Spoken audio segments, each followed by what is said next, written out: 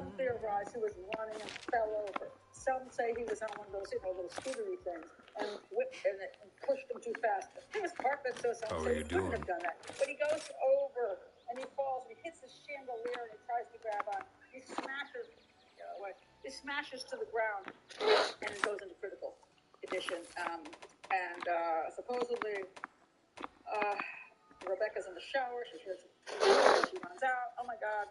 And she runs and tries to give him CPR.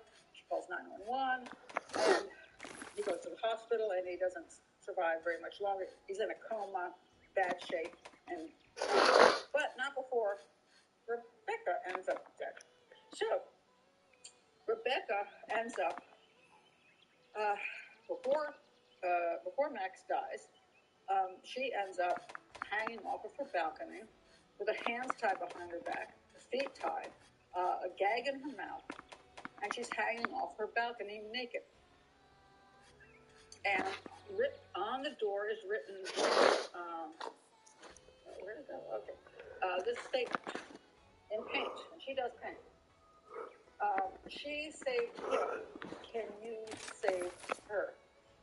Okay, so now, this is the basics of the case. I want to discuss this case in 4 parts. 1, her personality and would she commit suicide? 2, would this be the way she would pick to commit suicide? 3, the evidence surrounding possible suicide, homicide, and 4, possible suspects if she didn't commit suicide. So this is important to talk about. And I'm going to start with Rebecca, and would she commit suicide? Or would she commit suicide this way? So, all right. Now, I believe there is a lot of, how do I put this nicely? I think her family and her exes, which is 3 men, her ex-husband, who she was married to for quite a long time, a boyfriend who she was with, kind of while she was still married, hammer's and ready. Jonah Sheknai, who she was living with at the time of her death. She was still No married, problem. Any of that. Okay. Anyway, these 3 men are in her life. They say nice things about her, and she's so sweet. She's so kind. She's so caring. Her family says the same thing. Oh my God, she was always there. She was just like the most naive, innocent human being ever. And even people who work with her friends, say the same thing. However, I'm sorry. I don't know and never did know Rebecca. Gotcha. But I can say I'm concerned about her behaviors because they do not represent somebody to me who is just naive and caring and loving. While she was married to her husband, she ran off and was living with another guy, cheating on her husband.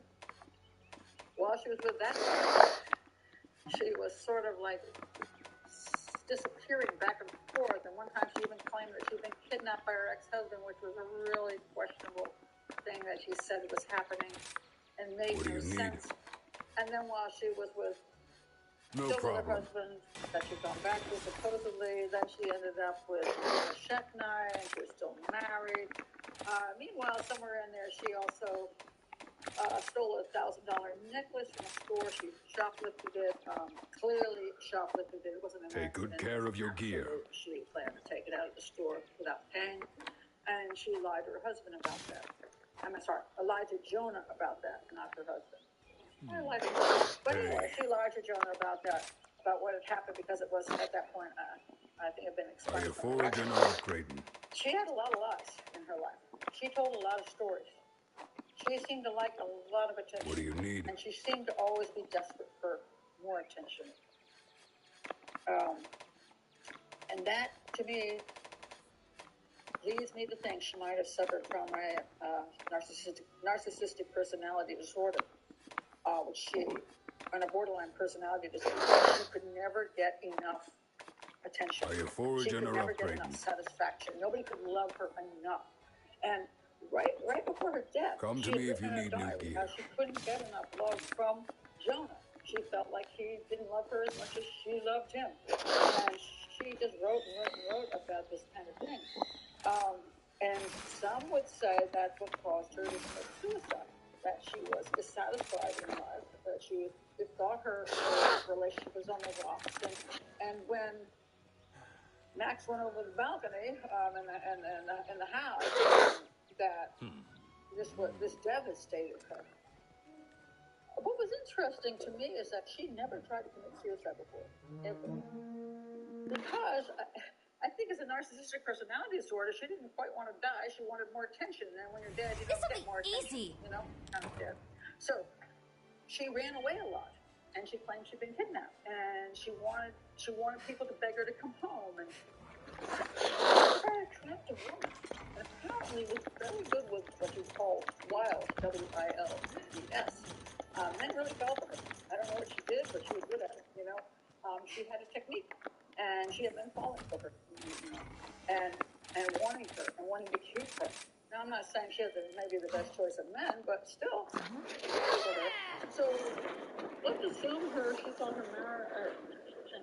She wasn't married to this guy.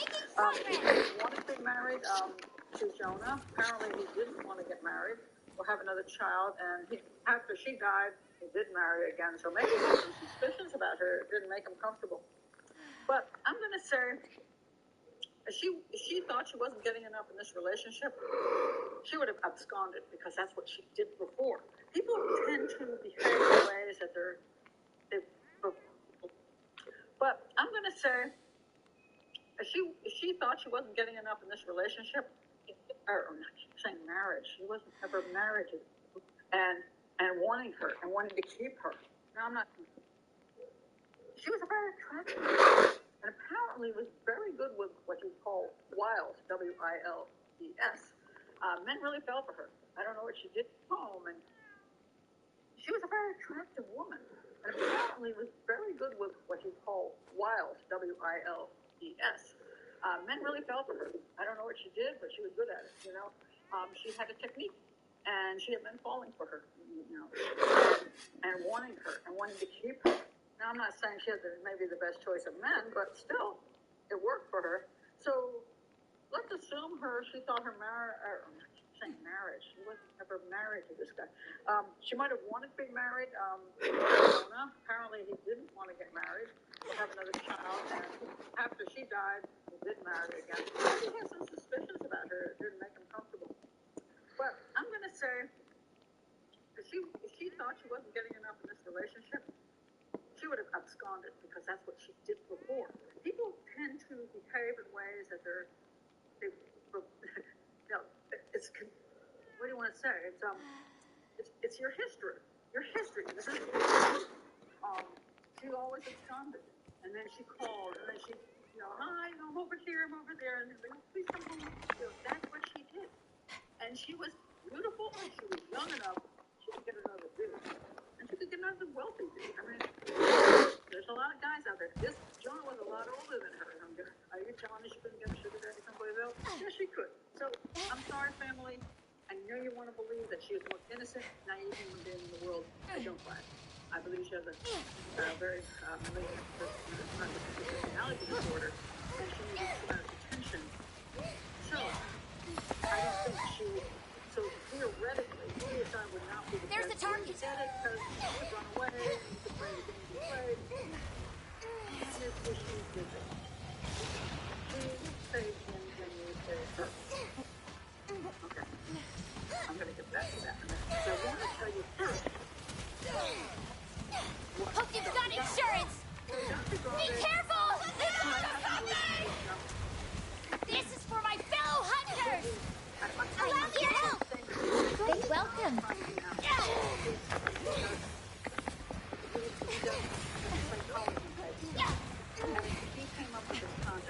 Here it comes!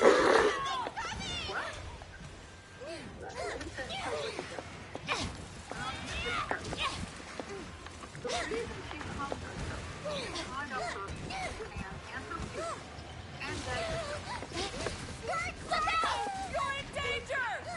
that she wanted someone to recognize that This one's gonna hit hard! Matt, the child.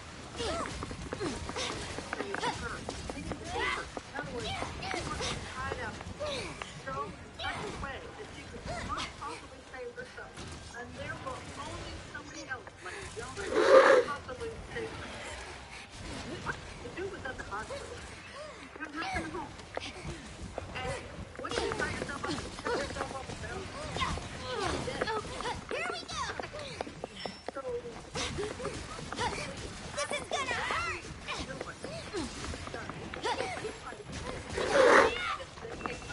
Top line! Give it all you've got! I'm taking these drugs. All day! We beat that monster good! Find them and save them. That happened. My wrist is bleeding. Come and save me. Hank, throwing yourself off a balcony, dying within seconds is not a good way to get somebody to save you. I have no idea what All in a this day's dude's work! talking about. I'm like, where did you even with that stuff? For once. Good Lord Almighty. It makes no sense. If you want to go on about the rest of the case and evidence and stuff, I'm okay. But that was like the worst scenario I've ever heard for why I'm going to tie myself up and throw myself off the balcony. I think somehow my was, over at the hospital or at the McDonald house at that point. It's going to come. Somebody could appear in my house within seconds. How can I help you? All right, so let's go to the other one, Breaking Bad. Until next time. Really good show. Breaking Homicide, not such a good show. But I will say one thing about the investigation of Breaking Homicide. Really good visuals. They put some money into the show. They did some really good visuals and some really great reenactments. Only I'm not sure how these two ended up with like the worst termination I've ever heard of. After all they reenactments, I'm like, what? So let me tell you what they say, which just blew me away. Okay, so I gotta find this so I can do this properly. That's it. We don't have to. Hold on a second, I'm hitting the wrong button here. Okay. Okay, here we go. This is the detective dude. This is the psychologist dude. He said, this is what nakedness. Somebody's like, why in God's earth would you get naked and commit suicide? And many people, Sarah West, who also did a second autopsy, many people have been in crime scene analysis, myself included. Let me tell you about nakedness and suicide. It doesn't happen. People do not get naked and commit suicide. They don't. I mean, that's embarrassing, and it's not the way you want people to Welcome. Now, having said that, are people naked? Backup's here. Counting on ya. Yeah, you know why? It's called autoerotic asphyxiation. So, and if you don't know what autoerotic asphyxiation is, I'm going to tell you, and it's like this. So you put like a belt around your neck and hang like. Often this is found. The guys are found in the bathroom. So if you got a homicide. Quote suicide in the bathroom with a naked dude, or down in the basement off a pipe with a naked dude. Very rarely a naked woman. Almost always naked dudes. They hang themselves by a belt or some other things. Sometimes they try to keep their they try to put a cloth around their neck and put the rope over it so they don't have any impressions on their neck. And what they're trying to do is, if you cut off the circulation, it gives you you lose oxygen and you get kind of high, and it helps with orgasm. It makes your orgasm better. So these dudes literally get off on hanging themselves while they're masturbating. So most of the time, if they do it right, they masturbate, they go, and then they're okay. Because what they're doing is they're only bending their knees. In other words, they're not hanging off a leg off. They're not hanging from the pipe. They're not like jumping off a chair.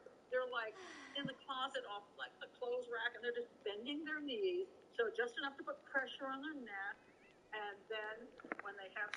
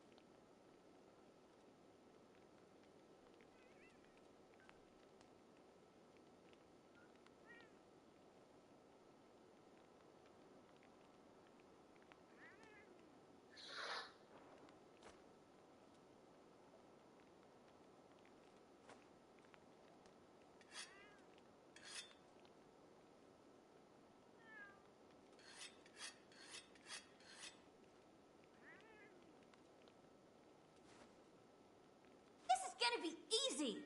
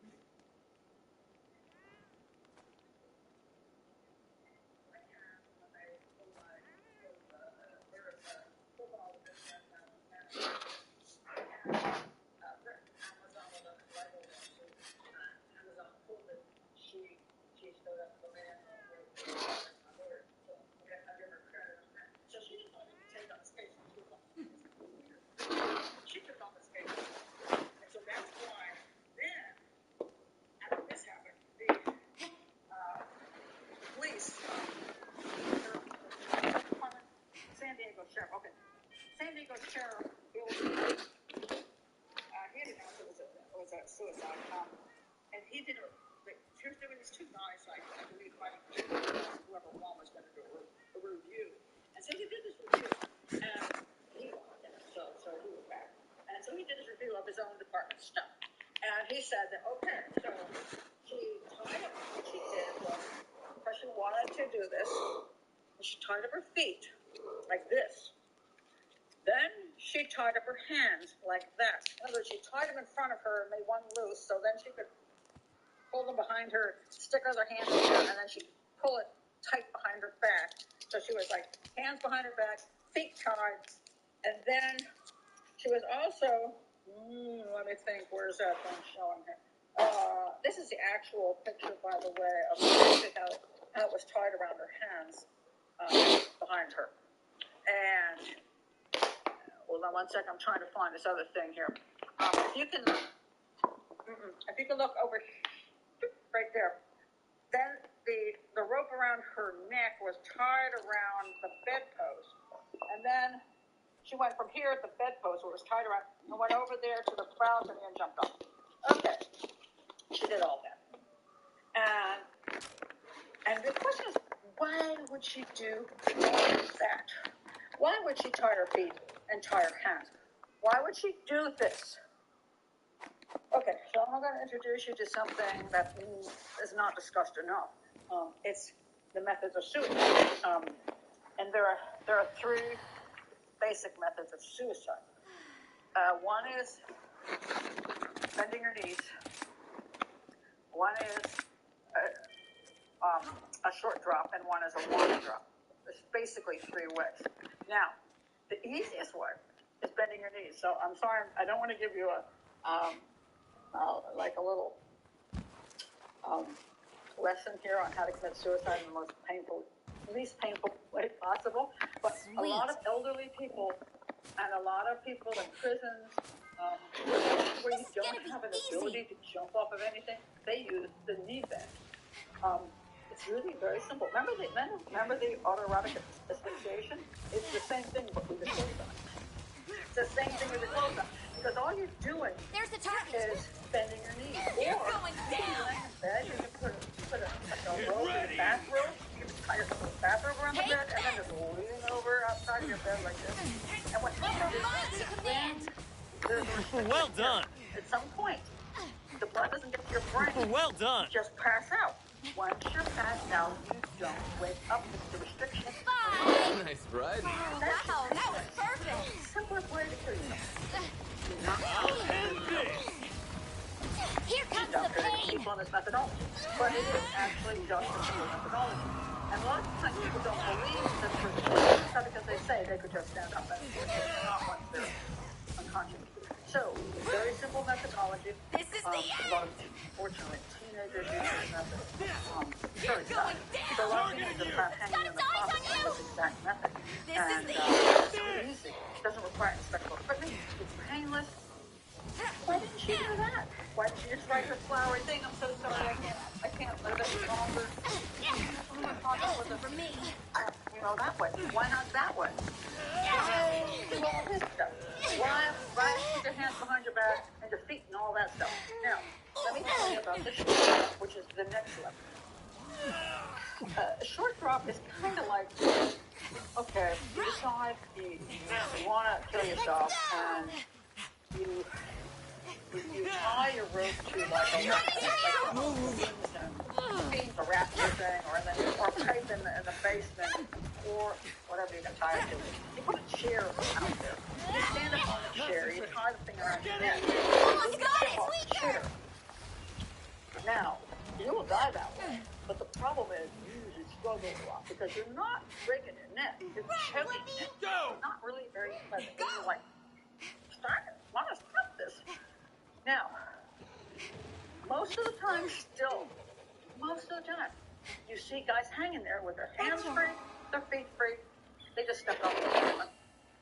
Anyway, but on rare occasions, you'll see somebody try to tie their hands behind their back in the attempt to not struggle and get their way back onto the chair, to not try to grab for the rope or have their feet are free to get onto the chair again. you might see somebody do extra stuff in order to prevent themselves from trying to Hope I save find something good. That's a short term.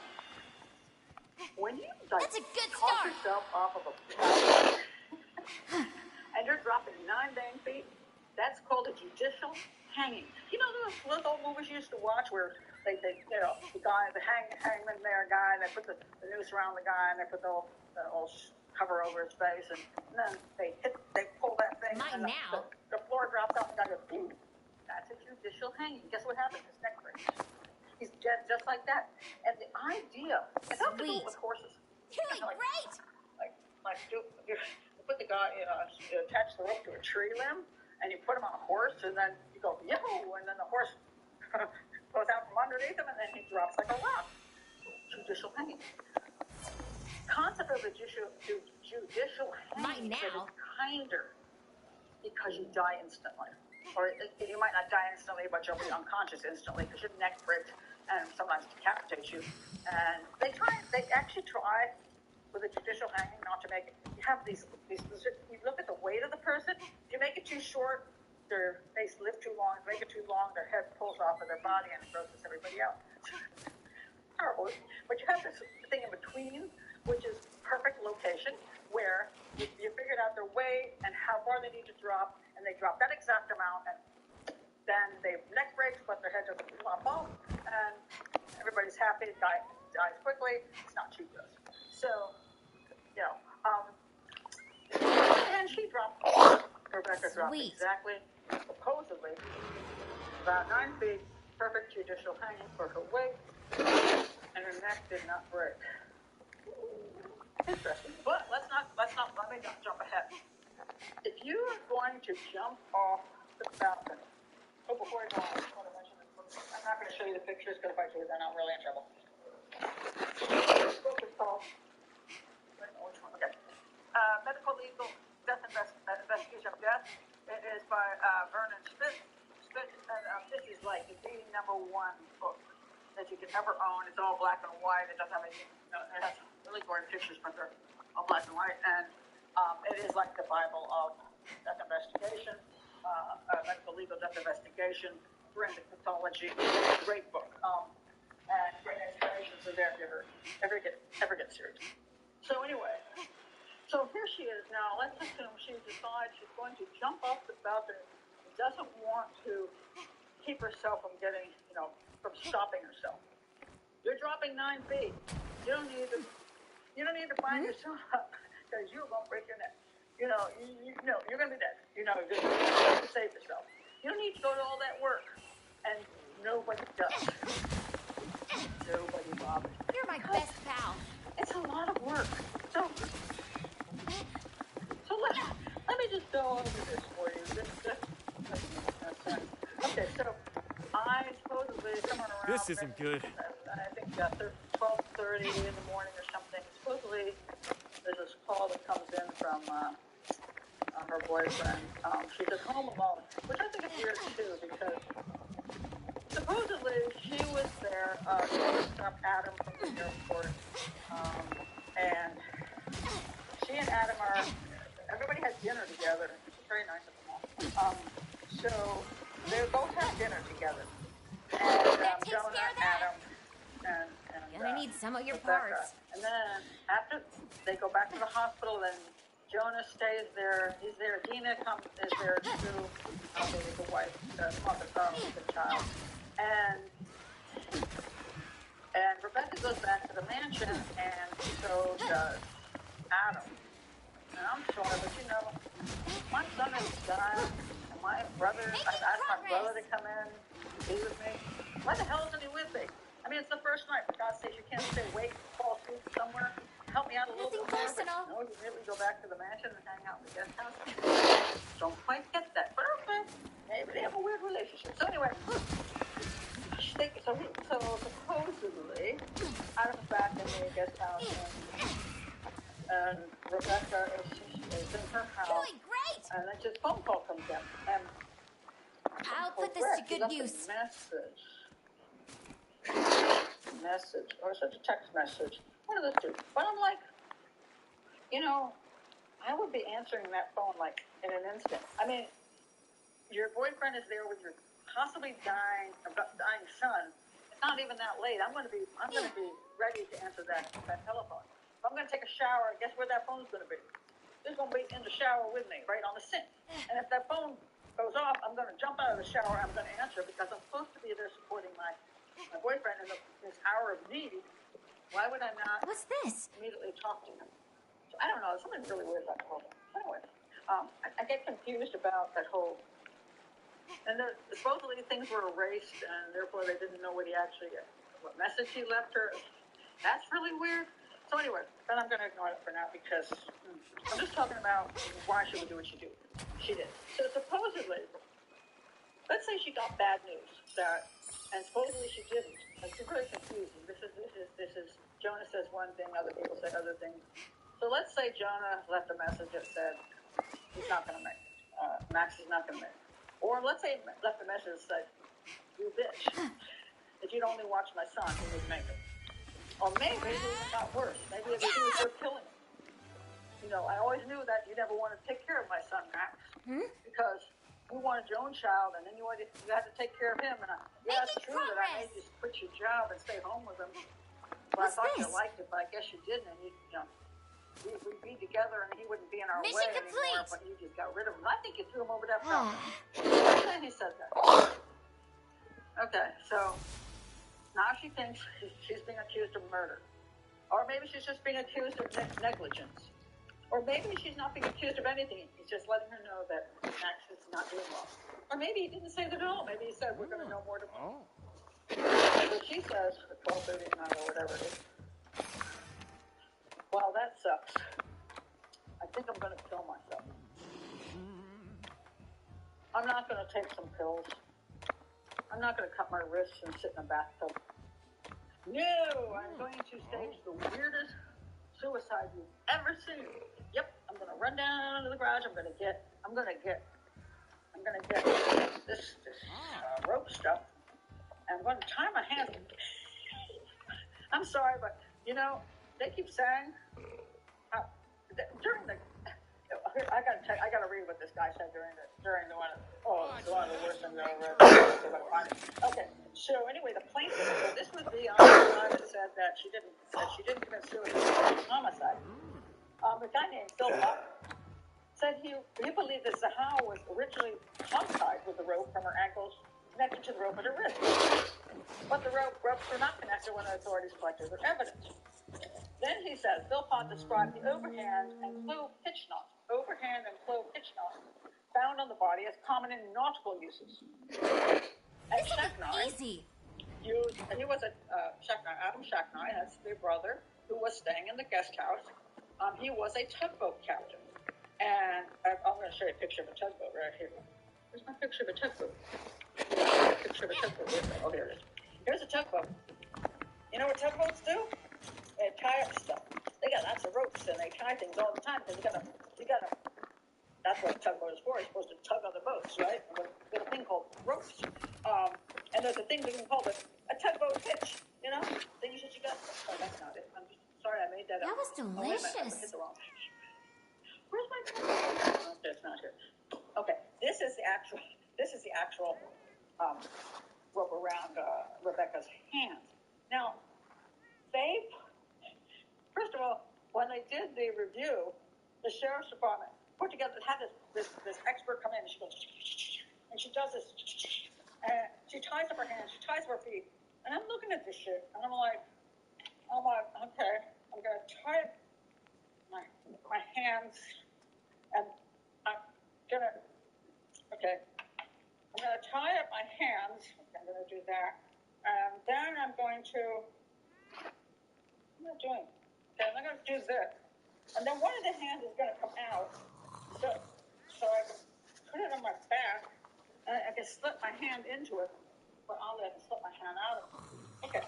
So I don't have any idea how you tie something like that. I'm sorry. So Philpott says, he's a not tying expert. He says they were overhand clove hitch knots.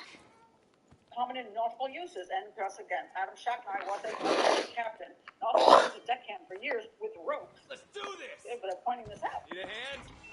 Thanks for coming. coming. And then under cross-examination from Shocknight attorney Dan Webb, Philpott acknowledged that both knots are simple and widely used. Describing the overhand knot, the kind used to tie shoelaces, Philpott noted, children can do it, gorillas can do it, birds can do it, people of all kinds can do it. I think that's a song. Okay.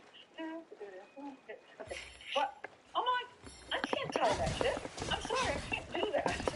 I have no idea why I think this so easy. That don't look like any kind of shoe tie to me. Unless that's the hand tie. And then we got the foot tie. Look at this fancy crap. I'm sorry, I don't know how to tie that. I mean, I'm not saying I couldn't tie my feet together. I'm just saying I don't know how to tie that. So here we have Rebecca. Oh, my life is over. I just want to kill myself. Let me see. Run down, find some good stuff, put it in the right amount. I'm going to tie my feet, tie my hands. Wait a minute, I got to tie it to the bedpost. And then I got to decide how much. Gonna need some of your parts. Take me out to the balcony. And how much do I need to go up the balcony? Okay, now that I'm all tied up, let me add the shirt, because I'm going to guard myself. I'm going to sag myself, and then I'm going to hop to the balcony. And although the balcony is not that, it's 36 inches, I personally think she could get over it. Some people thought it was like kind of high for her, because she's kind of a short woman. But still, you're all tied up. And somehow you're going to slip yourself off the balcony. What? Really? Somebody wrong, and I also wrote that really strange note instead of saying, I'm sorry, or I hate you all, or you all have me wrong. No, you're going to write a cryptic note that makes no sense if it was you writing it. And then you're going to throw yourself off a balcony. I'll put this to good use. If she were staging a homicide, who's she trying to make look guilty? I don't understand who she's trying to make look guilty. Because she knows, A, her boyfriend's at the hospital. Dina, the mother. Although, hope I find something good. When you look at this, she saved him. Can you save her? Sounds like Dina, the mother of Max, would write something like this. Okay, you said, because Jonas supposedly said she saved him. Well, she didn't save him. She tried, but, she wasn't doing much good. She saved him, he said. I could see if this very snarky thing. She saved him. Can you save her? So she saved him. Can you save her? Sounds like a Dina message. Except Dina supposedly has nothing personal alibi. And so does supposedly Jonah. The only one who doesn't have the huge alibi is Adam, who is at the guest house. Now, let's take a look at Adam. This dude's freaky. I'm going to say he's freaky. And apparently mine now. He's a strange character. Now, strange characters will make you guilty of anything. Apparently, a woman in his life that was a lot older than him. He's been Bring it on! Somehow in a relationship for many years, but they couldn't live in the same house. So he never got married and had children. He lived down the street from her, and she's a lot older than him, but supposedly they had a good relationship. Need a hand? Thanks for coming. He's a tugboat captain. Done a lot of years on This one's gonna be unusual job, but then again, thank God you'll be people like fine. unusual jobs. But he is kind of weird. And he said some things which make you go, One of the things starts with the call up here. There's an outline. Okay, hold on one second. Let me find it. Oh, here it is. Ready?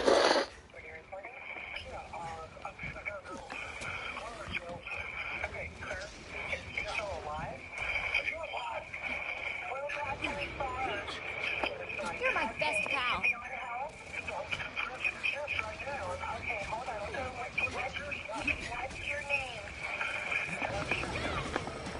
Here it comes! I got issues with this one. All right, let's start out. Oh my God. Let's start out with the way it starts. I got a girl. You're done for. That's your brother. Have a taste of this! And then he later says, Here comes the pain! No, you didn't forget boy you picked up, Max, your nephew. He distances himself from what he's talking about, like these people are not meaningful in his life whatsoever. This always kind of makes me wonder. I'll try to do it right. It's over. Okay, what do you see? Yeah, I got a girl home. This is for my fellow hunters. Yeah, I got a girl home. Oh, no. Yes, he said, yeah, I got a girl. But, yeah, I got a girl home. Did he? Now, Gotcha. he gets so much Sweet. because he claims he's doing chest compressions on a woman who has her hands on her. First of all, he said he climbed up on this table and showed them. Wow. Where's the table? Hold on a second. It's, you know, when you look at these, when you look at the pictures, you're going to try to click on the shoes. This one's gonna hit hard. What you're actually looking at is the picture of. Why can't I see the picture? Oh, there it is. Okay. And sometimes it's just when you do StreamYard, it's sometimes hard to do. Oh, no, But you anyway, don't. see that? There's the balcony. He claims he got this little rickety table. He puts his big body on, which is 5'11", and then he reaches up and grabs her and pulls the rope. And then him and her weight on the rickety little table, and he brings her down. Maybe. But the problem is, they did a lot of analysis of where she would be hanging theoretically if she were actually hanging at the time. He said he found her. He could have stood on the ground and looked like this. So supposedly she was 2 feet off the ground, so what the heck? What the heck? Do we really need to be standing on a table? He claims he was. Okay, all right. So now you claim you're standing on a table. This is him. All right. Next he says she's on the ground. He's giving her chest compressions. Well, she's got her hands behind her back, so you know, really, that is not a good way to do chest compression. Secondly, supposedly he said he tried to give her CPR. Took a gag out of her mouth, tried to give her CPR. Oh my God. This reminds me of another case I had. She'd been dead long enough for rigor mortis to have set in.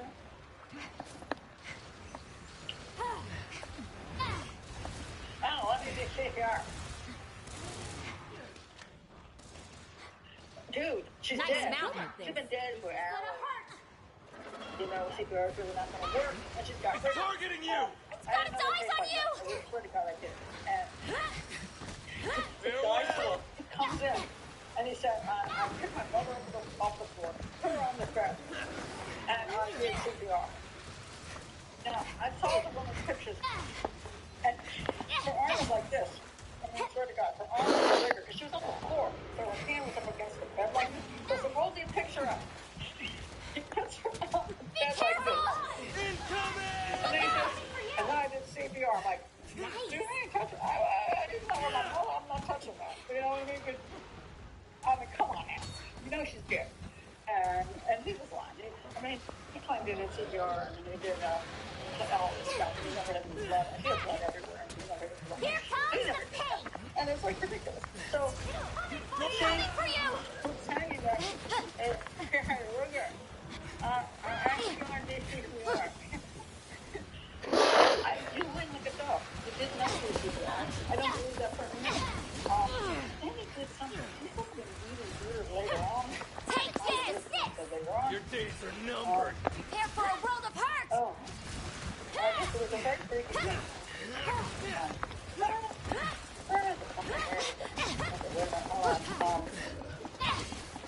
He said he made a comment that basically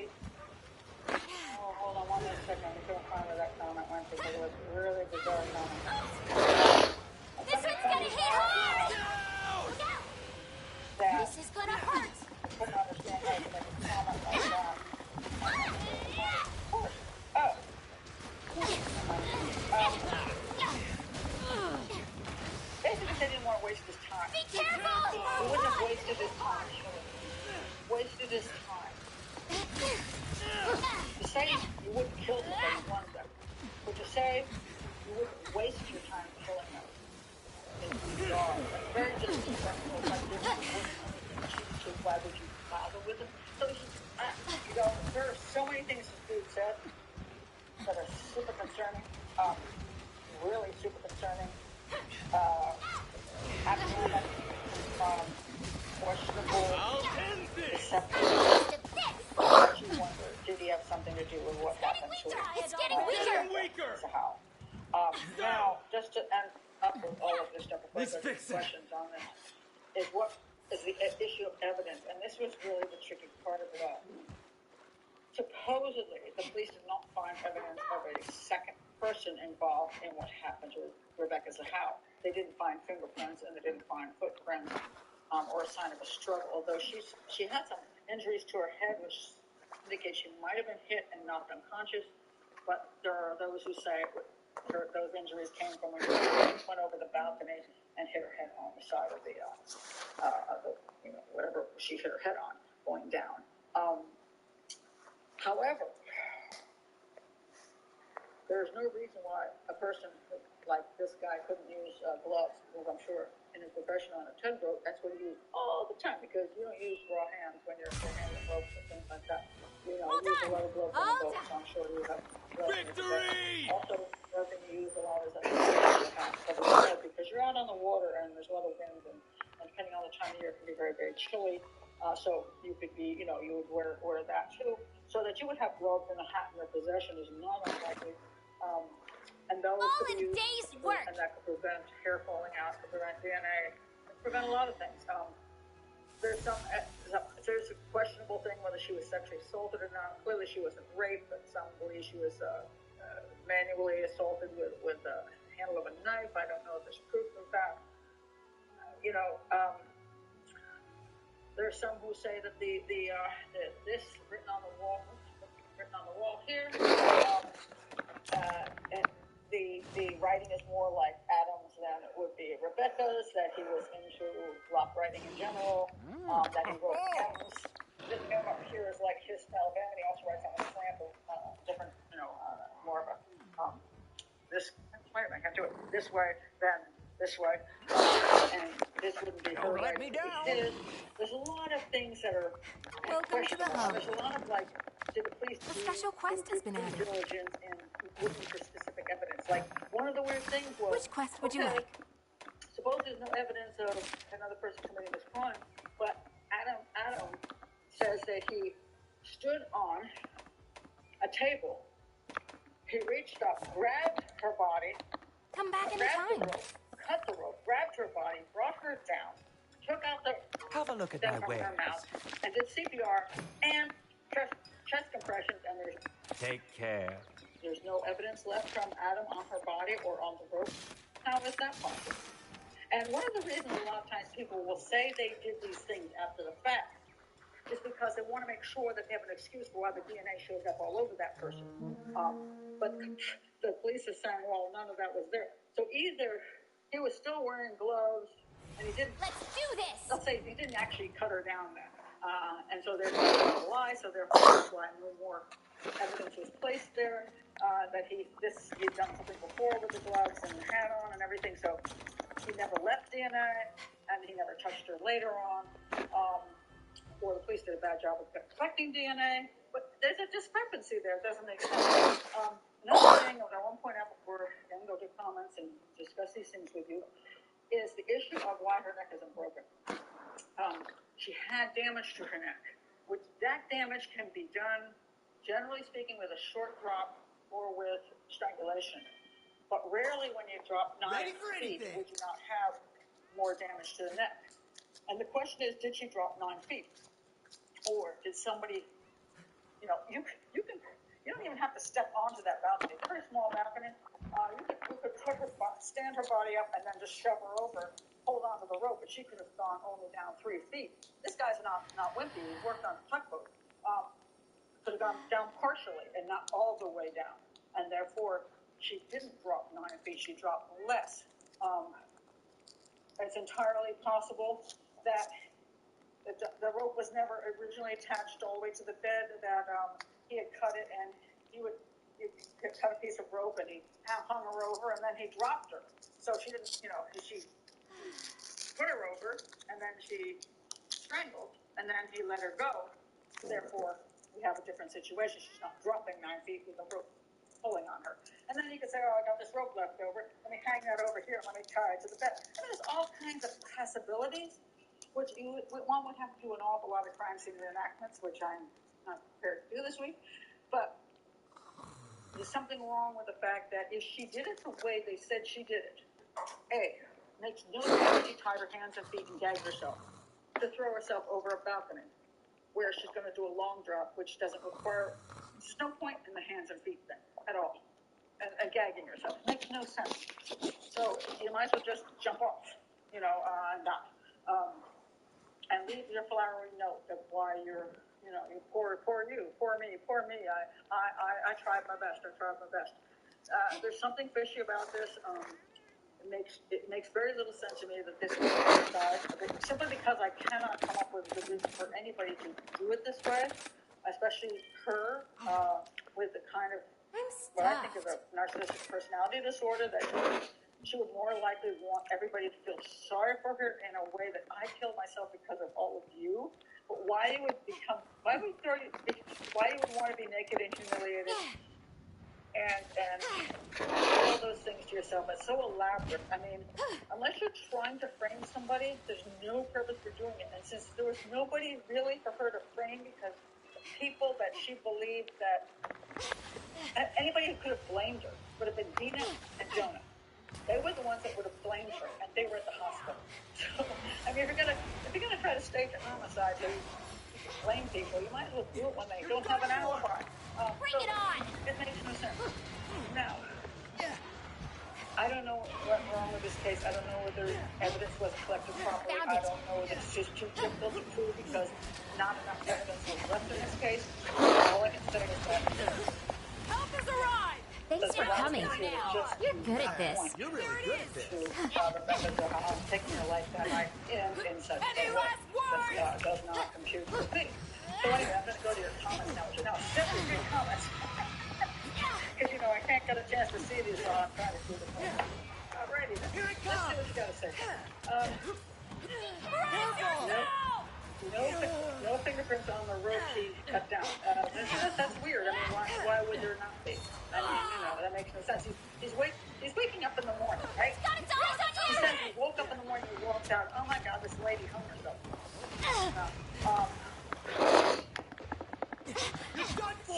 Yeah, why would he wouldn't have gloves? So, he would want coffee in the house. It's all over So he would be there with their hands. Welcome. Makes no sense. Jelly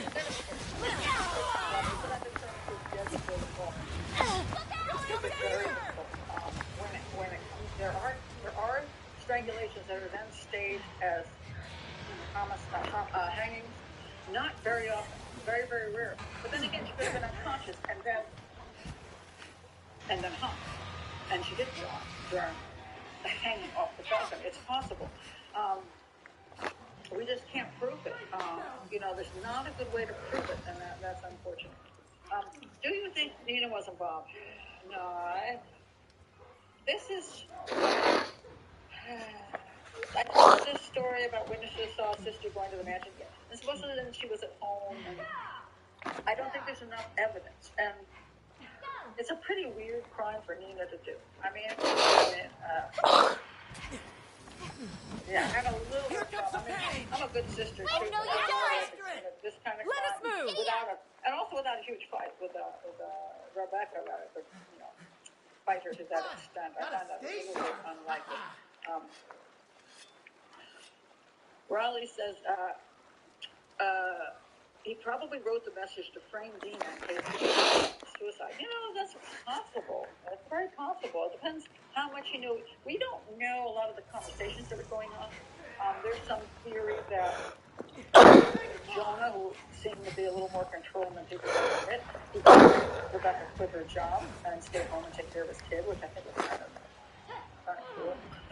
In a sense that, it's not even, you're not even married yet. And six-year-old boys aren't enthusiasts, and for a woman who's never had any children, to then expect her to stay at home all day long and take care of her kid, and give up the job she loved, and he paid her the same amount she would make at her job to stay home. And I mean, agreed to send $500 to her family. It's a little controlling to me. Kind of creepy. This should heal your wounds. Very He said, I don't believe it saved him and all that stuff. Do we know that he really thought that? Or did he blame us? Because here's the thing I have trouble with. If I left my 6-year-old son home with somebody, and they went flipping off a balcony and died, I'm not going to be that nice. It might even be an accident. But let's face it, how many of you would be that nice? You just weren't, anything can happen. It could have happened when I was home, too. I don't think so. I might want to be nice, but inside I'm like, damn it. My son, you didn't take care of my son. You didn't watch my son. What was he doing up there anyway? What did he even make you go over about? What kind of stuff were you doing? Were you worried about behavior? Were you allowing him to do stuff that I'm not supposed to do? Or did you get angry at him and push him over the balcony? Are you ready? I find it a little weird that generally. Don't take this personal. Said, that woman killed my son. Do something about it. I'm not saying there's any truth to that. I'm just saying some people say that. Because they don't quite believe. And the question would be, too, was Adam in the house with Rebecca when they came into her? And, who raised those messages, too? I mean, why would Rebecca do that? What makes no sense? I don't understand that. So there's a lot of these weird things that happen that we can't exactly explain. I'm gonna end this. And I've been impressed. Writer I never did see. You're done for! This one's getting hit hard! Dr. West also pointed to scalp injuries mitigated. The scalp injuries they claim went over the balcony and her head slammed against the wall.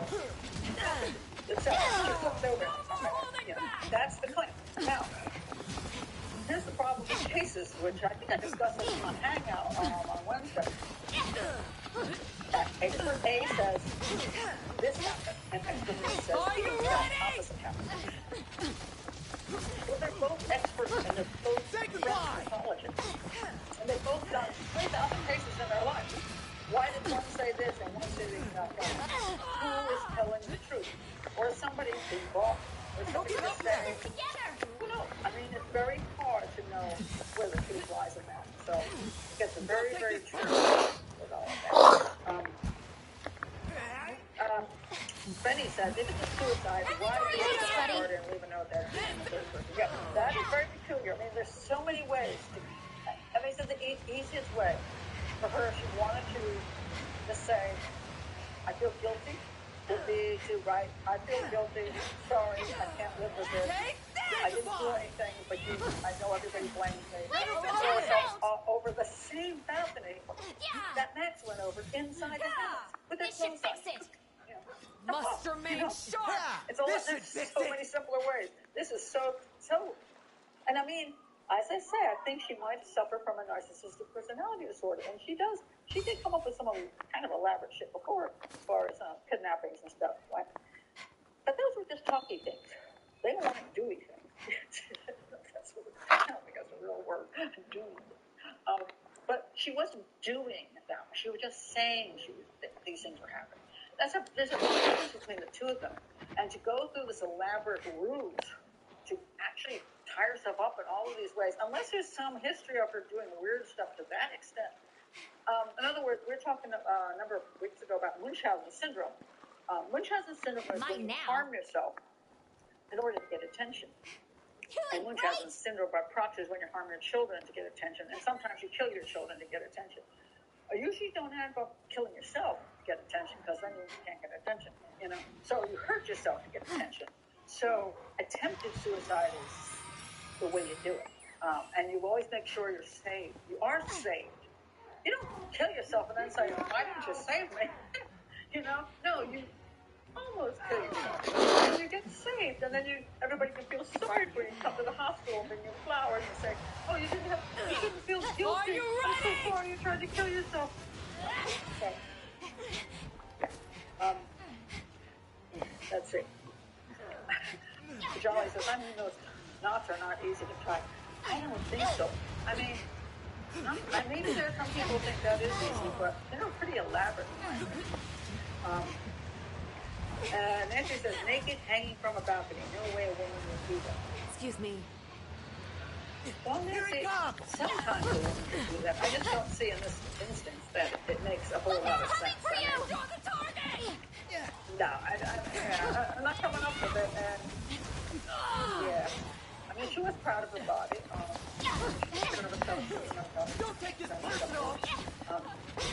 But, you know, a little bit, well, let's wait a minute, I gotta read this. Let's see. It's an interesting one. What? Now's my chance! What isn't it? That's an interesting concept. The creepy symbol himself. Well, everything is true. We'll get through this together! I don't think if this was Adam, if agents worship. Face my fury! Yeah. Here comes the pain. It's all over for you! Yeah. Agents worship suicide. I don't think if this Here it was, comes. I don't think he thinks that thoroughly.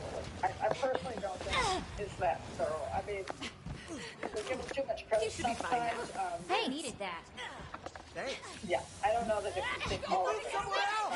But then again, he might just have some ideation that just works out. Let's go. Supposedly he had. There's some claims that he was working porno and It's getting it dull! was Asian porno and that kind of stuff. So who knows if it was or it wasn't. Okay, let me read what you said here, because I blanked on this. I did. Now, thank you for writing this. Jonah left a message for Rebecca on her voicemail, and someone went through it, but they never verified what the message said because it was fake. I thought that's what it was, but, you know, when I was doing the show, I completely was like, what was that? What happened? Yeah. So, here's the thing. If you're in the hospital with your very, very, very critical son, and you're calling your girlfriend, who's supposed to be your number one support, would you leave her a message that had anything terrible in it, not knowing what she would review that? I mean, I wouldn't just call up and say, want to let you know This he's is not gonna going to be make easy. it. I don't know that I'd say that and then not have her on the phone when I said that, because I cared about You her. listen to me And now! again, on the other hand, why the hell isn't she answering her message? Why isn't she answering the damn phone? I mean, I'm sorry, but somebody's in the hospital, that phone is like right next to me. Right next to me. I'm not going to leave it someplace and find out I got a message an hour later from my boyfriend whose son is down. I mean, that doesn't make sense to me. I mean, so was there some reason she couldn't answer the phone? Interesting. I don't know. You have a good answer for that. Let's see what else you got to take. You're done for! Well, so she says anyway. Fun fact, Rebecca was actually from a nursery drive. Doing great! And she pushed that No one more off. holding back! I hear that those are true to the you know. That'll do for now. Absolutely You're really perfect. good at this. Hope you're ready. She wasn't an attractive woman. Mine now. How she It's all over for you! came from another country. She lived in this country a long time. I don't know. None of that probably was any great meeting. So, and then suicide like that. I think it's textbook fact. Well, it's not that no woman commits suicide like that. It's just like it's so rare that if it's that rare, you have to look at the circumstances surrounding rare and decide whether those circumstances support the rarity of it. I mean, I think it's weird stuff in my work. Believe you me, really weird stuff. I can't back up this particular weird stuff as anything that makes sense. So I'm having difficulty with coming up with this. Nice mountain, friends. Face my fury! I don't think what she's talking about. She would say, All over for you! you know, if she was so Christian, if she was so religious at that moment, she It's would always say, on you I or the saved matter. you. God, can you save me? Lord, can you save me? Lord, please save me. Save my soul. I don't know where this dude comes up Be with careful! behind It's me gonna get hard! breaking homicide. That ain't the name of that. So This is for my fellow hunters! I don't see the God thing in here at all. Let's see. Are you okay? Thanks. You know, Be careful! yeah, and it happens way more than we think. Really, it's really, really sad. I don't know. I'm not going to try it out just to see. It Have a works. taste of this! I did. I mentioned it on Wednesday. Hang on. I did hang myself Hope in the you've got bathroom with my insurance. daughter spotting me because I had it just like it, where the mother said the son was found naked hanging in the car. He was found with shaving cream on his hand, and some of the shaving cream was on the wall. And anyway, so Are you ready? didn't have any magazine. So anyway, he was there. And she claimed that he would never, ever have put a belt around his neck because he couldn't stand the feeling of being strangled, suffocated. So I got the belt, a similar belt. And I said, my daughter said, can you come in here and spot me in the bathroom? So I went in the bathroom, and I hung myself on the towel bar. Was bending my should knee fix it. But and duty seeing calls. how uncomfortable Nothing it was. personal, buddy. Not uncomfortable at all. It was perfectly fine. Because all it does is put slight pressure here. Now, she was there, so I just stood back up again. I didn't push that Needs one. more But, polish. yeah, I'm not going to check that one out to see how good it is. But Revive my trusty apparently, weapon! it's very popular among a lot, especially young men. Sometimes women, but mostly young men. And Needs more polish! and it does kill you. It kills you because the first time you do it, you may say the fantasy may be good enough for you to get there before you get choked to death. But I mean, or the blood stops. But after you've done it a few times, not so lucky. So there you go.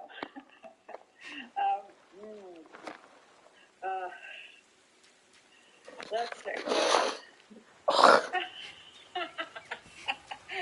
I was totally prepared to see Pat as a brunette. Hey, wait a minute. I am turning brunette. Look, I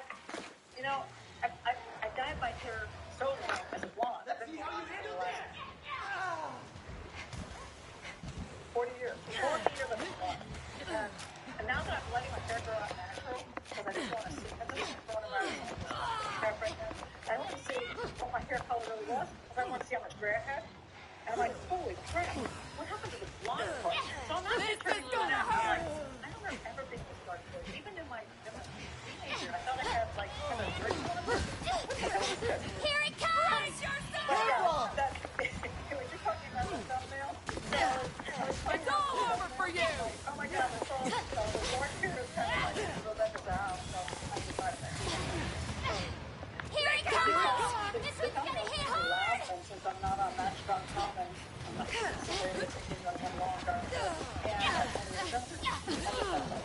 I like looking at my cool looking thumbnails with their Hollywood eyes and all that stuff. And then I think, this is so cute. And then of course you come into what the hell am I looking at?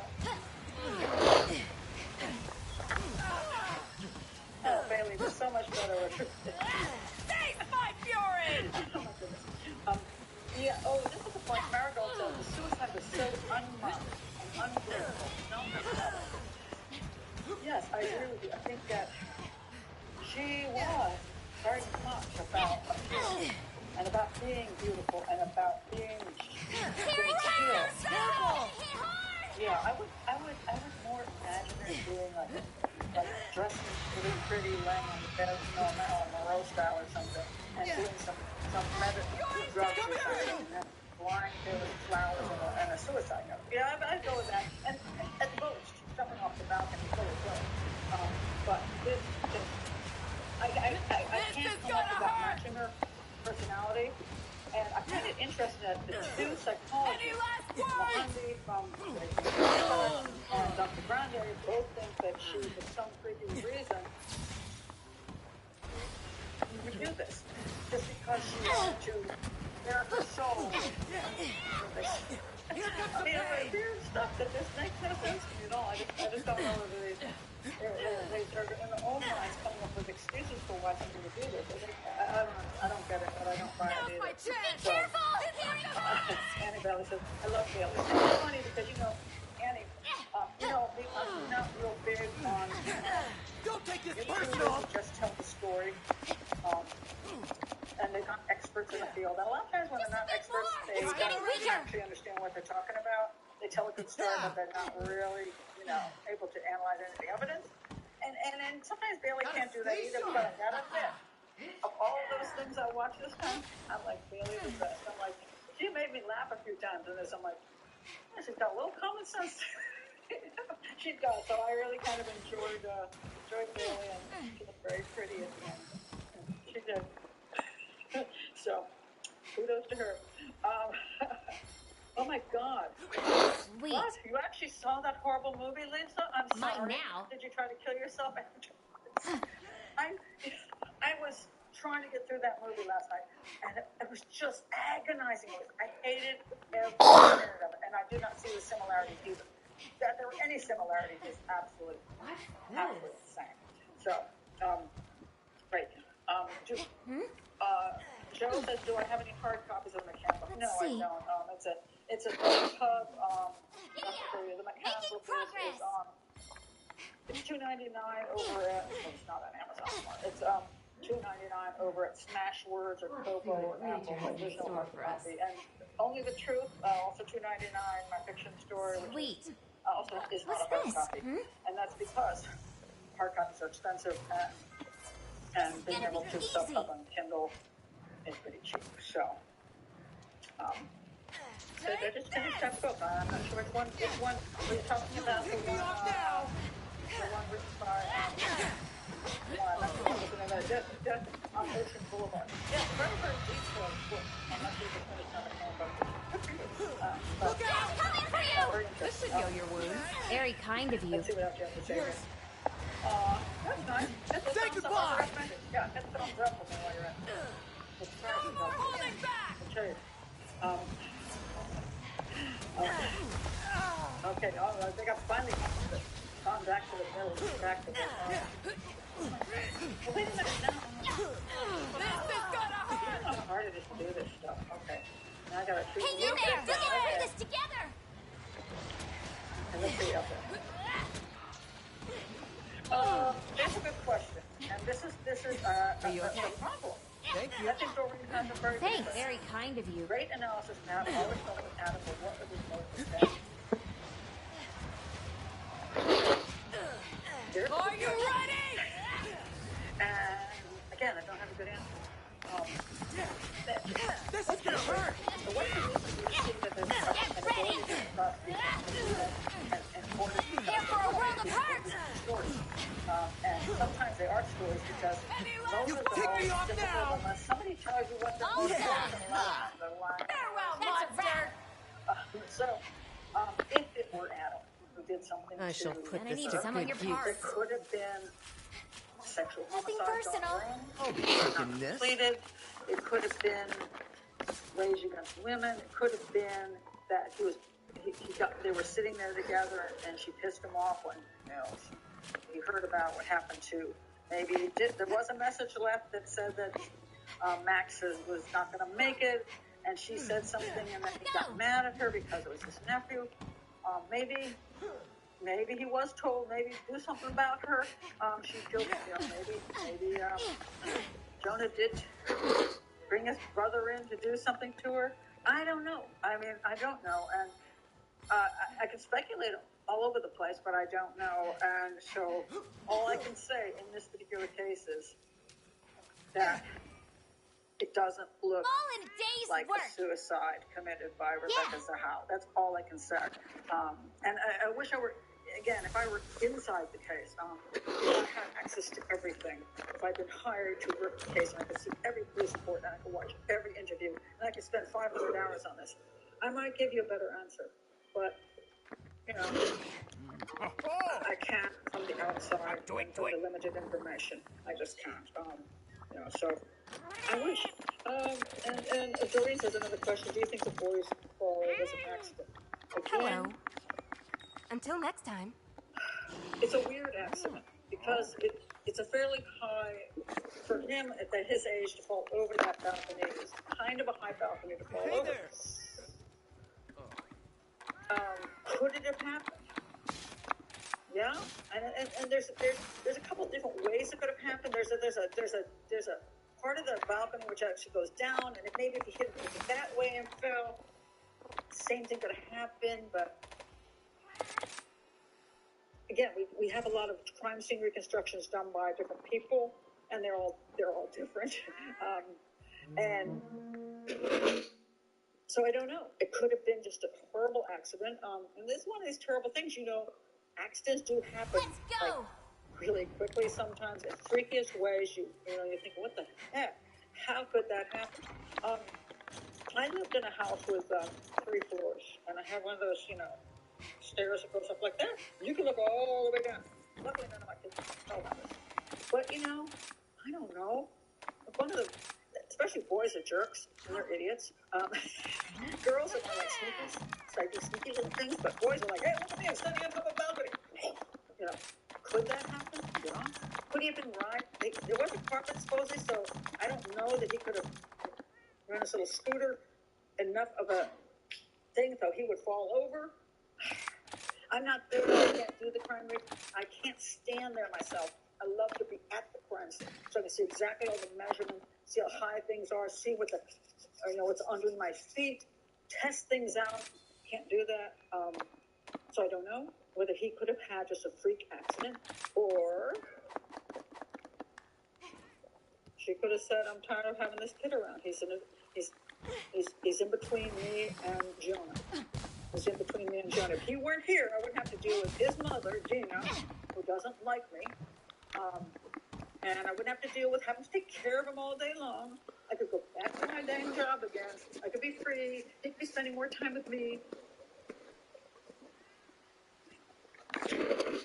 Because we don't have exact evidence of exactly how it went down. And because of that, again, no charges could be filed, nothing can be proven.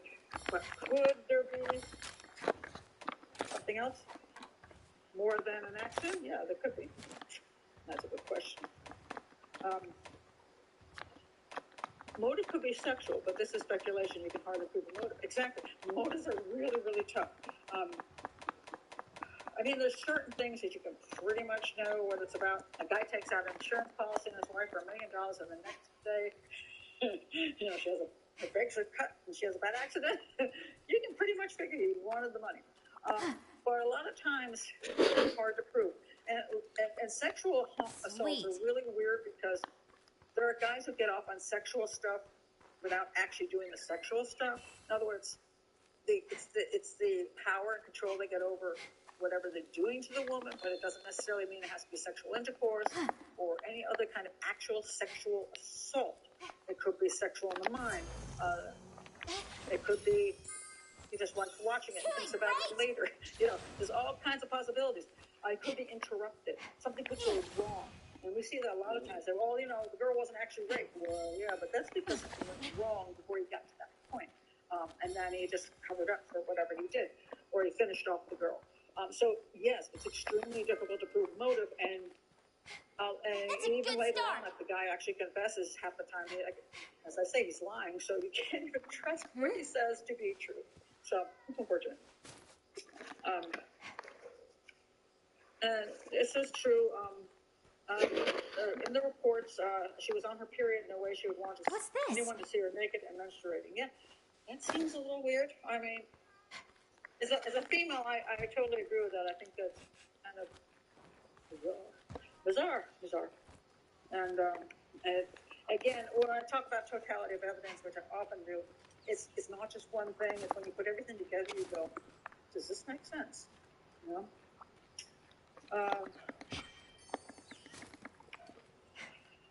She probably wanted to plant some doubt it was out of negligence or if her sister was involved. I don't think her sister's, but I don't understand why her sister would be involved. He said ocean. No, we don't know that he said ocean. This is the whole thing where supposedly Max said ocean, which was the name of the dog. It was because he chased the dog or something. No. Rebecca said he said that. And some people say, well, he was in no condition to even speak, so they don't believe that he actually said that. Could he have? Possible, but most likely no. So did she make it up because she wanted to blame the dog and not something else? Again, don't know. I wonder if Xena, this is the sister, dared Max to ride his razor scooter down the staircase. I'm here to help. Thanks for the help. Be careful! It's He's up possible. to something! Again, I wasn't one of the police detectives interviewing everybody and seeing whether this child was telling me the truth or not telling me the truth, and seeing if Rebecca was telling me the truth or not telling me the truth. I don't even know if they had good interviewers. I mean, we'd like to believe that when it comes to detectives, that everybody's really good at training and This one's interviewing. getting hit hard! Some suck at it, Some are very good, some aren't. Especially the smaller the department, the less likely they are to have training and experience because they don't know the department. So that gets really, we just don't know. That's probably because I thought you were kidding. That's what they are. So just keep that in mind. They are just kidding. Hold still! You love the dark or the gray. I don't think I like it, but Nicole, I'm just nervous that this is still coronavirus season, and I'm still like, I can't travel where I want to travel to. A lot of things that I'm still contained very much in my house. Not because I'm afraid to go out, but things just so difficult that I just decided, I'm just going to put this one in. I'm just going to see what I actually look like, but I don't know. And by the, next year, you may see me being 135 pounds, blonde hair. I may go back to that, but Now's my chance! Aw, aren't you nice? Lindsay says, I have to go now. Thank you for covering this case, Pat. I have yet again learned a lot from you. Please keep the channel going. Doing my best. Mine now. Salt and pepper here is in. Okay, sure. All right. We'll see, but it's cheaper, I'll tell you that. Yes, $200 a month to keep this shit up. So, this is costing me absolutely nothing. I'm just like, okay. Oh my God. Let's see what else you gotta say. Sweet. Joe, you're just so funny. Bad movie. I just got back from America and I hated the in-flight movie. It was a 9-hour animation with plane travel from New York City to London. Whatever you do, don't go to see time to touch me. That's very funny, Joe. Oh, by the way, for the boxing thing, I'm going to definitely do a show on Hurricane Carter, Ruben Hurricane Carter. I have a lot to say about that because I don't know if you know, you might have seen my other film question on my brother-in-law, Simon Brown. Boxer, won the title 3 times, and so I know boxing, my way around boxing. So I'm going to do a thing on Ruben Hurricane Carter. Here is his conviction for murder and his theoretical exoneration. So, interesting story, that one. So, suddenly beautiful about that. I had to step away, so if you already covered this, ignore my post. But I don't think she killed herself based on my training in psychology, suicide prevention, and cultural studies. You're my best pal. I'm believing it myself, and it's not because I wasn't told to get away from the emotions because I don't know about it. And I had sort of diagnosed as a period to have a pretty serious narcissistic personality disorder because of her lies. Mine now. I'll put this to good use. Her men. I'm sorry, I don't come up with quite the I'm the most perfect, beautiful, kind, loving woman that her family seems to think she is and some other people think she is. I think she's very much knows how to get men. I think she knows how to entrance them. Hope I And find I think something she's good. often not satisfied with what she gets. So I see it as a narcissistic personality disorder. So Gotta stay I'm sharp. not putting her necessarily in a place where I'm like, oh my God, she's like the most wonderful, wonderful, sweet creature. Oh my God, she couldn't have done this to herself. So I have no emotions involved in this. What I'm looking at is saying, does this make any sense? As a profiler and as a crime scene analyst, do I see women committing suicide naked, jumping off of balconies with their hands tied behind them and their feet tied when there's no reason for that? Under those circumstances, I'm not finding it. And I'm not finding this matches what she would say either. So that's just it. Yeah, well, she could have. So how could have had many suitors? Absolutely. She was thin, and she was already willing to go for men who were older than her. And, I don't know that she was. She said the money wasn't really doing it for her. And I understand that. I don't necessarily think she was into getting money, because I think she was willing to work. I did see that as a But, um, but she might have wanted, you know, she was willing to Mine go now. for an older guy who would find her thrilling and Sweet. with lavish attention on her. And I don't know that she got enough from Jonah in that, because he was a CEO of a pharmaceutical company. He was super busy. Let's And then see. he had his son and his kids and his ex-wives, and I don't think she got what she needed out of the relationship. That's Yeah, what. but I think she could easily have moved on and found another dude, 20 years older than her, with a reasonable amount of money, who might not mind her working and lavish attention on her. So I don't think that she couldn't have moved on. I find that a little bit hard to believe that she would Mine kill now. herself over that. I just don't think so. Sweet. Let's see what else we have to say here. Somebody says, "Oh, what did he say here?" Oh my God. Joe says, "I remember Simon Brown very well. Great welterweight fighter and light middleweight. I can't remember when he stopped. I think he's light middleweight. Look forward to your take on the Carter case." Yep, I'm going to enjoy doing that one. Mine now. That was a lot of fun. I've already written something on that before, but I'm going to go over and do a real video on it because I think it's an absolute masterpiece. So, anyway, I think that brings us to the end of the show today. So, glad you're all here. Please do support the channel in some way. I would like to say that. Here it comes. It's not an easy thing to do with YouTube these days. So, but do so. Give it a share. Subscribing to the channel and sharing with people to bring more people over. So, any rate, anybody who's coming to hang out, obviously it'll be Wednesday or Thursday this week, and I'll enjoy seeing you there. If you want to join and hang out, go to Patreon. It's level 3. It's like really help the channel out by supporting us. I say us, but it's me and you guys. Me and you guys. That really helps. If you participate in the live part of the hangout, and if you're not part of the Patreon, you participate in the live part, but you can see the illustrated whatever to do. Have my special little people hanging out. Here we go. So, anyway, we'll see you next week on Sunday. There's a show that hasn't been out yet. Let's go that way. I'm gonna end this. So, till next time. Gotcha. Go. Sweet.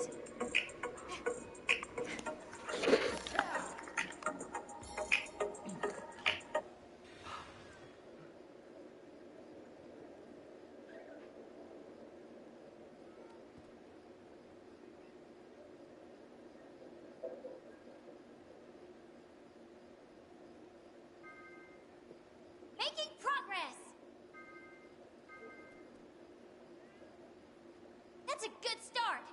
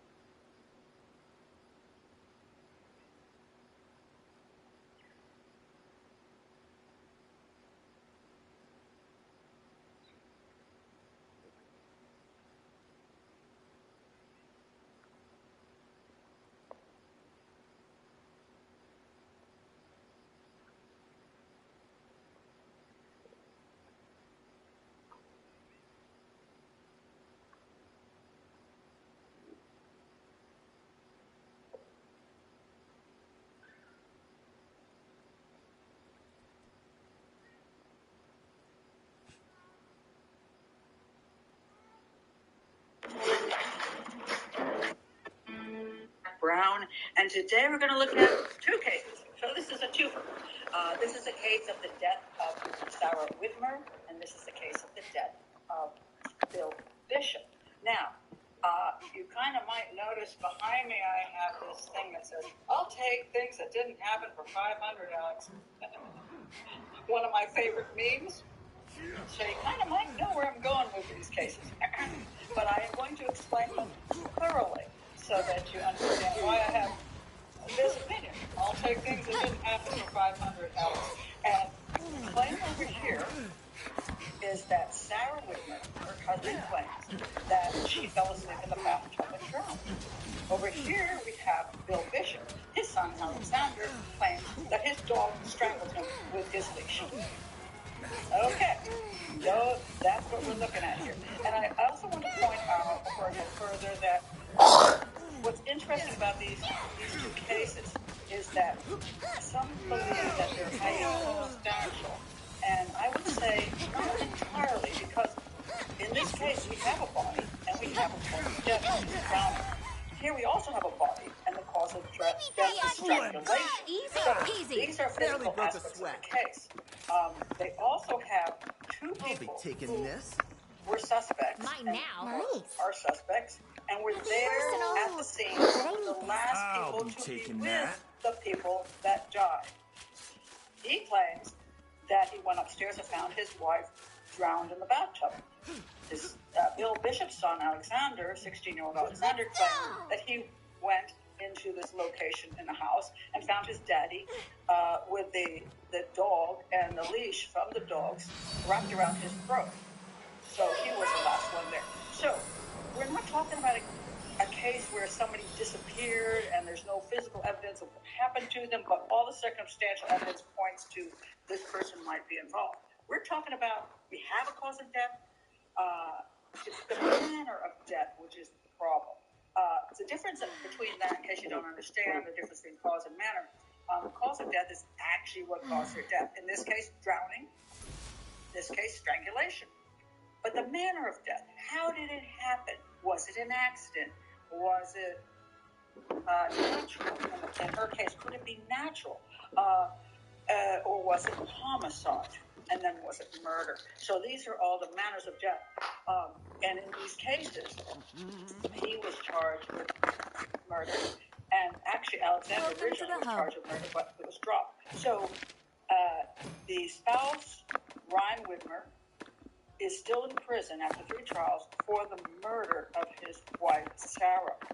On Come the other back hand, anytime. Bill Bishop's son had his case dropped by the DA over mostly technical things on supposedly something with See you later. a search warrant that wasn't properly done. It got dropped. So he's a free man, now no longer 16-year-old. So I'm going to get into these cases and help you understand what most likely happened, at least in my opinion. I'll take things that didn't happen for $500. Okay, let me say hello to everybody in the chat room, because we have a great chat room here today. I want to say, first of all, hello to Benny Thompson, because he really wanted me to do the Ryan Whitmer case. And Benny, being what I call a great squeaky wheel, reminded me, like, over and over and over again, do the Ryan Whitmer case. And I have to say, I always tell people this who are families of murder victims or missing persons, be a squeaky wheel. Go after the police, constantly get there and say, hey, what are you doing? Are you taking care of this case? Because if nobody bugs you, you forget about it. So Benny, following my own advice, like, Pat, do this case. Pat, do this case. Benny, you win. I'm doing this case. You see, it works. So it is really true that I forget. I have so many cases rolling in from so many people. I try to focus most on my Patreon's requests because I'm supporting the channel. But, you know, if you have a great case and I don't do anything about it, remind me over and over again. You'll have some good luck with that. So, Benny is for you today. All right. Also, we have Carolina here. Ms. Leah is here. Carrie is here. Polly is here. I'm sorry. Polly. Molly? Molly, do you want a cracker? You turned into Polly. Sorry, Molly. Molly's a great support of the channel, too. Lisa M is here. Carolina Listen up. is here. Who else is here? Joe is here from the UK because it's an early show today. 1 p.m. show rather than 3 because my granddaughter is playing soccer at 3 o'clock or a large thunderstorm. So I have to go see my granddaughter play soccer or football, as I say in the UK. And let's see who else is here. Okay, I can't quite see everybody, but anyway, before I get started, let me do the needful, which is an Indian terminology, which I just absolutely adore. And I say this because this channel is an educational channel. We just, I don't know who the hell we is. It's me. Just hit 6,000 subscribers, which is really great. And subscribers make a huge difference. So, hey, you don't have to pay anything. Just subscribe to the channel. That way you support the channel and you also get information. But you can also hit the bell so you get notifications. Share in true crime communities to help out. This is an educational channel, not a let's go out every news event on some case that isn't even true, like just happened on Delphi. Oh my gosh, the Delphi case. They just said, oh my God, what's his name? No, I'm drawing a blank. Tony has been arrested. What's his last name? Tony's been arrested. Tony Klein, the father of Kevin Klein, has just been arrested. It's all over the internet. It's on YouTube. It wasn't even true. The chief of police came out. He came out and he goes, that's not true.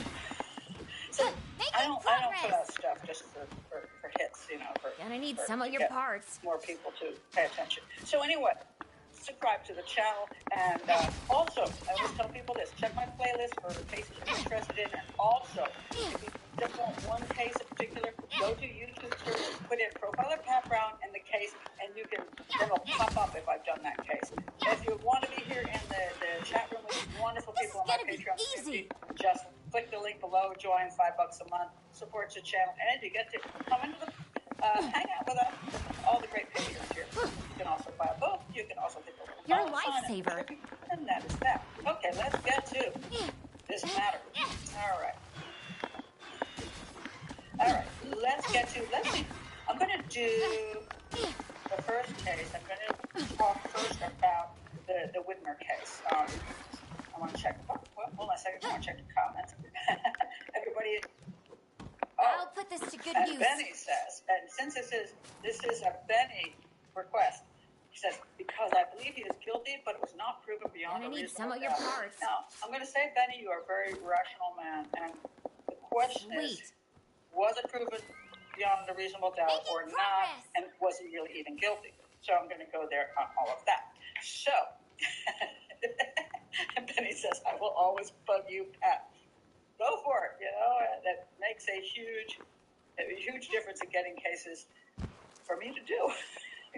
I'm susceptible to pressure. And you can send me money. No, $100, $200, $300. No, actually, I'm kidding you. Somebody actually asked me, would I accept a concept where they would donate money for a certain case to be done, and my answer to that is absolutely not. Not because I understand where the request is coming from, but I will never do a case because somebody pays for it. I'll do a case because it's educational, and I think it's worth doing. Okay, so let's go to Ryan Whitmer. Now, I want to point out, there's a book, supposedly a real popular book, at least she claims so, and it has a reasonable amount of reviews, so I'm going to say she sold enough copies. It's called Submerged. Ryan Whitmer is, what the heck is that even say? Is drowned bride in the justice system. Okay, it's by Janice, I don't even know how to pronounce her name, Hisla? Or something like that. Anyway, I bought the book. Don't do it. I can't return it because the window for returning books closed on Amazon. I'm like, no, I got to pay for this. By the way, you can always return a book on Amazon. Like, you get it, and you're like, this book sucks. If you get it back in like 24 hours, you can get your money back. I forgot to do that because I bought this book ahead of time to do this case, and then when I started reading it, I'm like, this is the most boring, really boring book, and it's also very biased. And I learned, really, quite frankly, nothing. So, in my opinion, Janice, if you're going to write a book that is totally about, you just really like this dude. Say, I know you talk about the justice system, but you might say, my belief in his innocence and how the justice system railroaded it. So I wouldn't have wasted my time writing it. Anyway, but I did, and don't do it.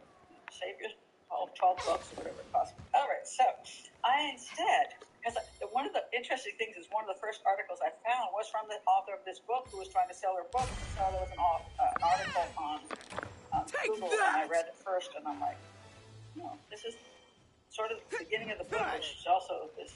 So anyway, I'm going to put the link below just because I'm using this for this story, and I don't even know this site, but I thought it was really well written, so I'm going to give it credit to this person, whoever it is. It's a site called Chilling Crimes and True Crime Stories. All right.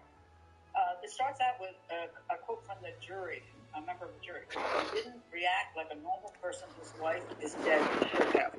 All right. That's a little problematic for me right there. There is no normal way. Because in the jury system, and I don't think you got to be really careful of your opinion of the defendant when he's sitting there, because sometimes that can be really skewed by a whole lot of things. Exhaustion, fear, depression, psychopathic. So many things. So I'm always a little leery of the judge. Don't judge from the jury. Where you're sitting in the jury about how the guy's doing behind the table. But anyway, let's go on. It was the 11th of August, 2008, and Monday. 24-year-old Sarah Whitmer was at home with her husband, 27-year-old Ryan Whitmer. Sarah worked as a dental hygienist, and that night they both went straight home after work. What would you like to do? Now, mind you, all of this is information from Ryan Whitmer. You have to be careful. See you later, then. Because from the time she left work to the time she was dead, everything comes from the viewpoint of Ryan Whitmer. Just keep that in mind, because you don't really know that's what happened. All right. Ryan and Sarah met mutual friends and went on a blind date at a pub. They were inseparable after that and bought a house together. All right. They started dating. They dated more. They ended up married. Okay. I love the word inseparable. Usually when you date somebody and like them and you just keep dating them, you're inseparable. Okay. I love the word inseparable because it sounds like they're so suited for each other, so perfect for each other, they just couldn't be apart from each other. No, they dated. They dated more. They got engaged. They got married. That's the way things work. They had only been married 4 months and were still very much newlyweds and were making plans for the future together. For their honeymoon, they went to Costa Rica and were making plans for a vacation to Cancun. But the most exciting plan was in relation to a new puppy. I was amazed. I'm sorry, I'm not a dog person. I know it makes me sad. But the most exciting plan was in relation to a new puppy because, that proves you have a great relationship. They were in the process of buying one together. It's very, very sweet. That's nice. I mean, you're buying a puppy together. That means your marriage is in good order. Sorry. Let's do this! There they are. They're happy here. Okay. That night, the night of 11th of August, I feel better than Ryan and ever. Sarah had some leftover hamburgers, corn on the cob, and cheesy potato. And again, this is according to either Ryan Whitmer or her stomach content. And watched a bit of TV. And let me point out about the stomach contents issue and the autopsy issue. I could not find one link to an autopsy. And it really bugged me because I wanted to know what they found in the autopsy. What did they find as far as drowning goes? Was there water in her lung? Was there anything in her brain that was concerning? I want to hear about. I want to see the issue about bruises and stuff. I couldn't find one link to an autopsy. If you can, let me know because I couldn't find it, and I don't know why. And I think it's kind of weird because I don't know why that's particularly hidden. Just strange to me. But it didn't help me trying to look at cause of death and the other issues, the manner of death. Would have been helpful to have. All right. So according to Ryan, I point this out over and over again because it just is important to understand where you're getting information from. According to Ryan, they watched a few of Sarah's favorite shows. A few, at least 3 of her favorite shows. Okay, that is really one dedicated husband because as far as I know, a lot of dudes don't like their wives' favorite shows. They're like, I can do without this. And they usually want to go do something else, like leave the room. So I find that interesting because a lot of times when somebody murders somebody, they always point out how happy they were in the few hours before because they want to come off as innocent. So, I was willing to watch 3 of her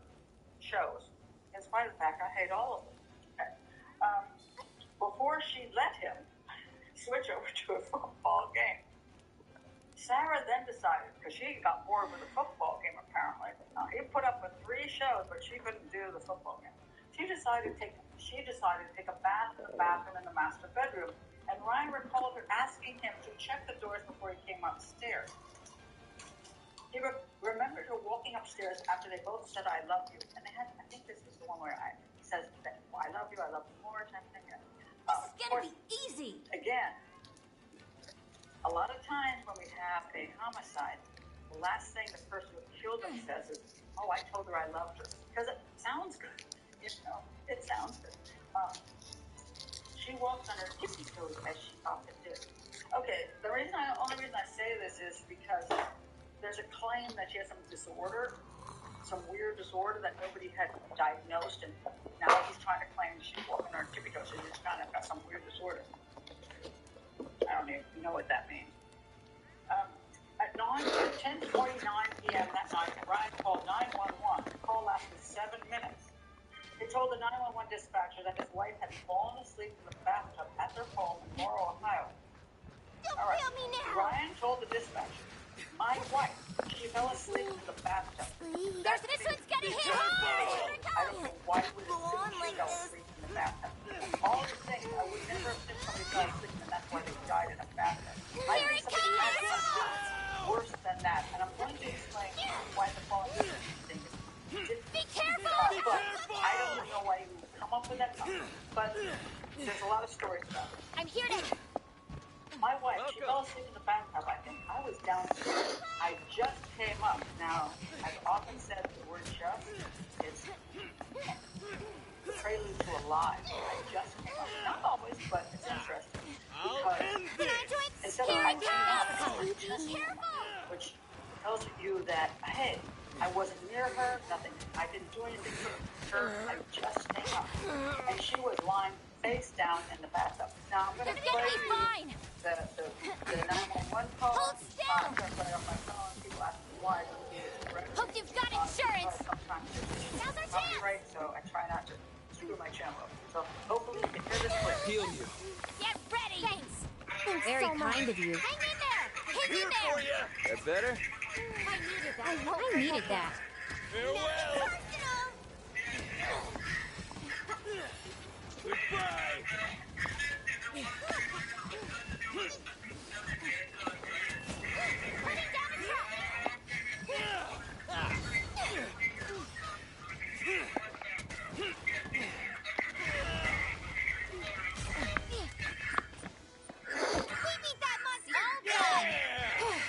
That's a wrap.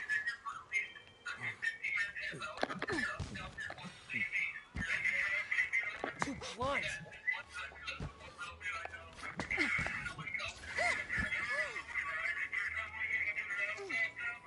All in a day's work.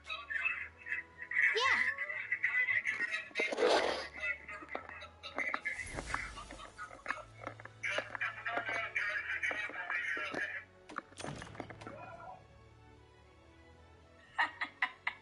Sorry. Okay.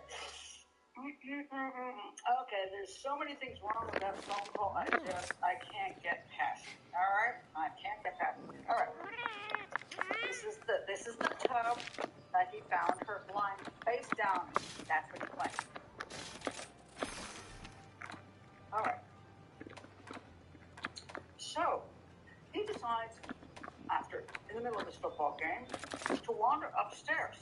He said she'd been in 15 to 30 minutes, which means, in spite of the fact he just started watching his football game, he was most interested in checking out how his wife was doing.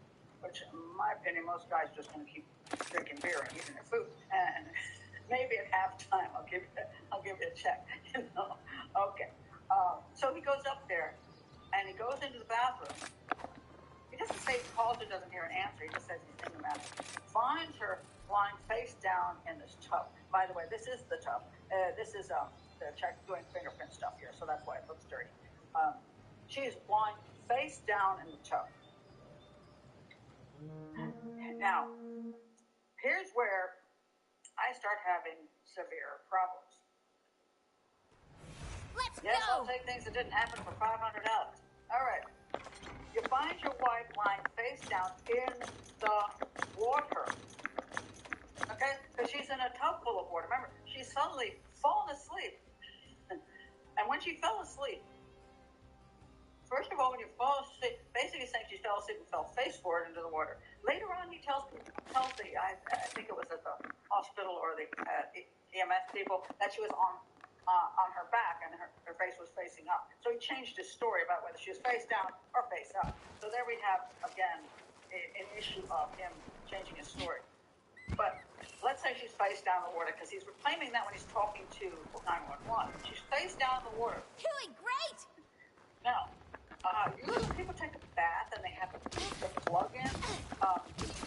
The water is, see where the water actually is? It's like at least that high. You see where that black stone is? Okay, the water is going to be at least that high. So she's got her face in the water. Like, oh, Yeah, that's a good start. so the dude says he drains This is gonna the be water. easy. So he pulls the plug and allows her face to remain And I in the need water. some of your parts. As the water goes down, so will her face. So her face is going to remain in the water. And he's just going to sit there and go, okay, I'll wait till the water's drained out, and then I'll see what I can do to help you. Come on now. Get out of here. Doing Sorry, great. get out of here.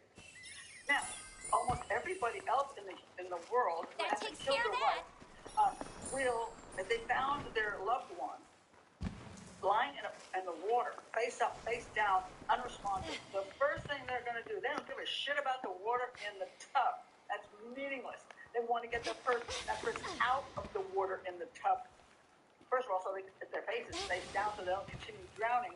If they're face up, theoretically, their face is under the water. Let's see if they'll they bite. fell asleep and drowned. Making The progress. water would have to be above your face. You see that your loved one's face under the water. The first thing you're going to do is remove them from the water, and then take them Hope out it's a good of the spot. tub and do CPR. He doesn't do that. He supposedly drains the water, and only when 911 tells him, you might want to take her out of See the if tub. they'll bite. He said he needs CPR once she was in the tub. So basically, he drained the water, waited till the water subsided so she could drown continually until the water was below her nose and mouth. And then he decided to step into the tub Hope it's a good spot.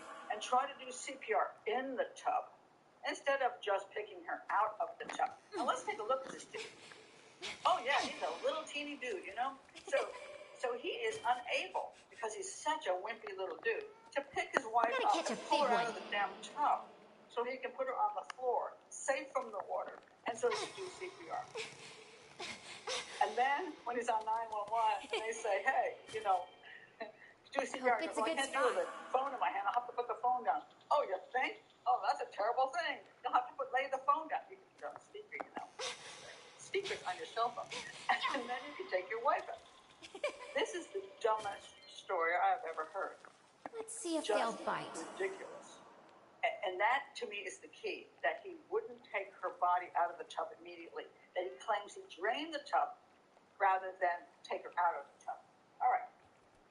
Let's go a little further on here.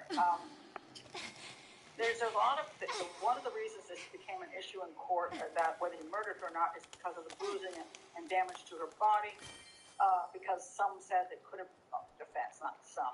The Gotta defense catch a said it could big have one. happened from the EMT, the team trying to save her life. And they do sometimes do some brutal things to bodies when they try to save lives. So did they cause the bruising, or did he? But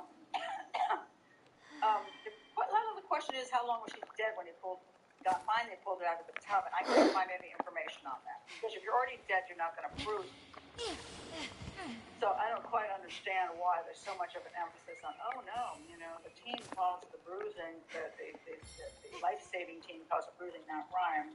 But okay, let's go a little further in this. Let's see. Yes, here we are. There was faint bruising on the right side of Sarah's head, a petechial hemorrhage on the inner surface of her eyelid, which is strangling or suffocation, some sort, or drowning. Bruising on the left side of her neck, a contusion on the back of her neck, an abrasion on her left armpit, and bruising and lacerations to her upper lip. All right. So they decided it was homicide, along with all the clear things. Now, Need a hand? there's another issue. When they came I'll and put found this to her, good they use. found her body was completely dry. Only her hair was wet. And I'm sorry, but how fast does the body only dry if you pull them out of a bathtub full of water. You know? And the jury tried to even figure this out themselves. They like went home and they put themselves in the bath and tried to reconstruct the crime scene, which I give them credit for. They're trying to figure out how fast does that happen.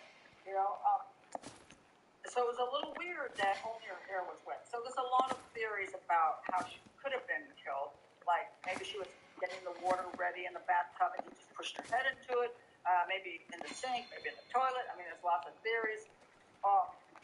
Or that he pushed her head under the water in some fashion while she was in the bathtub. Sweet. And then after she died, he simply drained the bathtub and left it there as long as possible before he called 911 because he didn't want them to, come right away. They say they found him just in his boxer shorts, so he couldn't have. First of all, maybe the dude just hanging around boxer shorts, but maybe he also took his clothes off. Maybe there was something on the clothes he didn't want them to see, so he took his clothes off. Who knows? But there could have been a time element between when she actually died and when he actually called 911. I can't find any information on time of death, so I don't know what's up with that whole thing. But that's why she could have had a dry body, because it could have just been that he let the water out and let her sit there and go, oh my God, what did I do?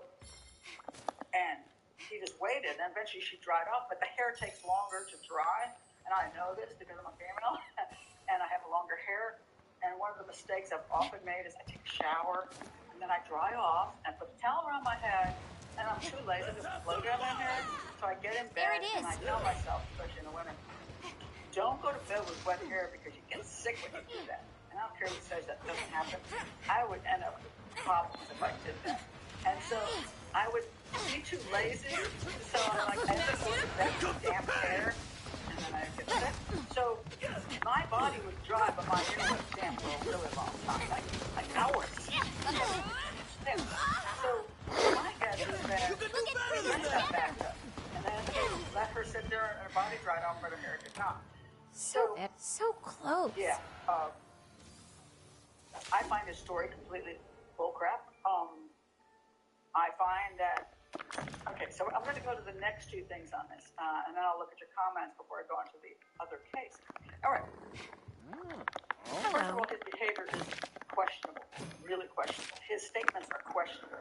And so you want to call that circumstantial? I call that evidence. It's called behavioral evidence. And the jury heard this behavioral evidence and said, I don't buy it. Until next time. I don't buy that this guy went up there and found his wife drowned by falling asleep in the bathtub. Now, let's look at this. He immediately jumps to the conclusion she fell asleep in the bathtub. Why would you think that? And why would you think falling asleep in the bathtub would cause death? All right. Now, there's a lot of people that came up later that said, oh, she would fall asleep sometimes when she was watching a movie or she was whatever. I'm like, my sis, if it's a movie past 9 o'clock at night, she's asleep. Actually, she'll fall asleep in any movie. She doesn't like to sit down that long. She falls asleep all the time. Doesn't mean she falls asleep in a bathtub. My ex. Let's do this.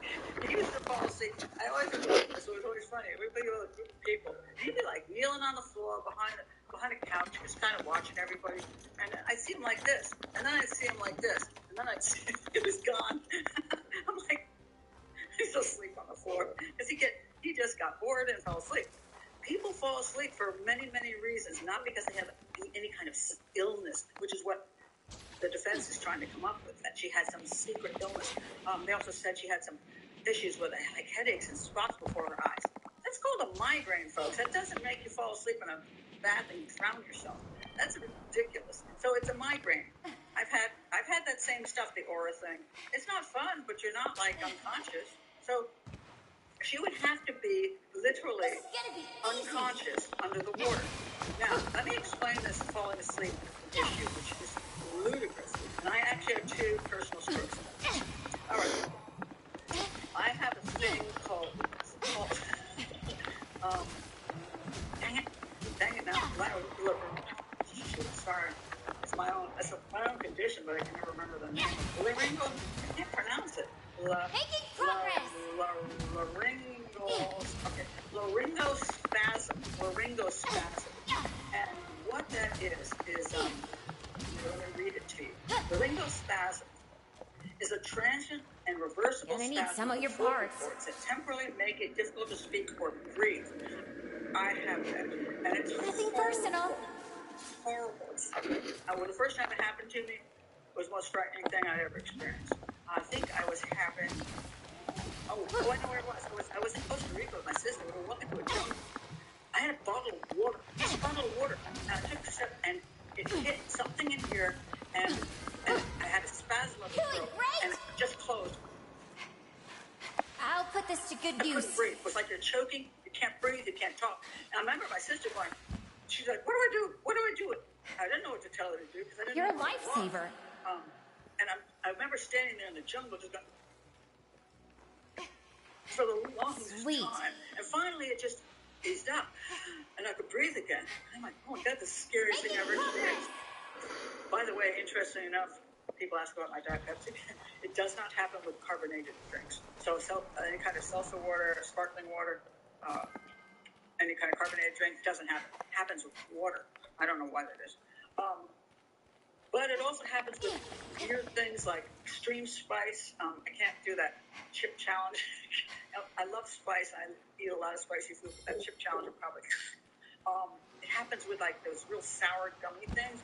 I ate one of those ones, and that happened in front of my daughter. We had a room full of people, and I went. And then my daughter's freaking, and she wanted to do a Heimlich on me, but it's not actually choking on anything. So you have to go stop. Don't come near me. And Welcome. you have to wait for this thing to pass, and it's very frightening because it takes a long time and it's scary as hell. I have learned some tricks and stuff. If I drop my neck, it helps you get through it quicker. And I also found that if you put your head back, put your head back and you press here, it might actually open up some things. Anyway, I've noticed, and the reason I'm pointing this out is because I've had this when I'm asleep, and it happened only twice. But it was at the beginning when I experienced this. I was asleep, and my throat spasm, that is, my spasm, happened when I was asleep, dead asleep, and it woke me up just like that. I'm like, what? Just sitting up in bed like that, because I'm like, oh my God. If I'm in that water, and you fall asleep, and you get water in your you will immediately wake up. You're not going to sleep through that. You're going to bolt up to an awake state because your body's going to say, what happened? You know, what happened? It's going to wake you up. The second thing I want to point out is that some people will think, okay, so you woke her up, but she's already choking on the water. She's just going to choke to death and drown. All right. I tried to pass a scuba test because I was going to Egypt to do a scuba thing on the Cleopatra thing. So I was supposed to dive in Alexandria down to see the ruins. And so they gave me these classes. I was in a swimming pool. And I'm one of those people, when they do that, what's called, it's a mask test, so you have to take the mask off, and then you have to only breathe through here and not through your nose. Mask, I think it's called mask clearing. I couldn't do it. Every time I tried to breathe through here, I breathed through my nose, water went right into my lungs, and I'm at the bottom of a swimming pool. It was terrifying. I'm like, get up to the top of the swimming pool, and I get to the edge. Okay. I survived. It happened twice. I did not go down for the third time, but they told me to go home and do it in my bathtub. So I put the thing on, and I'm supposed to lean into the bathtub, take the mask off, and see if I can breathe through the snorkel. Same thing happened in my bathtub. Horrible. But every time I didn't die, even though I sucked some water into my lungs. So if she fell asleep in that bathtub and sunk under the water, she did not die from drowning the water into her lungs. She would have either woken up immediately, and she would have coughed, and that would have been that. So bull on that. Yes, on that. Yes, indeed. Things that didn't happen for 500 hours. Now, the only thing, let me say the only thing before I go to your comments, the only thing that I think could have happened, and I've examined this, and it's like the likelihood of this happening is so minute. And that is if she had a seizure while she was in the tub. If people have epilepsy, there is a rate of drowning deaths where they have an epileptic seizure in the tub and they go unconscious. They're unconscious unconscious, and therefore the body doesn't respond to being under the water and sucking the water into their lungs. That can happen. Nothing personal. But here's the thing. There is no evidence that she ever had a seizure in her life. That she had epilepsy. She's 30-ish. I'll put this to good use. That's a long time not to have anything. Now, can somebody have one seizure in their life? Sure. If you take all the millions of people on the planet, that does happen. Somebody had a seizure for some freaky, weird reason. I looked to see whether an autopsy they would be able to determine this. It was kind of iffy about that. But that would be the only circumstance under which she would have died in that bathtub. But now we got to look at that and say, okay, there's a teeny weeny possibility. But the problem is what Ryan said. And the fact is, Ryan left her, according to him, face down in a tub full of water while he pulled the plug and sat there and watched her continue drowning until she was That's a good start. dead.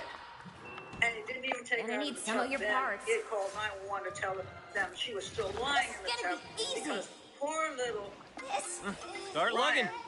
couldn't possibly lift his wife out of the tub when he came up there to begin with. Oh my God, my wife is in the tub. I got to get her out. No, he has to have somebody tell him to remove his wife from the tub after all the water's gone. I'm sorry. Man, my opinion is guilty, guilty, guilty. And I know what Benny is saying, that he believes he is guilty, but he doesn't know because it's a circumstantial case where he should have been convicted. I will say 100% should have been convicted. And the reason he should have been convicted was because the likelihood of her actually having, the only thing that could have happened, she had a seizure, and there's no evidence she ever has had a seizure. That would have had to happen at one time in her life while he was watching football. And when he came up there, just happened to come upon her then. He didn't take her body out of the tub. He left her lying face down in the water, drowning, until the water eventually seeped out of the tub. So that would be, it doesn't go away immediately. It goes blah, blah, blah, especially if the body's on it, and the tub is quite high, quite big. So she would have been lying for a few more minutes, drowning in the bathtub. That he would leave his wife there. I'm done. I'm absolutely done. And I'm happy. We were waiting for you. Guilty as they should have. Sometimes circumstantial cases are perfectly reasonable when the explanation that the killer gives is so ridiculous you can't believe it. And it cannot be true. So let me go to your comments on this. That's my take on that case. All right. Well, no, Molly, I don't think she was taking a bath face down.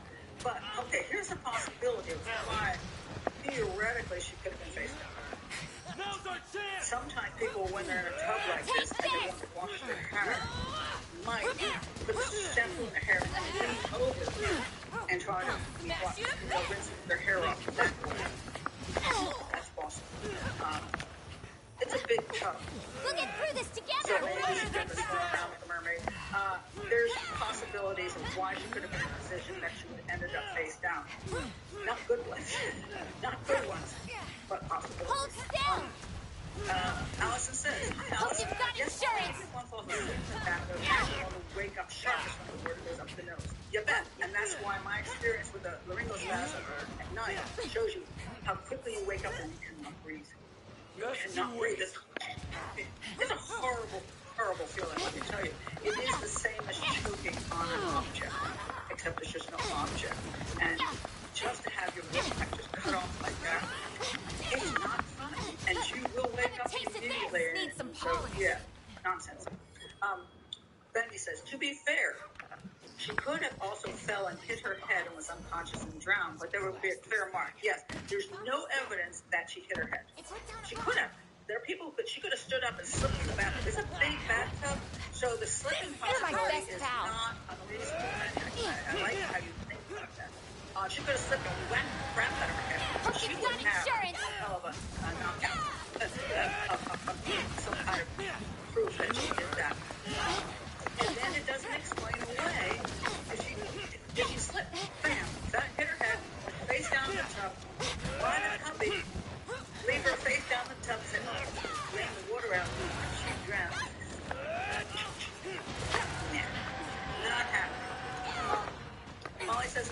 totality of how her body was found, the cuts and the bruises, and her husband's statements strongly indicate murder. They do.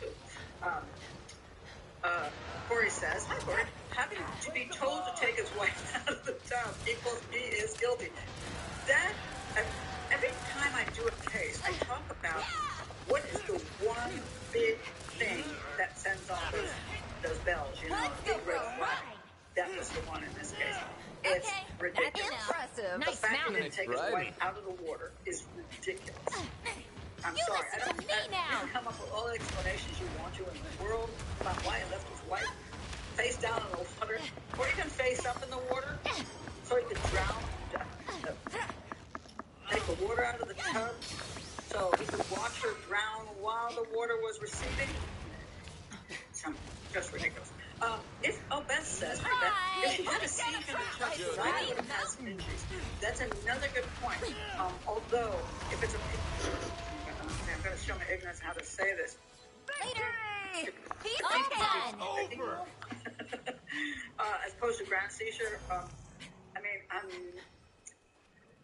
I have known people have certain type of seizures where they just go blank for a minute, but it's so short that I believe if they had that small a seizure, they might have been able to slide under the water, but they would have hooked it up. Let's go home. Choked, and that would have tossed him out of it. A grand mal seizure usually is a lot more stuff going on. That could have caused bruising onto her body. That's theoretically true. That's the only excuse. Falling asleep is ridiculous. And the fact that he would even say that, she fell asleep in the bathtub. I mean, if I found my loved one dead in a bathtub, under the water, the last thing I would think of is they fell asleep. I would say, oh my God, what happened to them? What happened? Did they have a heart attack? Did they have a stroke? Did they have a seizure? At least those three. Not that they fell asleep and couldn't wake up. Man, get out of here. Get out of here. He did not have any cuts and scratches. Now, good question, though. That's one of the things that people say, he couldn't have done it. Let me tell you something. Have a look at my wares. Drowning somebody is not that hard to do and not get injured. See you later. There's a number of ways to do it. The famous one is where if a person is lying on their back, you just pull their feet up, and their body slides under the water, and they're like, and they're under the water, and they can't get up. The head is under the water. They can't move. It's really good in a swimming pool in case you want to knock somebody off. But there's other ways by just pushing somebody's head down. Now, he's a big dude, and believe me, you know, one of the fears I always had when I was a kid in a swimming pool was other kid grabbing me and pushing my head under the water and holding it there. Because if they hold my head under the water, I literally can't grab anything. I can't fight because the pressure is so strong.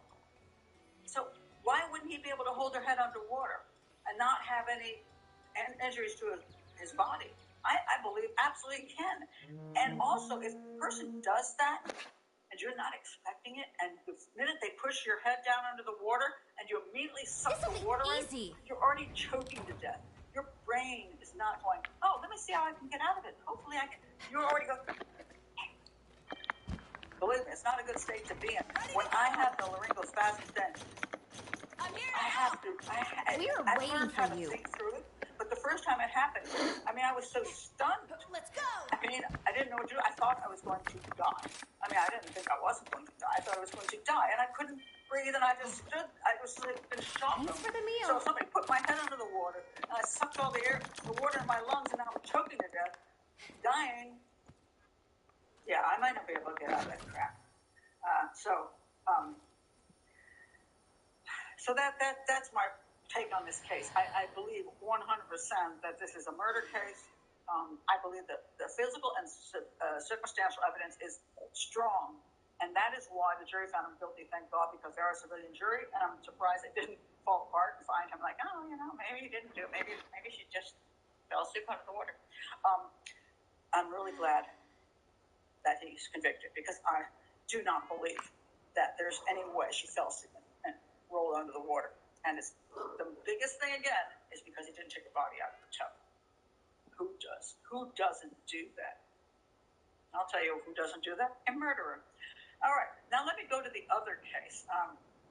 This is the case of the dog leash, what's known as the dog leash case. And this one is fascinating because, wow.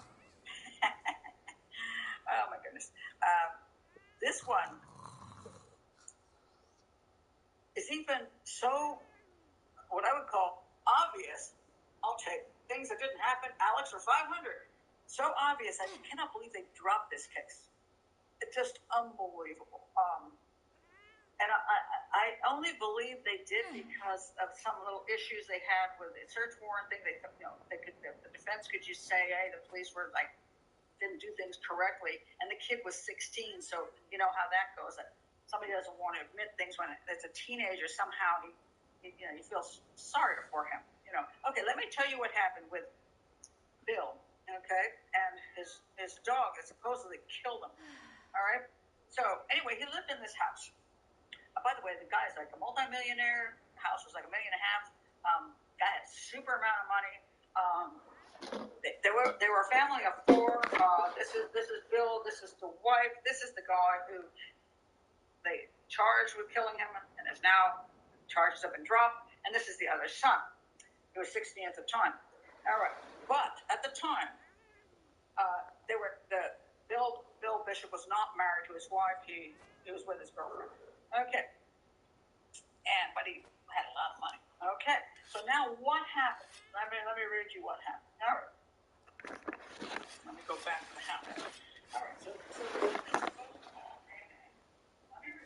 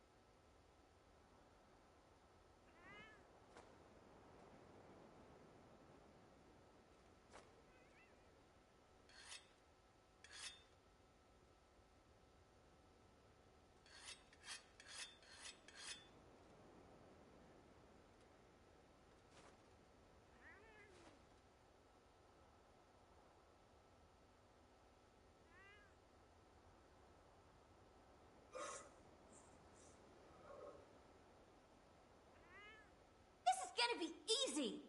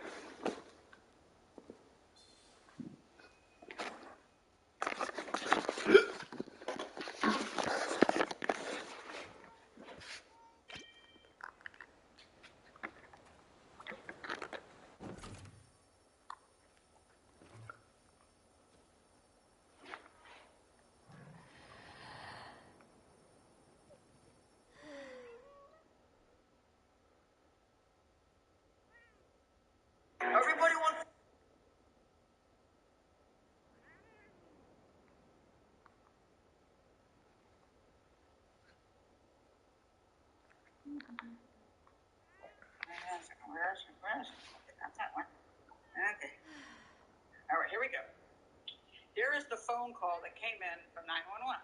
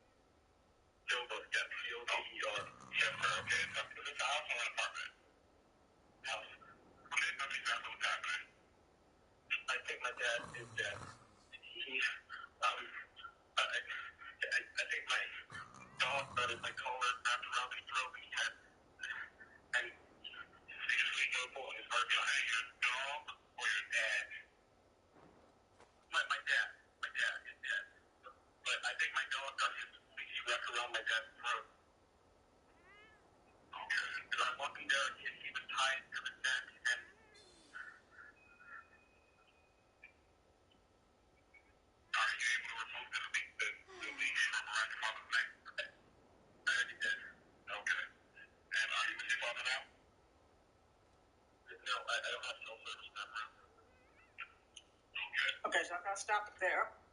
All right. So, essentially what happened is that the 911 call, the son claims that he found his father with the dog attached to him still, and the leash wrapped around his daddy's neck. Now, yes, the dog did it, kind of like the dog ate my homework. This is the dog killed my daddy. Okay, it's kind of like that. Now, the interesting thing about this, which really was the thing that blew me away, is when I heard this happen, that the dog killed daddy, I'm thinking, okay, what are the conditions that a dog, now take a look at the dog. It's a Labrador. It's 50 pounds. This man is not like a little wimp or anything. So where's our doggy? There's the doggy. Okay, there's the doggy. There's daddy. Supposedly the dog was very docile. The dog had even been to training classes where he learned to be nice, good to his master and all that stuff.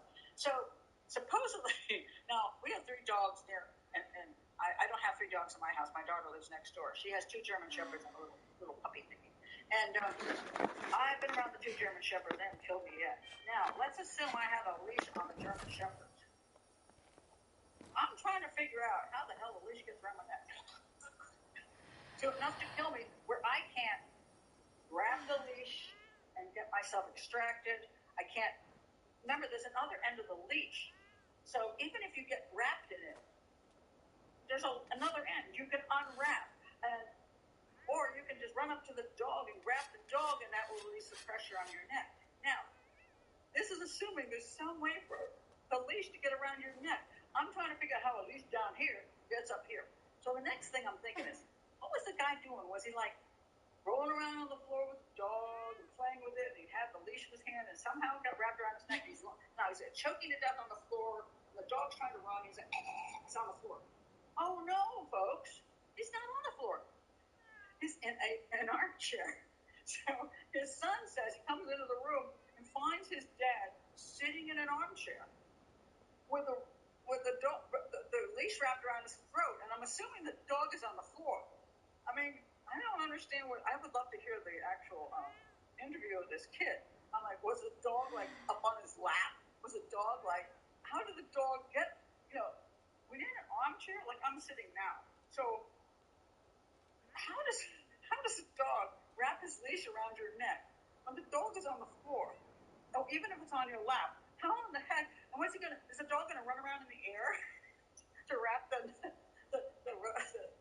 leash around your neck? How stupid are we getting here? So I'm like, you gotta be kidding me. This is the story you're gonna give? And then of course the kid says, well, I took the leash off of my daddy. And so therefore there's no proof left of the dog actually strangling my dad. But I'm going to tell you, the dog strangled my dad. Yeah, okay. And of course he's in another room, so he can't even help his dad. So his dad ended up dying actually 3 days later because I guess he got choked so bad as it was a brain death and all that stuff. So let me read you a little more of this. Anyway, the prosecutors believe that the kid actually planned to murder his dad because his dad was rich as crap. He had a whole bunch of gold in the safe, like huge amounts of gold in the safe. he had $5.5 million stake. And it says here the lead investigator left out key details. This is gonna be easy. Misleading when he saw search warrants. So that's supposedly one of the ideas. But the prosecutors had scoffed at a potential dog killed my dad argument, as they should have. And they were saying that the prosecution was using the suspicion for the case being on him wanting the money from his dad. But they're like, look, the fact that he's contending his dog strangled his father is where the suspicion is for the case. Well, absolutely, because this has never been heard of before. In all the years, one guy said 30 years of his work, he's never heard of a dog strangling somebody with their that, sitting in a chair on top of him. It's just ludicrous. Now, listen to something else he said.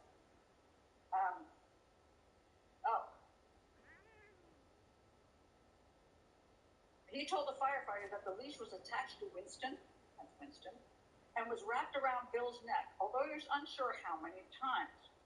Because if you're taking a leash off of your father's neck, you should know how many times. Like 1 time, 2 times, a bunch of times. The EMS supervisor said at the scene that Alexander thought that the dog just happened to freak out and get him wrapped up in the chair, mind you, in the chair. All right. Now get this one. We're talking about behavioral evidence, which is great evidence. Here's something he said that you have to question.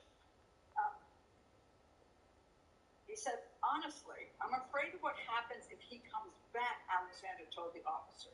Comes back from dying. In other words, he's able to be revived and doesn't end up dead, which he pretty much was. But I think he was brain dead at that point. He just had a little bit of breathing going on, so he was in the hospital for 3 days, unconscious, in coma. Just come back. Honestly, I'm afraid of what happens if he comes back, Alexander told the officer. I'm afraid he'll get mad at me for leaving the leash around the dog. Okay. You would rather your father be dead than your father get mad at you for leaving the leash on the dog. Wow. That's nice. That's sweet. And then, the other thing is, even if the son left the leash on the dog, how does Daddy not see the leash on the dog? I mean, did the son leave the leash on the dog and the dog just raced into the room you can't get cell service in, supposedly, jump into his lap, and then run around, jump around on the chair enough times to strangle to death? Seriously, come on, this is so dumb. Now, the other thing he says is that he didn't mind that his father was dead because his father was verbally abusive toward him and his mom. Again, he's showing signs that he hates his father.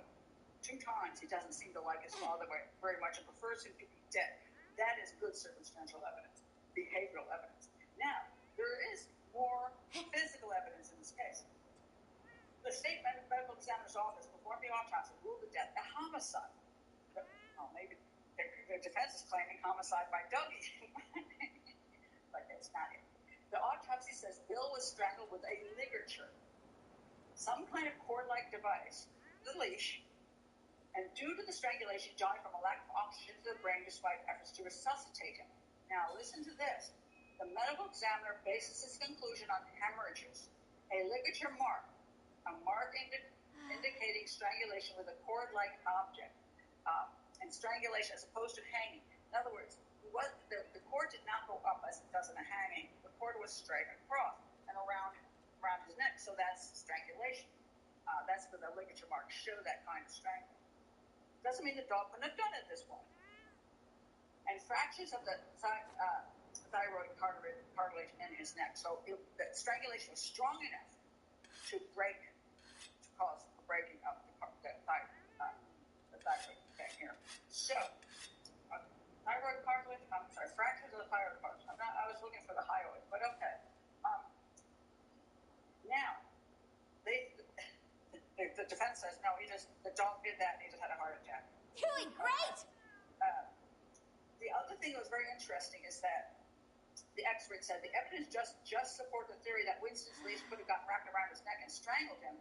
The injuries weren't consistent with that kind of strangling. In other words, if the thing had gone around a number of times and the dog had pulled on it, it would show a ligature mark that was completely around the neck and perhaps even more than one ligature mark.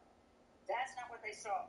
It said, here's what the prosecution says, it looks like someone took the dog leash, came up behind him, and wrapped it around his neck and strangled him like this.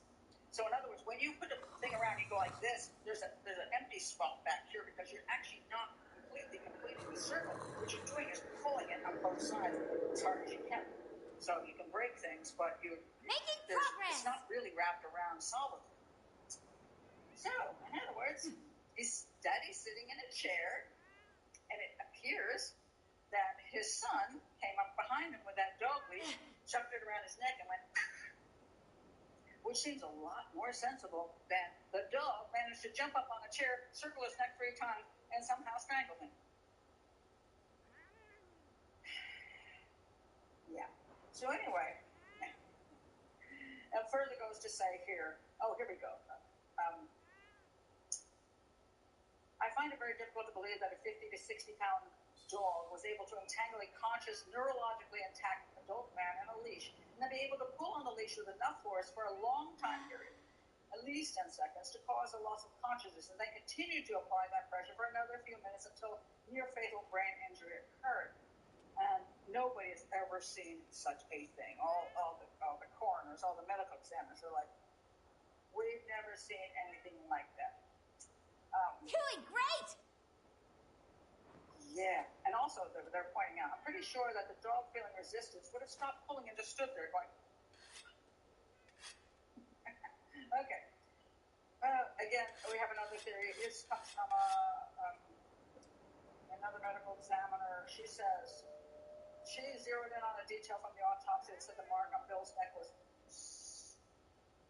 something I can't pronounce. I've never seen this word before. Serpiginous. Serpiginous? Serpiginous? All right. Which indicates, thankfully, there is an explanation for that word. Strangulation with a cord-like device. It would be very difficult for the leash to get tangled around his neck, whether sitting or standing. Absolutely. She also said the bleeding noted in the autopsy report that Bill was alive when he was strangled, so it doesn't make sense that Bill wouldn't try and do something to stop the strangulation if he could. If the dog was just running around on his chair. Oh my God. And again, it says here, the autopsy report says the injuries were only on the front of Bill's neck. If the leash were tightly wrapped around his neck, there would be circumferential marks all around his neck, front and back. And that is very, very much a physical proof. This is not a case that's totally circumstantial. There is no proof that the leash ever... That's a wrap! Which means that somebody stood behind it and went like this. All right.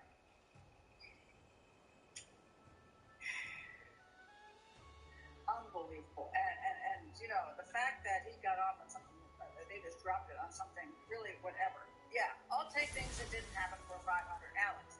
Oh my God. I mean, these are just simply 2 cases where the physical, the circumstantial, and the behavioral evidence all point to both these cases being homicide. And more than homicide, murder.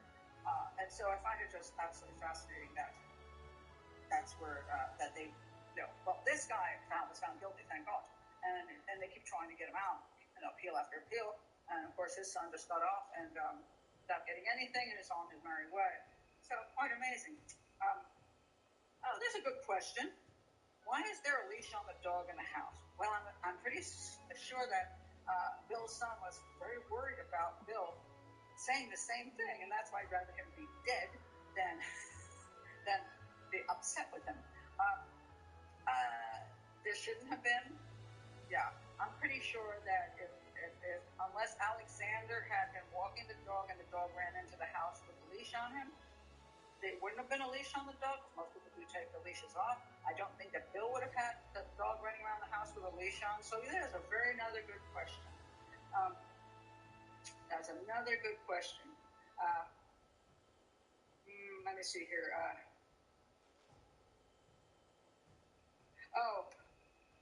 Yeah, okay. Harry's asking a question about undiagnosed narcolepsy. Yeah,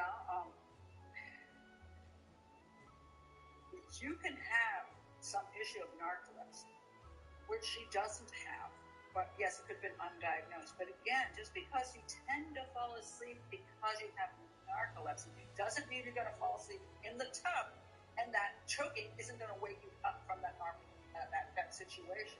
That's what's unreasonable about the whole concept that narcolepsy could be behind it. Even for example, I've worked in hospitals, and sometimes I've worked for 48 hours straight, 72 hours straight.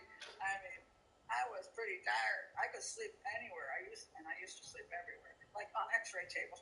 We'd be in the X-ray room. I was a sign language interpreter, so my client would be sitting in their wheelchair, and I was so tired that I would just climb up on the X-ray table, cold and hard as it was, go to sleep until the X-ray dude came in and said, "Hey, Pat, wake up, get off the table."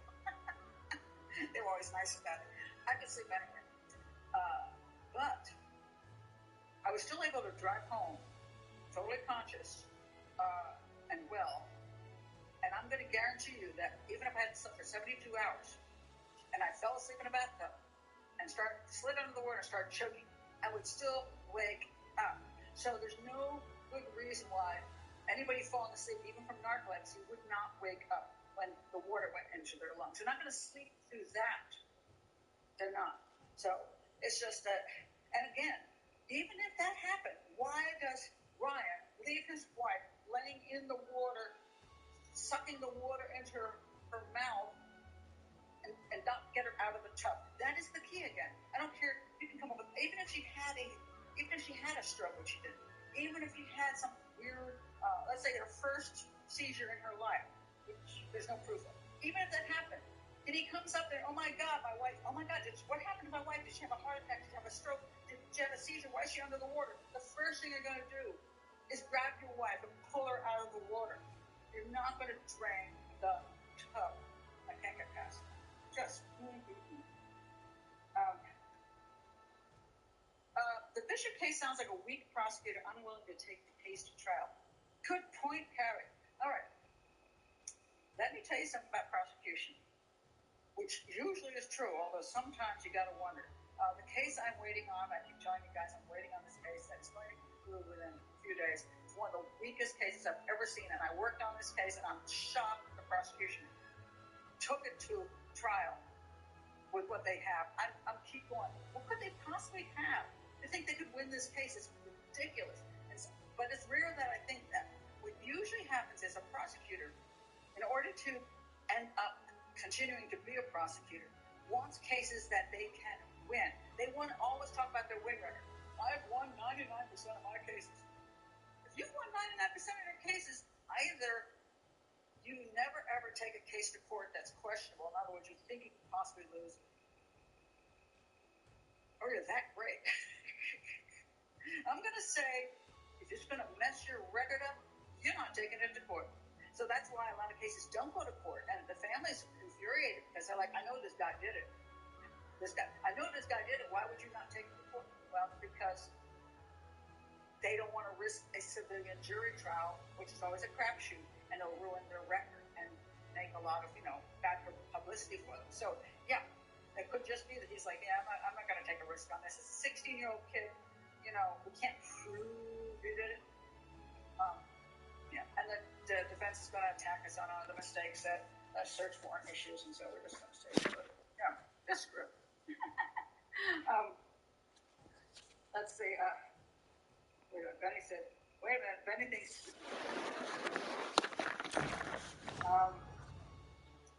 Benny says, a theory that our narcolepsy theory on the Whitmer case, there's no medical record. She has no medical record of anything being wrong with it. And so what happens is, after something happens, people come out of the woodwork, especially people who are friends of Ryan. They will take, like, she fell asleep. See you later, then. That doesn't mean she has narcolepsy. Oh, hello. She had some aura, some little spots before her eyes. Oh my God! Come back She's got some anytime. horrible condition. No, maybe she just got like migraine. And I've had that. It's just migraine. So, if I end up dead someplace, somebody's just going to suddenly say, "Oh, I know Pat Brown. She was on YouTube and she had this laryngeal spasm thingy. So that's what killed her. So, in case somebody strangles me in this family." Let's go! She did it. It's not a laryngospasm, Well, ready for anything. So people do die of undiagnosed things. This is true. But again, the totality of the evidence. Look at everything that happened. The past, the present, and the behaviors. Everything goes together. And you look for these things that make you say, I'll take things that didn't happen, Alex, for 500. I mean, this is so true. It's just like, you can't tell me she fell asleep in the bathtub, Brian. I don't believe it. It's nonsense. Nonsense. And I don't know why you would think that. And at the time, as a matter of fact, later on, more people said she fell asleep. But at the time, they did ask him, and he said, no, she's never fallen asleep in the bathtub before. So why now do you think she fell asleep in the bathtub and drowned? Why would you think that? I mean, I certainly would never think that. I would think that a stroke or something. Because, you can have a 30-year-old that has a stroke. That is possible. She had a massive stroke and went unconscious and slid under the water. So there was no evidence of a stroke. But I would think that 100 times before I think somebody fell asleep and drowned themselves. Come on. Seriously, come on. That's a good question. Exactly what is the right level of doubt in a murder case? Well, it's supposed to be reasonable doubt, not a shadow of a doubt. People confuse those two. A shadow of a doubt. And here's the problem with the shadow of a doubt. What if? Doing great! What if she really did have an undiagnosed condition? What if she had a seizure, but she just didn't move around much, and her brain just went out, and she went under the water, and her brain didn't respond? So she did drown.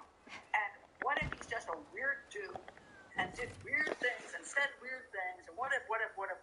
You can add those in almost every case. What if that dog was just an acrobat?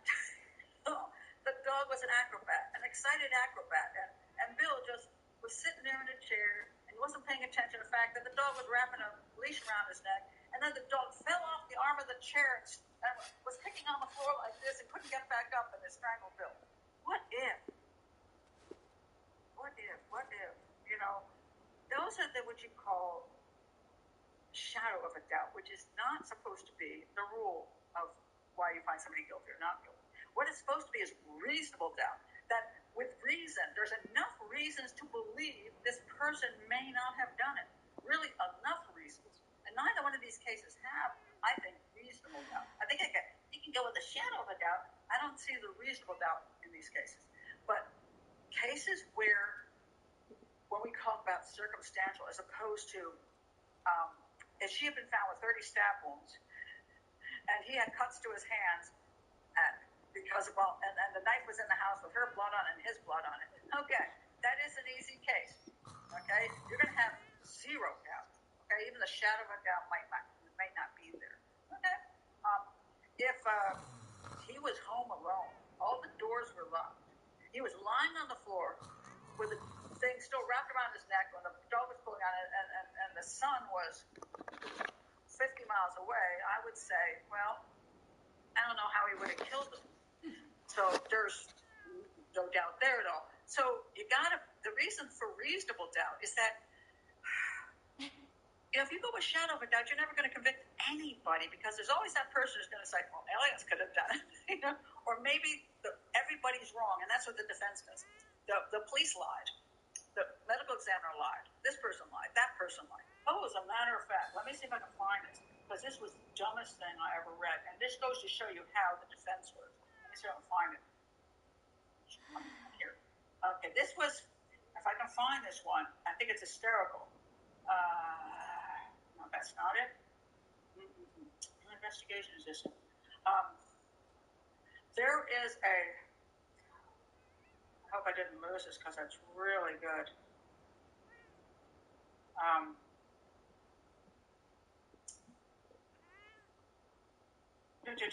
Where did it go? There is a statement from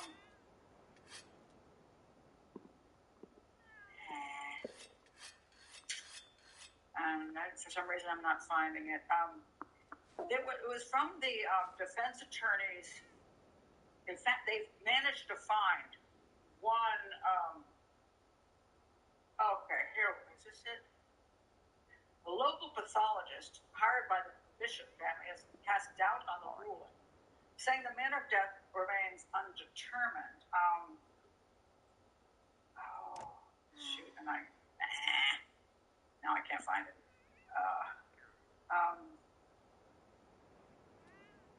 Let me see one more time. I'm going to try one more time to find this, because I really wanted to bring this point up too.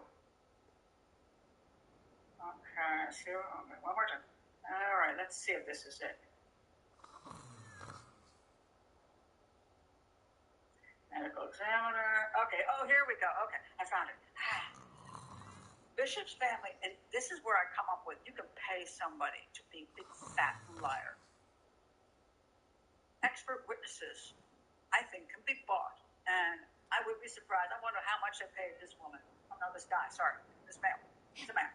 Bishop's family hired a pathologist, Dr. Jonathan Brevet, and I am calling you out on this, who reviewed the autopsy findings and then argued in a 2018 report that the cause of death could not be determined.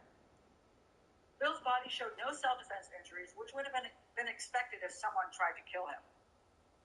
Well, you know, when somebody comes up behind you and throws a thing around your neck and you're like, you don't have time to, when are you going to fight? You can't do anything. He would have more time to fight the damn dog than he would somebody choking him from behind. Prevet also said Bill had heart disease and that one side of his heart was 80% clogged, enough to cause sudden heart events. Well, yeah, that sudden heart event happened when he got choked to death. The family seems to believe that theory. Oh, sure, they do. Alexander's mother, I wonder how much she got out of this, Sharon Bishop, said that Bill died of a heart attack. Really? Okay. Yeah, a heart attack caused by being strangled. As for the dog theory, Brevet had no opinion on whether Winston could encircle his leash around Bill's neck.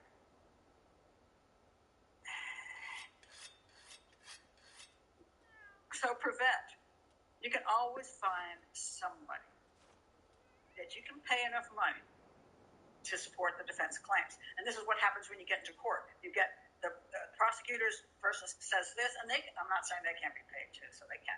Prosecutor says this, their medical examiner, their forensic pathologist, and then the defense says this, and then the jury sits there going, I wonder which one's true, because I've never studied forensic pathology.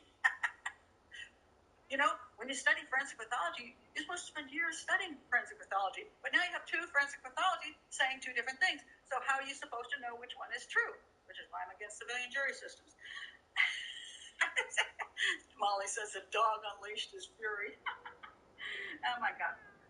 Molly also says, I would think the force exerted on the thyroid bones. I might call it thyroid bones. Hyoid bones. I mean, I always call them hyoid bones. Interesting. I'm going to have to look that up now. It just seems strange. Maybe they missed. I got to look that up now because I never called them thyroid bones. I'm reading the article and I'm like, I always call them hyoid bones. What the heck? Okay, wait a minute. I got to look this up. This is an educational channel, so you get to be educated with me. What the thyroid cartilage? Okay, thyroid or hyoid. I'm going to put. Okay. What's it a hyoid bone and a thyroid cartilage? All right. I'm going to learn something new today because although I studied a lot of forensic pathology, it's in the past, and I need to learn these things too. The thyrohyoid membrane, thyroid, can't say it, thyroid membrane connects the thyroid cartilage to the hyoid bone, and facilitates the superior movement of the larynx.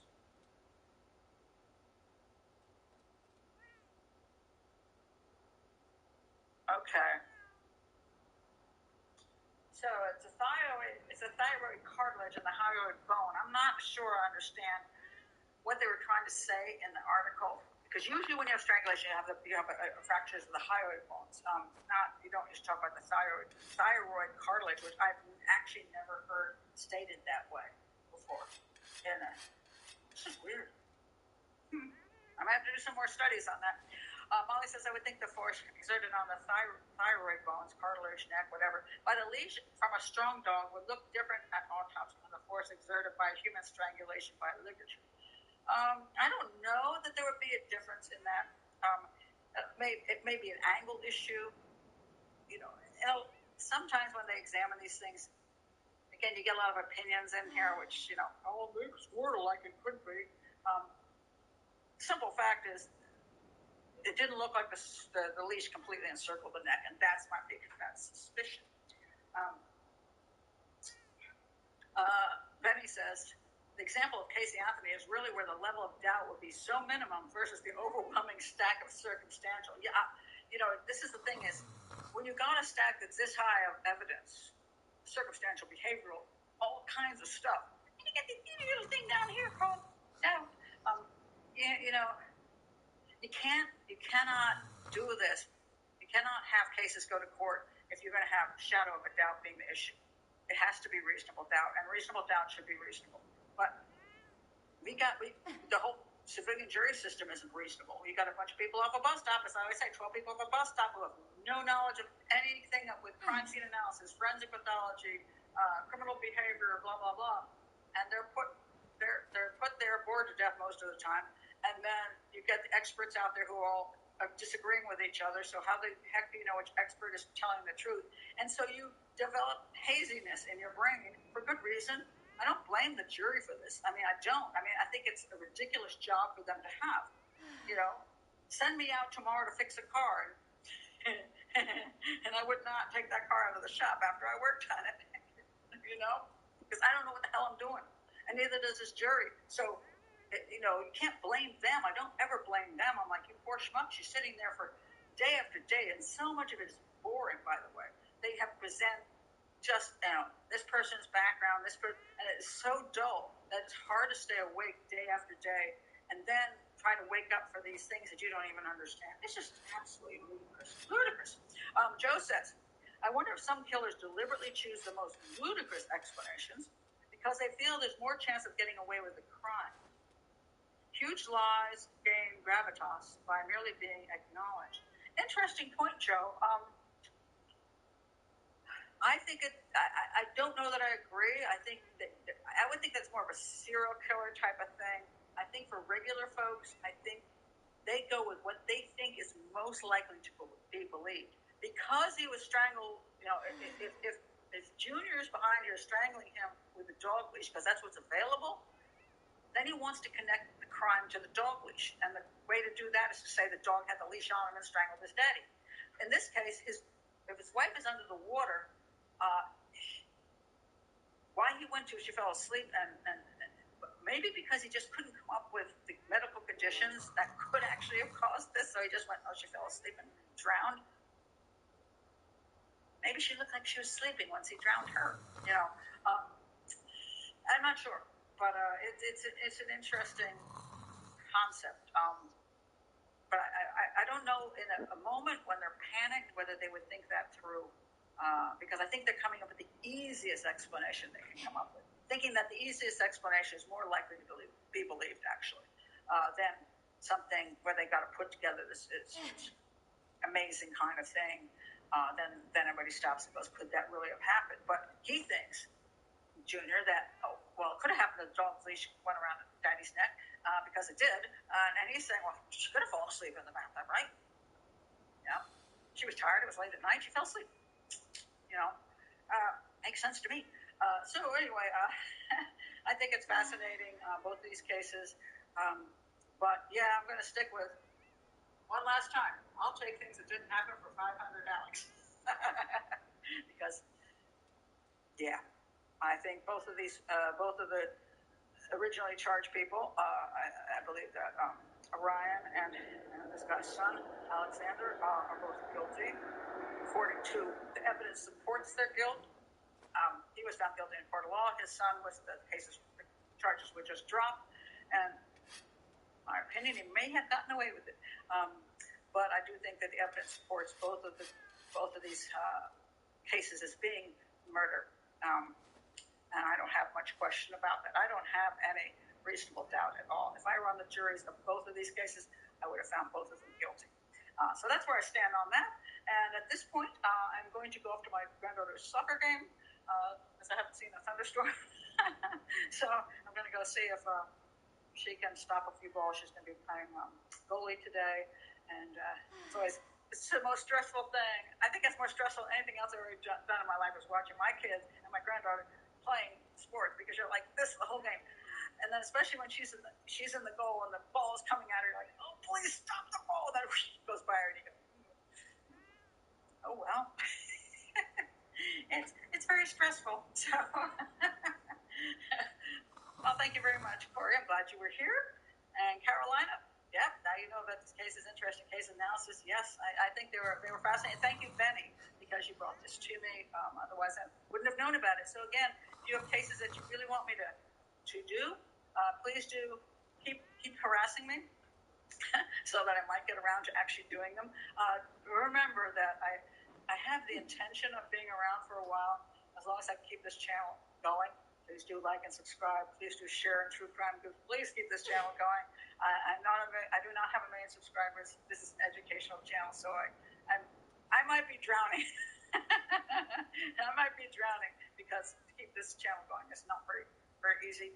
But I do appreciate those who do support by joining the Patreon, by clicking the little dollar sign and donating to the channel, by just subscribing to bring up the rates, and by more and more people coming and seeing what I have to say about these cases and to see my analyses and to learn from them. And that's my whole point. So I do appreciate all of your support. It's fabulous. And thank you, Benny. Educational channel. I try to make it educational, because otherwise I don't see much purpose in it. Hit the like button. Do that, yes. Thank you, Florence, very much. And so I will see you sometime I'm going to get ready for another call-in, I think, because it looks like it's about time for a call-in. I haven't decided what. I'm going to find out from you guys what you want to talk about for a call-in, and we will. Hold on a second. I'm having a small issue here. You have to click so many things. People don't realize how many things you have to click on the side to make things work during a live show. And don't forget this. Carrie says, Benny, thanks for the chat within a chat. Yes, I mean, that's one of the things that's cool about, my chat room, because we have great people from Patreon here, and therefore we have a great community. And so that's why it's worth joining and supporting the channel. $5 a month. Can't get any cheaper than that. I kept it cheap so that everybody can participate who would like to participate. And so I will see you for either the hangout during the week or possibly a call-in. And, so I will be seeing you, no doubt, soon. Bye.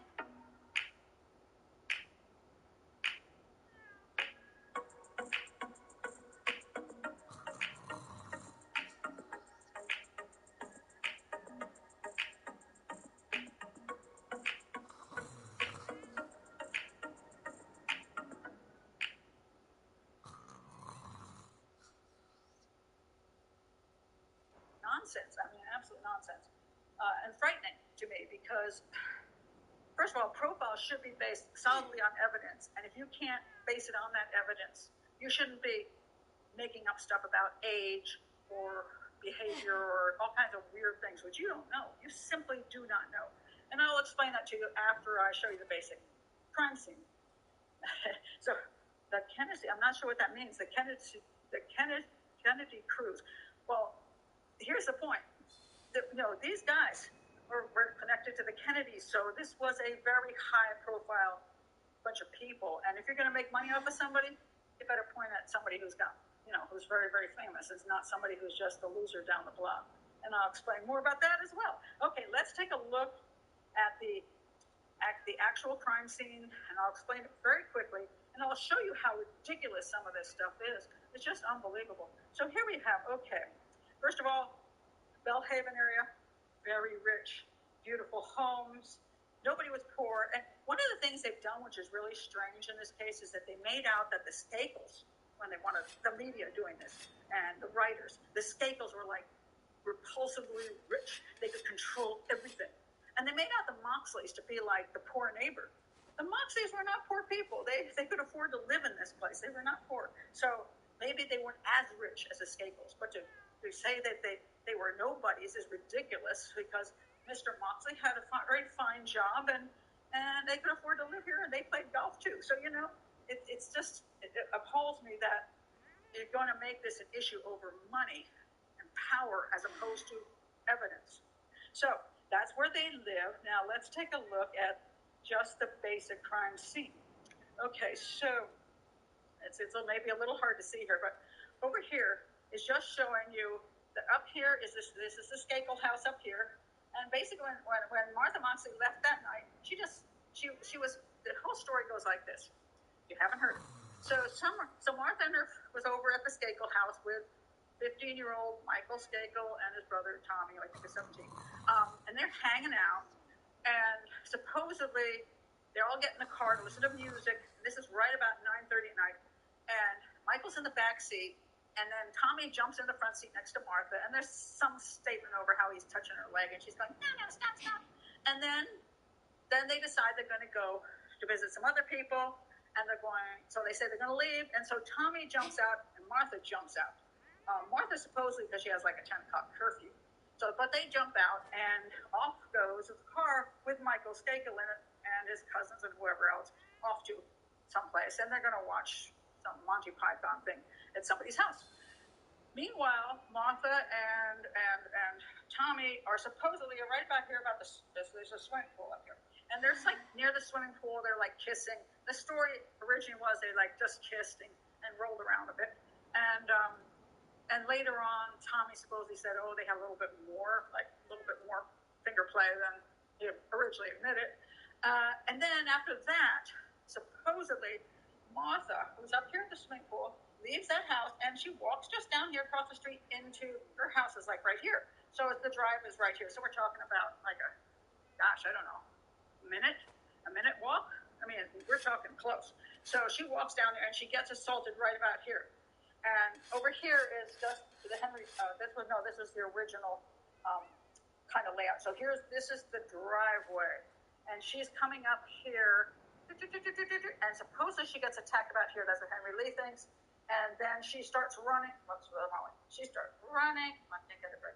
It's hard to do with a green screen. You don't have a pointer. She runs over here. She gets attacked there. That's where she's basically beaten to death with the golf club. And then eventually, I'll see if I can get my hand to do it.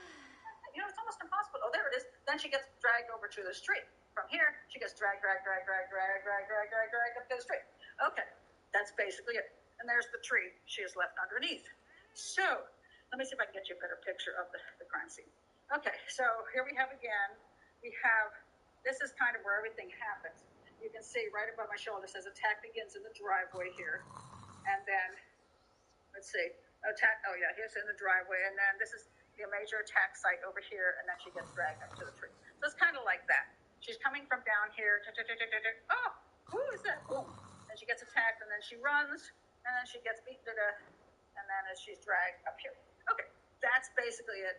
And it's not really as important as people want to make out all the details of this at this point in time. I just want you to understand the basics of it. What is she beaten with? She is beaten with a golf club that is later identified as coming from the Skakel household. It belongs to a set in the Skakel household. And this is actual, what you call evidence, not just conjecture, evidence. And 3 parts of the golf club are found there. One is this one, which is the one found under her body. And over here you have these 2 pictures is where they kind of flew. A piece of that broke off and flew, and the head broke off and flew like way far away. And then the head, the grip of the golf club is missing. And that was what was supposedly stabbed through her neck. I'll show you what supposedly happened to her head. Okay, so over here we see she was hit she was hit 4 times, 3 times like that, and then, 4 times. 4 times, one doing a real bad damage here. So basically whack. And then this part here, they're showing over there, is just where she laid on one of the pieces of this, the one underneath, that one right there, where she laid on it. So there she gets whacked a lot. It's really interesting. I tried to find a copy of the autopsy on the internet, and I don't know where it is because I couldn't find one copy of the autopsy. I got little pieces of opinion from Henry Lee and a piece of opinion from Furman and and I'm like, where the heck is the actual total autopsy? And I still don't know the answer to that. Very, very frustrating. There is a part in the Sutton report that says she was also punched. Her nose was broken, and her eyes they were basically orbits with bruised. Boom, boom. Somebody punched her out right in the face. So that's interesting. That's an important piece of this whole thing because one of the questions is why did this attack start and how did it start, and who would have done that kind of thing to her. So anyway, this is basically what happened to Martha Moxley. Now, the question is, who done did it, okay? And some very interesting points come up about who would have done this. And let me point some of those out to you. But here's a good point. I can't imagine the force it would take to break a golf club on someone's body. We don't know that actually happened. There's two possibilities. One is, I'm going to show you in a bit. I did this oxygen. I did a show called Murder and Justice in the case of Martha Moxley. By the way, last show I ever did for a documentary because I was so pissed after I did it, because they left out so much of what I said, and it was very frustrating. But during that show, the one thing I will give credit to is that there was a demonstration done where maybe, she took the golf club and the host of the show, and she slammed it on a cement floor and it didn't break. And you're like, well, if it didn't break there, how did it end up flying? Two pieces ended up flying so far away. And Henry Lee's belief was that when he was hitting her, when he hit her and then came back like this, that it already weakened it, and somehow then this centrifugal force or something tossed it, and it broke apart because of that. Maybe true. I would have to test that all out with a bunch of golf clubs, which I don't know and I don't really want to do right now. But if I were working the case, that's called crime scene reconstruction. And I love crime scene reconstruction because then I act out exactly what happened to see if it could have happened that way. I probably would have gone and found a whole bunch of very cheap golf clubs, but of the same size. It was a ladies' golf club. Make sure it's the same length. And then test it out by beating it on floors and by smashing it and going like this and seeing how it would break apart. Because I would want to know that if I were going to do a full profile, full crime scene analysis. But it's a good question whether it broke because during the hitting and pulling that it came apart, or as was shown in this the oxygen show, that the person put the golf club, the head of the golf club down on the ground and stepped on the shaft of it, which does break it really pretty easily. So, because he wanted maybe the stabbing thing. So if he stepped on it, he could then break it, stab with it. And she was stabbed then through the neck. Interesting enough, the implement, which is where you hold the golf club, that part, which was about 20 inches long, about this long, stabbed through her neck. And either the person pulled it out and took it away, or this is a claim that was made, and I does not mind this one. Couple people said, "Oh, I saw that in her neck, but it disappeared." Mark Thurman would have you believe that either the police were crooked enough to pull that out of her neck and get rid of it, or it was removed for evidence and got lost. I'll believe the second one, the lost one, before I think somebody purposely took that out of her neck. It doesn't make sense. But also, a number of other people say they never saw anything in her neck, and they were on the scene right at the beginning. So I'm not sure that people's minds just didn't imagine things over time. So the question can be, if that person did that, maybe they knew they needed to get rid of the name on here, because that was clearly linked to the Skakel's house. So you'd want to get rid of that particular piece of evidence. Now, let's take a look at that. Let me look at a couple of, I want to show you a couple little, first of all, I forgot to do this one, which I just like. The Moxleys do deserve their pound of flesh. It just isn't me. Okay, it just isn't me. Oops, hold on a second here. Sometimes it's so hard to manage this stuff here when you're doing things live. I wanted to be able to so you can see. He said, they can have their pound of flesh. It's just not me. So, which if he didn't do it, he's still commiserating with the Moxleys, saying, hey, you deserve justice, but hey, if it's not me, it's not me. But now let's look at what Mrs. Moxley says, which I find very, very interesting, and I will explain how this all works out. See, that's why I think there was someone else there. He was in a frenzy, I think, and he couldn't put all that together. But I think that whoever came and helped him was the cooler head. Who did you think that was? I don't know. I heard voices that night. I think that's when this all happened. It didn't sound just like one or two voices. It sounded like a little group. Okay, so very interesting statement. So the question is, how many people were at the scene. Was it one person, two people, three people? Okay, there are two possibilities if you're looking at this. The first possibility is this, and this came up way, way later. Let me find this. And this would be true even if see if I can find it. Okay, this guy, this was the most bizarre thing ever. Years later, Tony Bryant of sports fame came forth and said two buddies of his came up to the Bronx at that time, 2 decades ago, and they said they wanted to grab a girl and then do caveman stuff on him. Okay. So he had these two friends. Now, there's two problems here. I'm going to show you the two problems at the same time. First of all, the golf club came from the scapegoat house. It did. I mean, there's really not much of a question about that. Somebody claims, well, it could have just been lying around on the lawn. Okay, it could have, but what are the chances? So we're talking about also a time frame. So Martha leaves Tommy, kiss, kiss, kiss. She's walking home, and within like a minute and a half, somebody who just happens to be in the area and just happens to have that golf club then decides to go caveman on her. And it's two dudes. Now, here's the thing. You know that part about where her body was dragged 80 feet? It's 80 feet from where she dies, where she bleeds out. And then there's a zigzag path to the tree that she's found under. Somebody dragged her, and that is proven by physical evidence. So this, again, is what I call true evidence, not a bunch of nonsense. She was dragged. She wasn't carried. Got two guys. I'm going to ask you a question. If you got two dudes and you want to move a body, would you tell one dude to drag the body and the other one's like, a lot of work, isn't it, buddy? The other one's like, dude, could you help me out here? Could you just pick up her damn feet for me?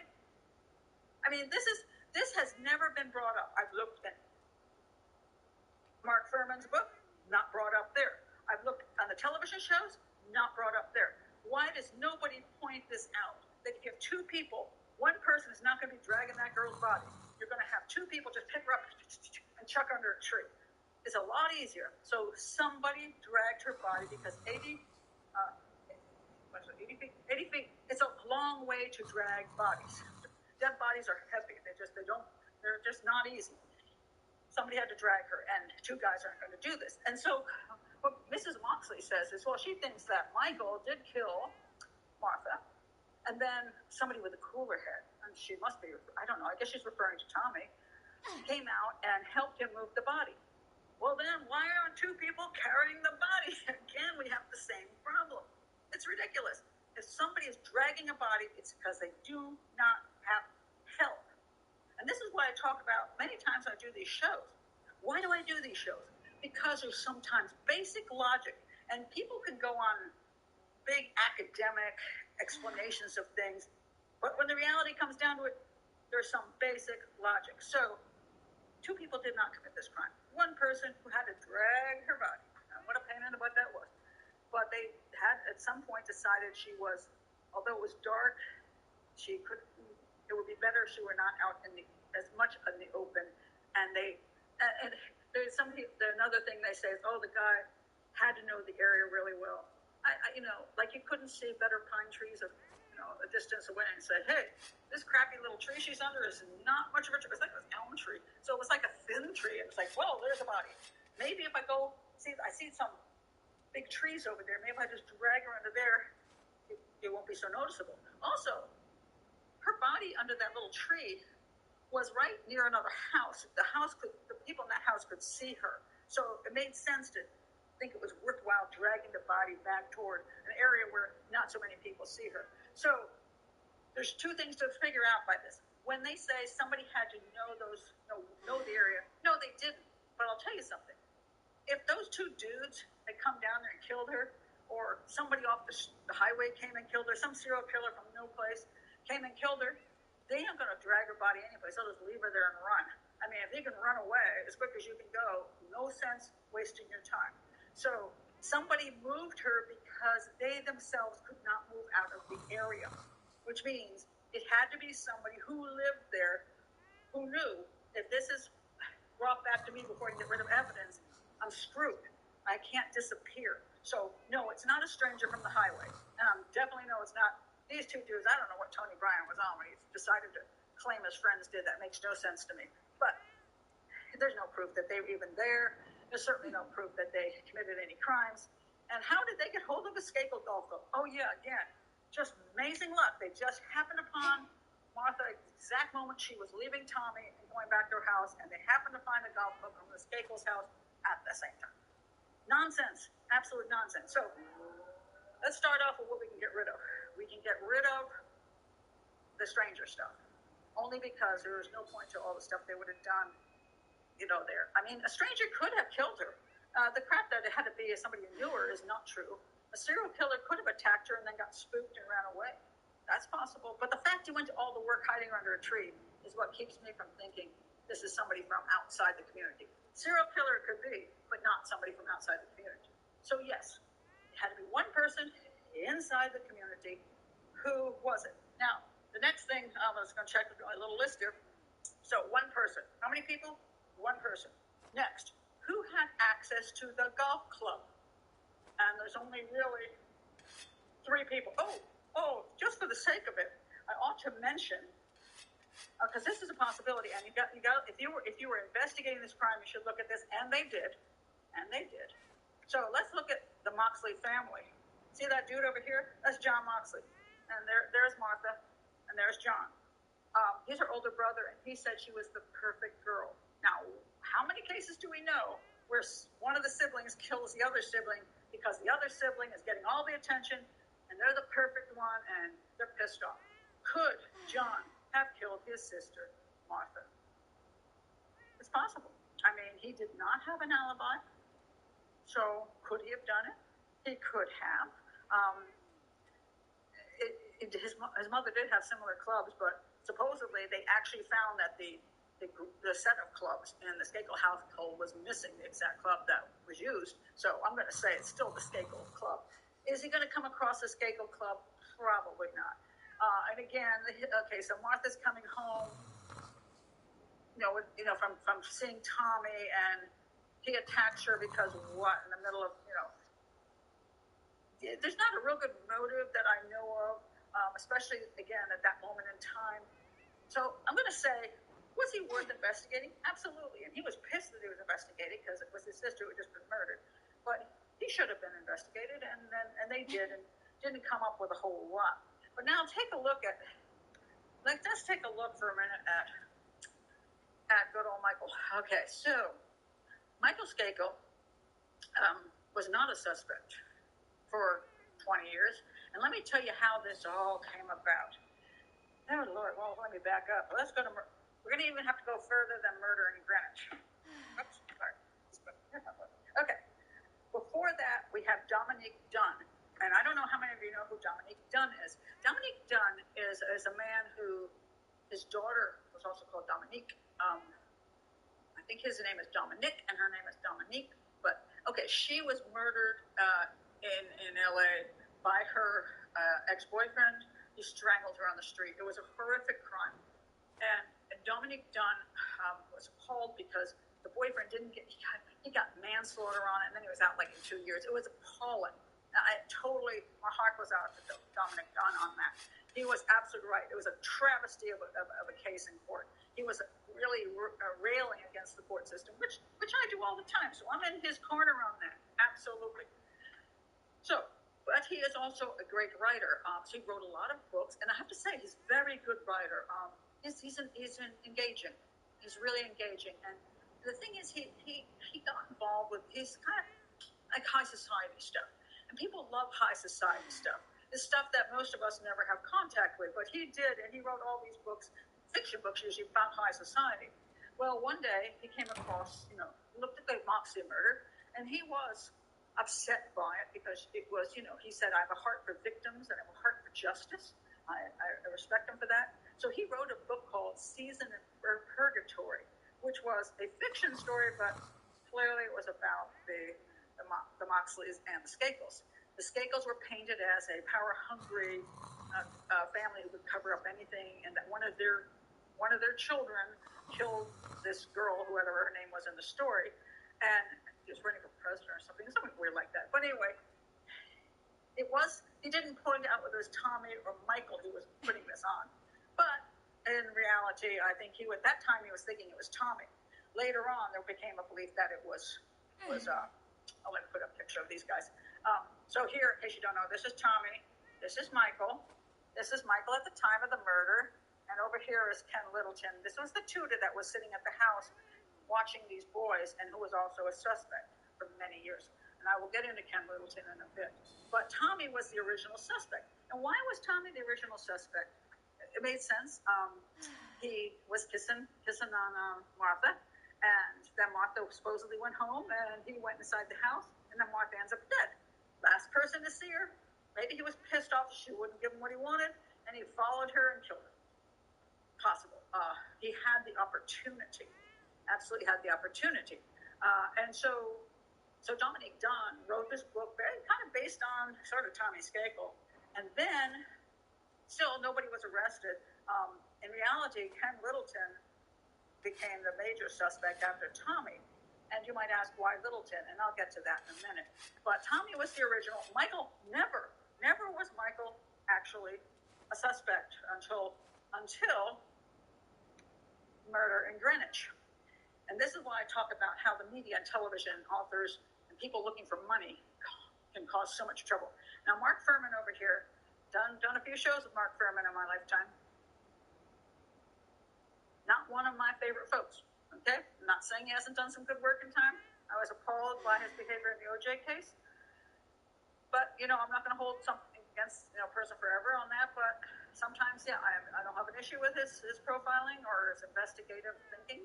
However, supposedly Dominique Dunn got together with him and gave him the Sutton Report. And I will read some of the Sutton Report to you, which had this profile of who killed Martha Moxley. And again, the Sutton Report, you basically had the Academy group write a profile, and it basically was painted onto one of the Skakel boys. And then Mark Furman decides to write, this book. And why doesn't he think Ken Littleton? Why doesn't he write a book about Ken Littleton, the tutor, being the killer? You know why? Because Ken Littleton is a nobody, and nobody will want to read it. But if you can say one of the Skakels did it, cousins of the Kennedys, people will buy your book, and they did. And that became a huge book. And then this is what pushed the prosecution to move on into saying that Michael Skakel was guilty after all these years. It was absolutely amazing. So let's take a look at our suspects. And I want to point out from the Sutton Report what they said and why Michael Skakel became a suspect. First of all, the reason Tommy Skakel, I think they dumped him as a suspect, this guy here, his brother, is simply because, I don't know, they didn't have anything on him, and then they thought, we'll move over to Michael here. Maybe we can nail it on him. But listen to this profile.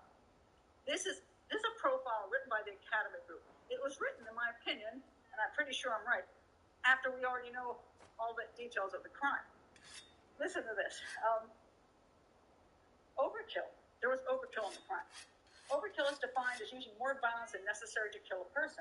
In this case, there were 14 to 15 blows to the victim's head. I'm not sure that's true, but okay. Any one of several of the blows would have resulted in death. Again, this is strongly indicative of anger and rage directed in a very personal way toward a victim. Now, oftentimes when you're profiling, and people say, for persons like their face was bashed in or something, a profiler would say, that's because the killer was emotionally connected to the victim and wanted to annihilate her face. Well, serial killers do the same damn thing. Sorry to tell you this, but serial killers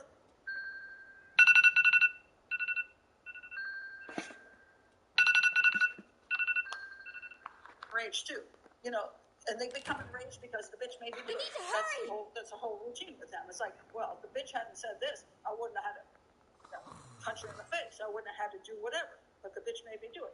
So personal rage and serial killer rage are not that much different, but they want you to believe it when they want you to believe it. Now look at this one. Body disposal site. The area selected to dispose of the body is not one that will be selected by a person unfamiliar with the area. Again, it's not that big a deal to drag a body from a more open space to a less open space. Then you need to do it.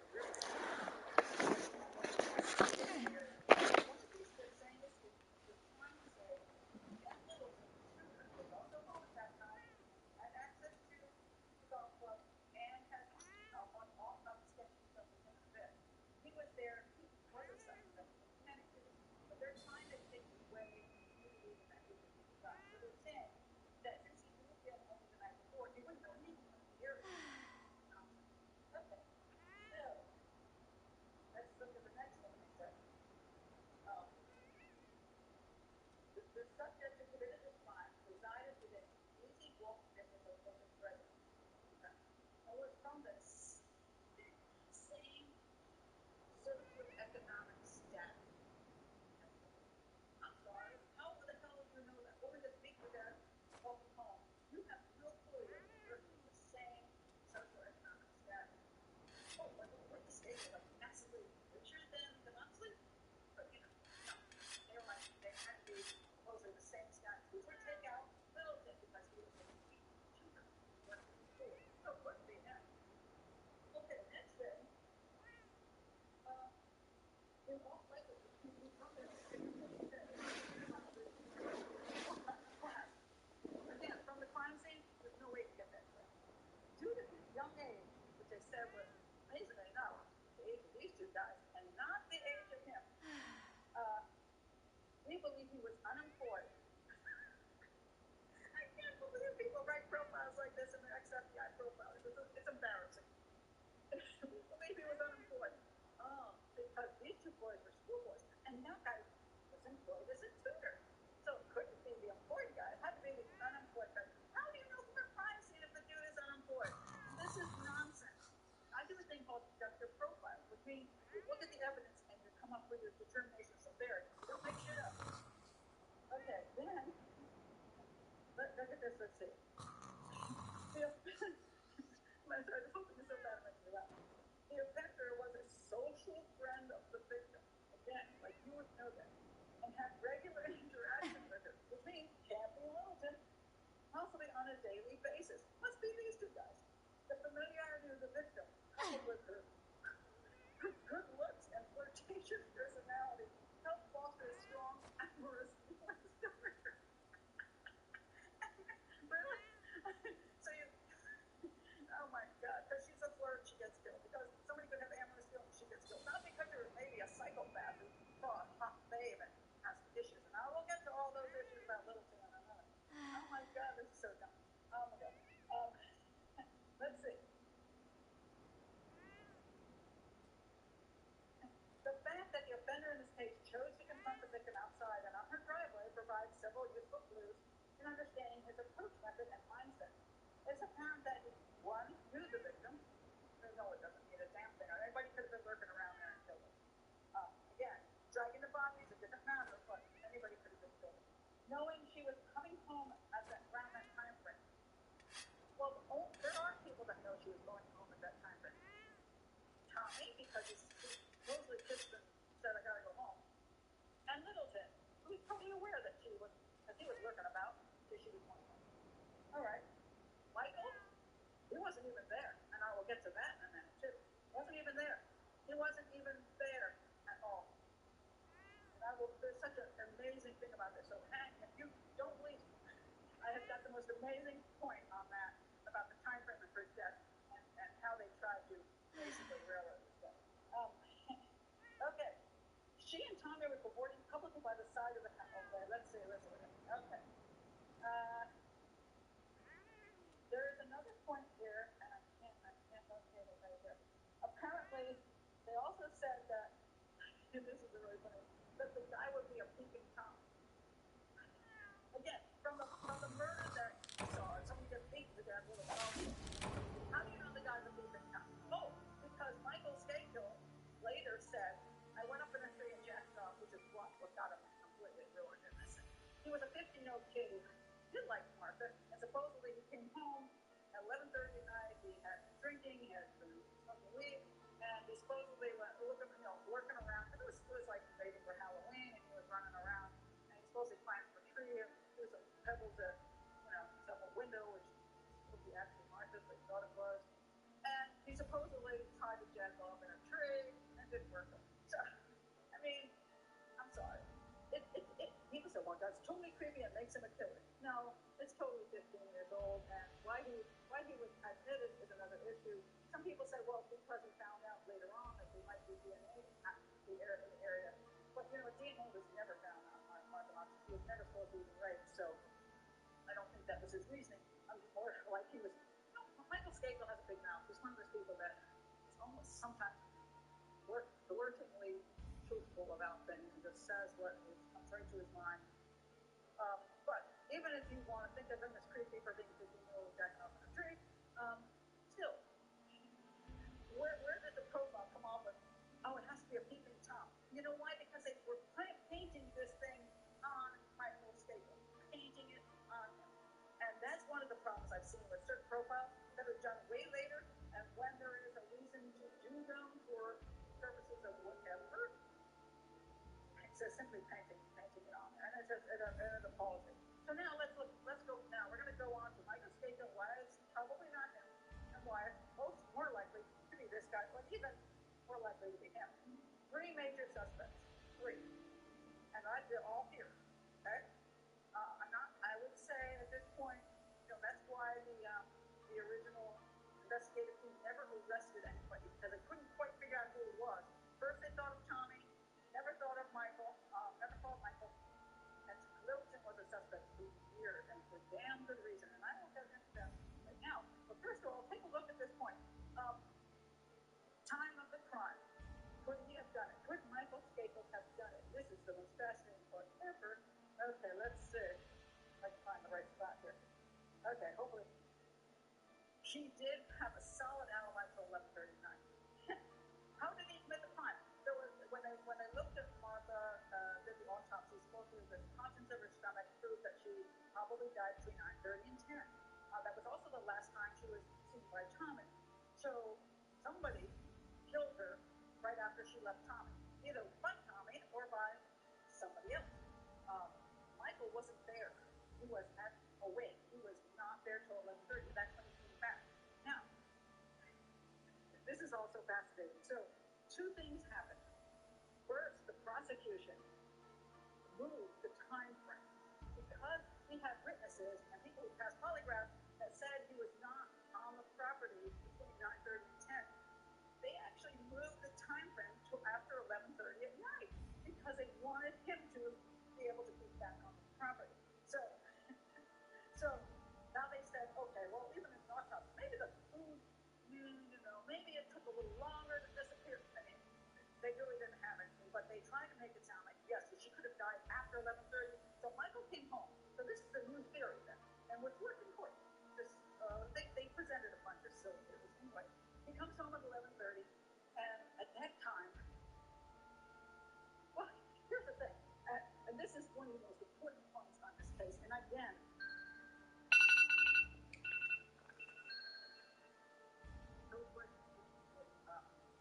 just like 2 people didn't move the body because how stupid was that? If 2 people would have picked the body up and moved it, clearly one person dragged it. Here's a second thing over here. Okay, let's assume that she was killed at 11:30, 12 o'clock at night. Where the hell was she from 9:30 to 11:30 at night? Somebody tell me where the girl was. So she was through Tommy, and then she wait. Her house is only a minute away. What is she doing? Is she sleeping under a tree? Is she running around in circles? Well, nobody saw her. Not one of her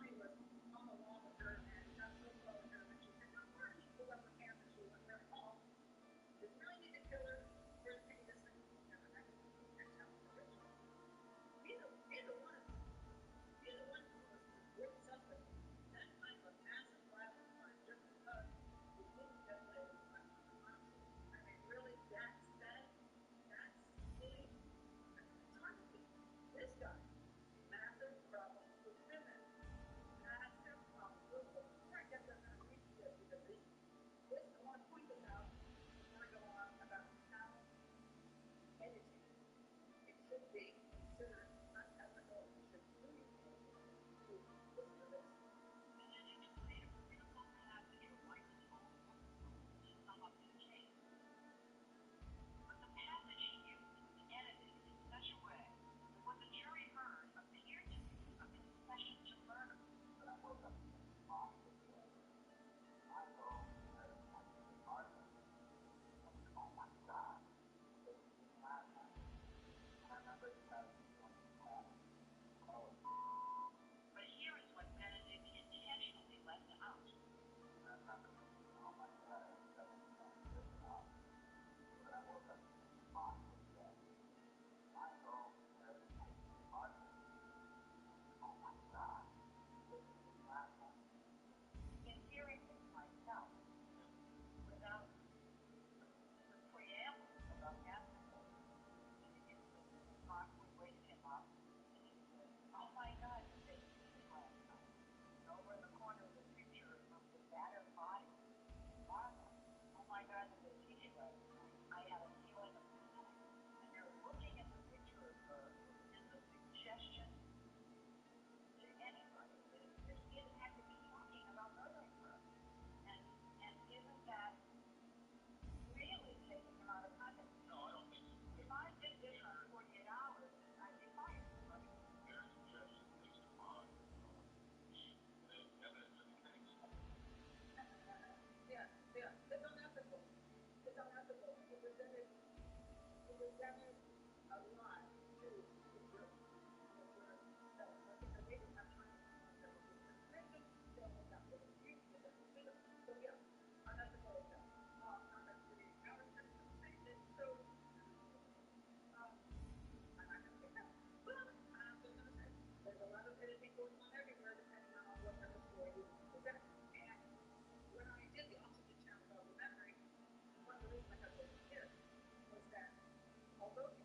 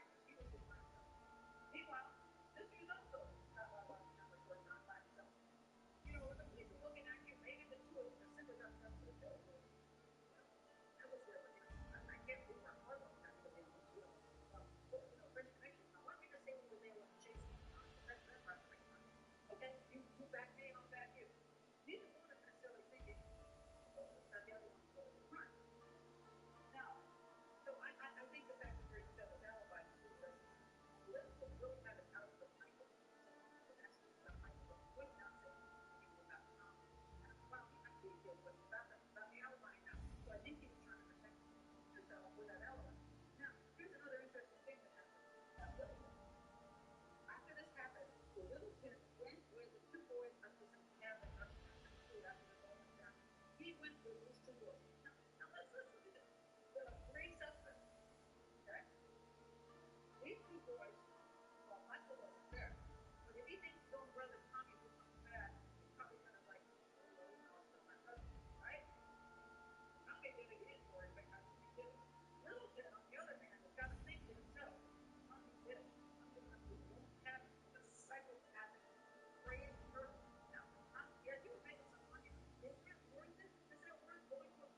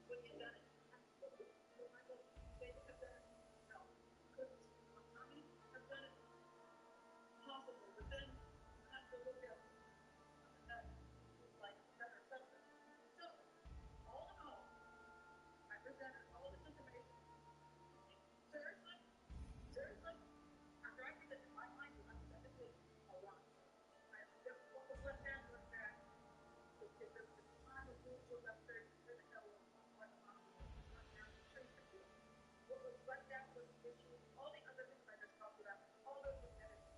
So even though a good portion of this documentary was too bad, why did the host then decide to say, this he just seems like, he just seems like Aaron himself.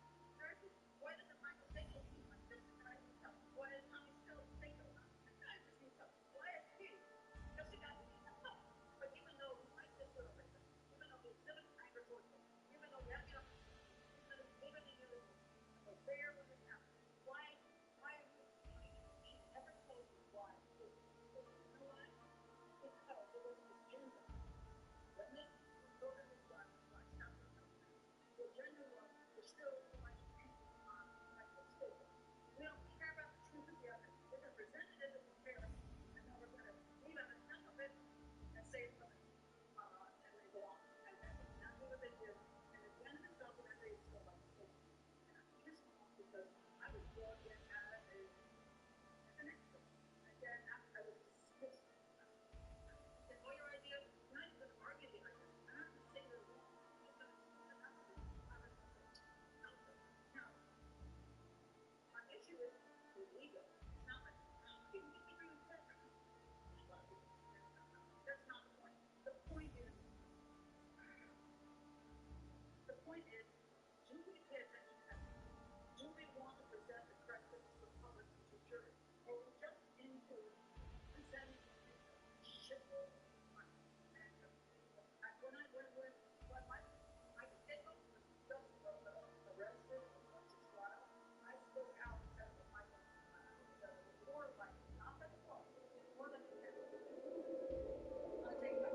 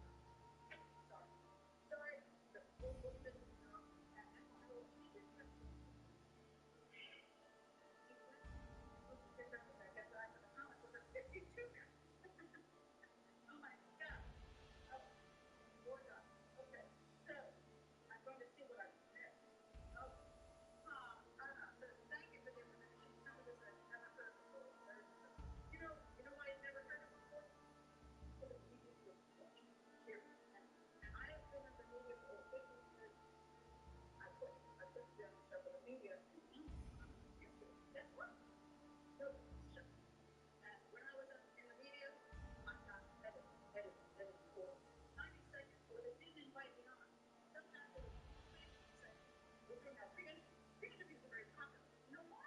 Because they say, what do you think? Who do you think will run Fox? And I'll go, well, you know, I think that there's too much proven that Michael Staples had an alibi.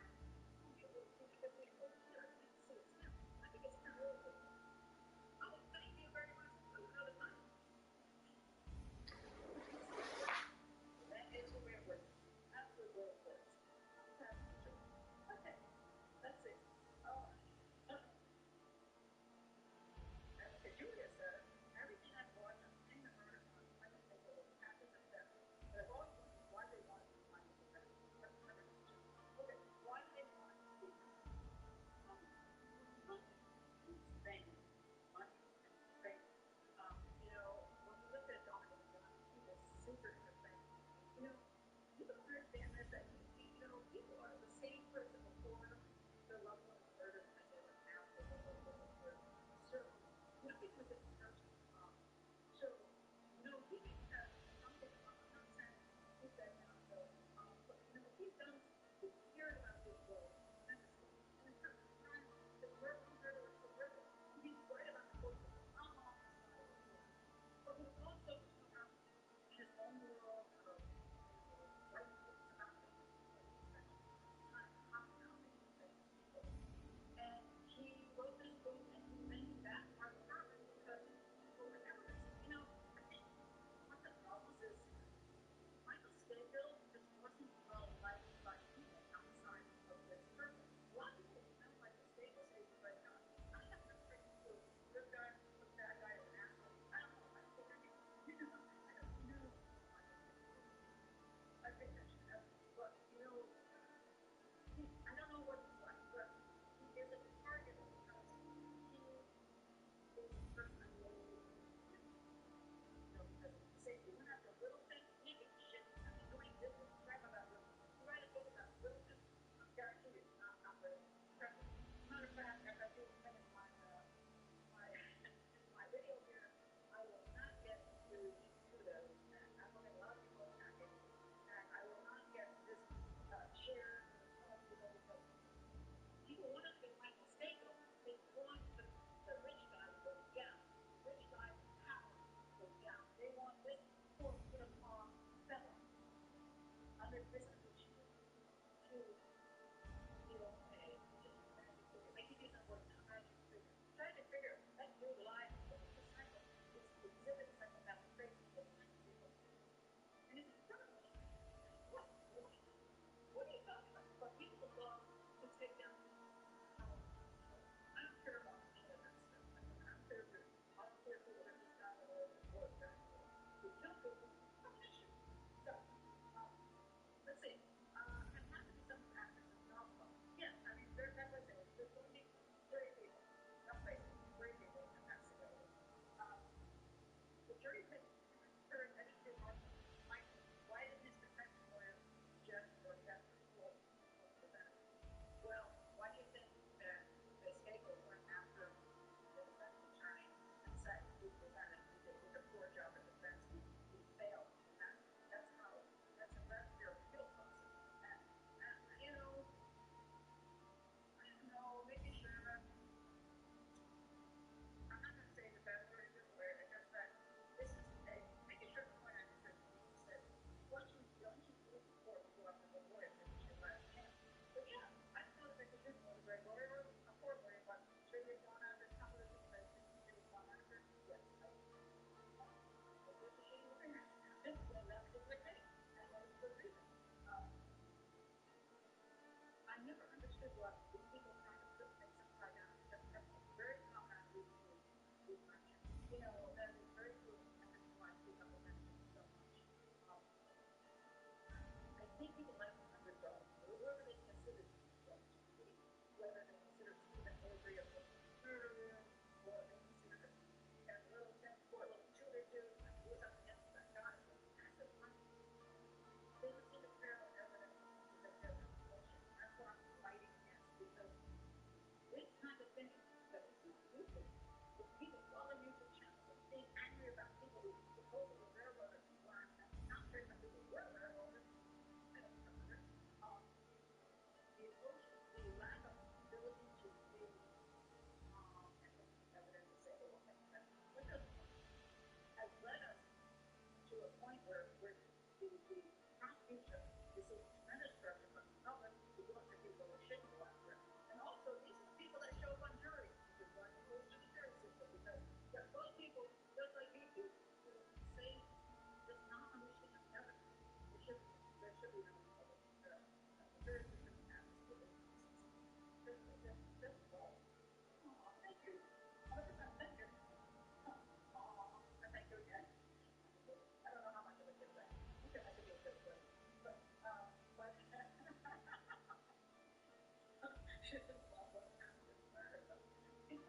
it's a funny thing.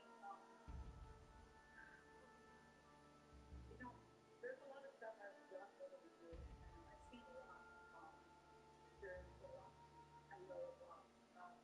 And I have sympathy with many supporters, but there's also things that I think I'm shy over. Where does justice really lie? Where are we being fair? We can't solve every crime. No, at least the police part in this case did what they fucked up. I disagree with John and Clement. I want to extract the police part. They had problems. They didn't have the cameras all closed. If they had had that, they might have fingerprints, they might have whatever they might have had. What they had was a dead girl, no DNA evidence, and police have that fingerprints.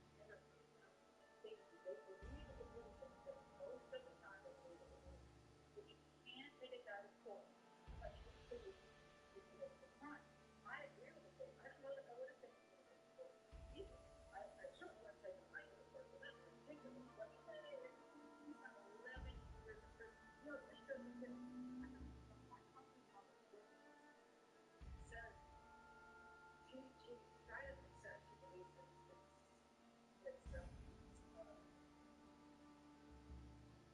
is a monster.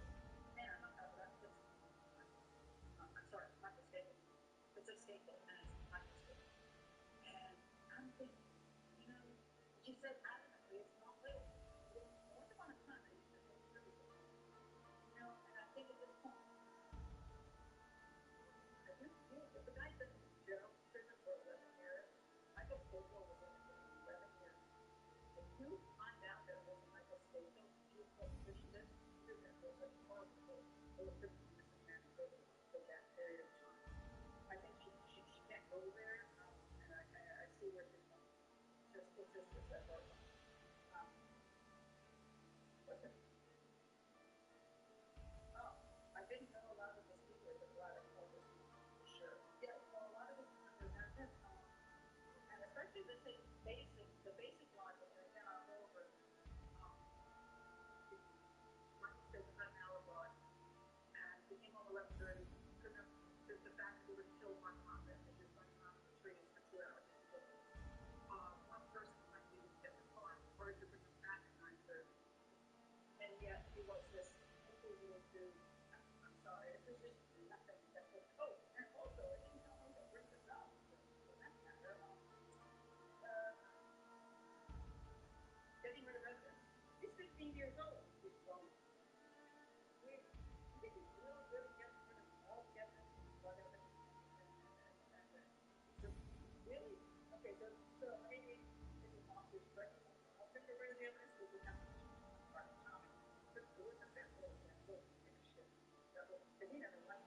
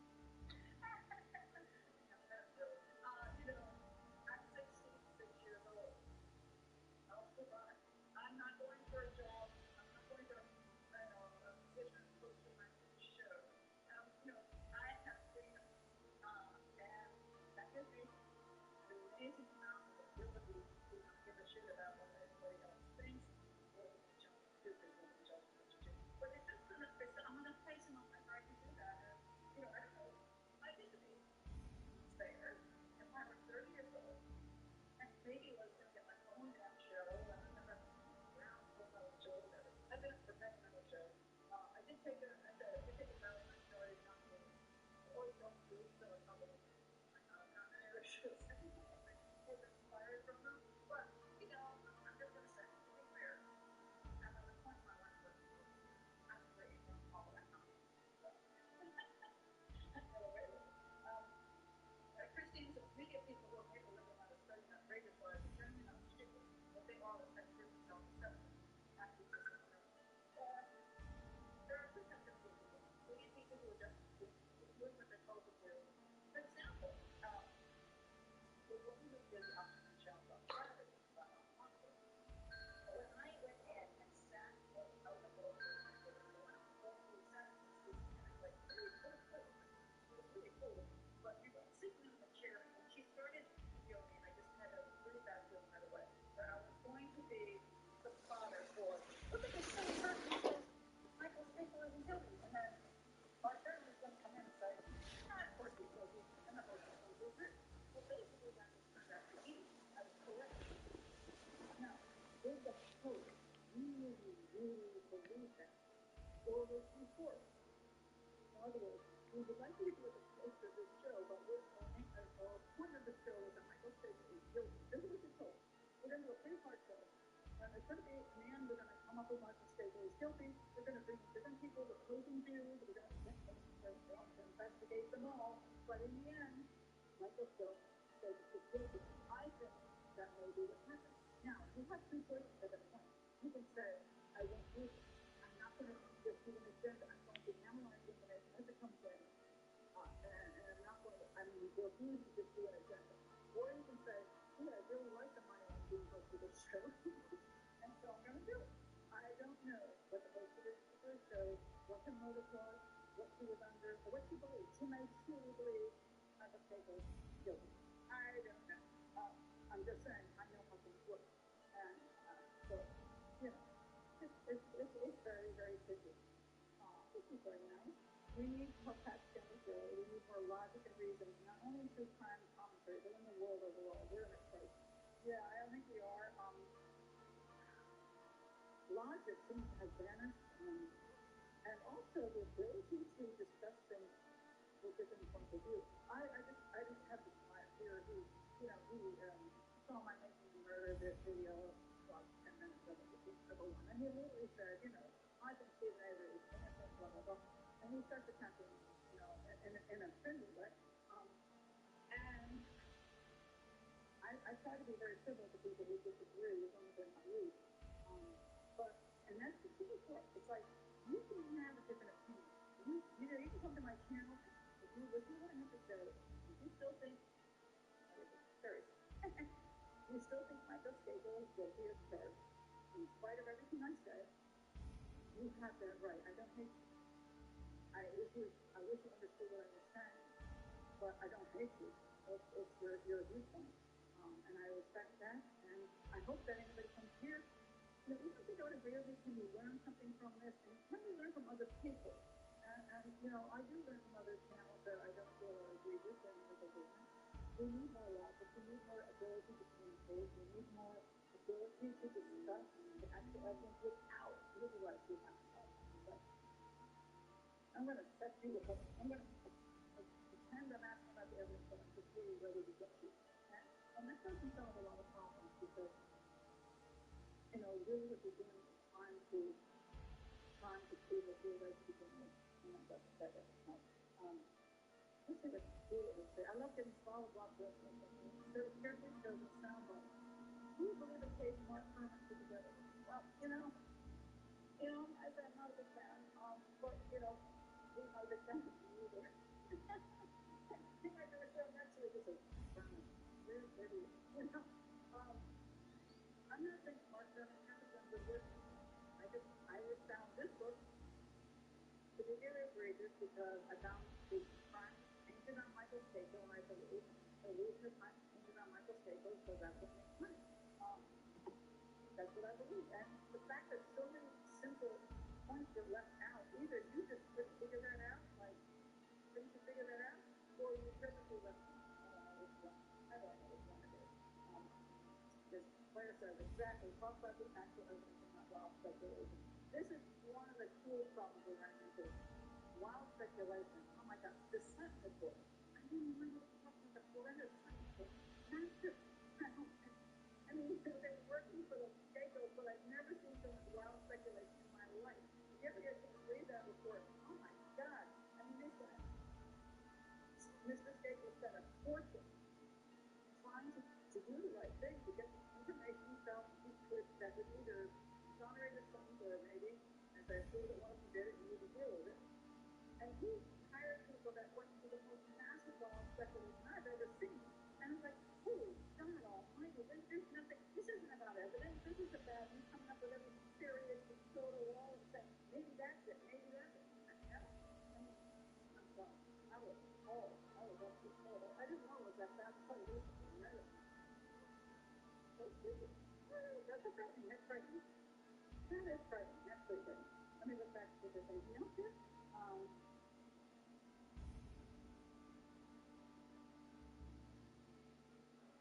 Let me see. Well, I'm going backwards now, just to say. Oh, I don't know if you're talking about Littleton, but yeah, Littleton is a wrecked up. Littleton has a massive history of anger, hostility, does all kinds of weird stuff. Is he a psychopath or is he just another kind of personality disorder? I don't know. But it's really not normal. Oh, listen to this.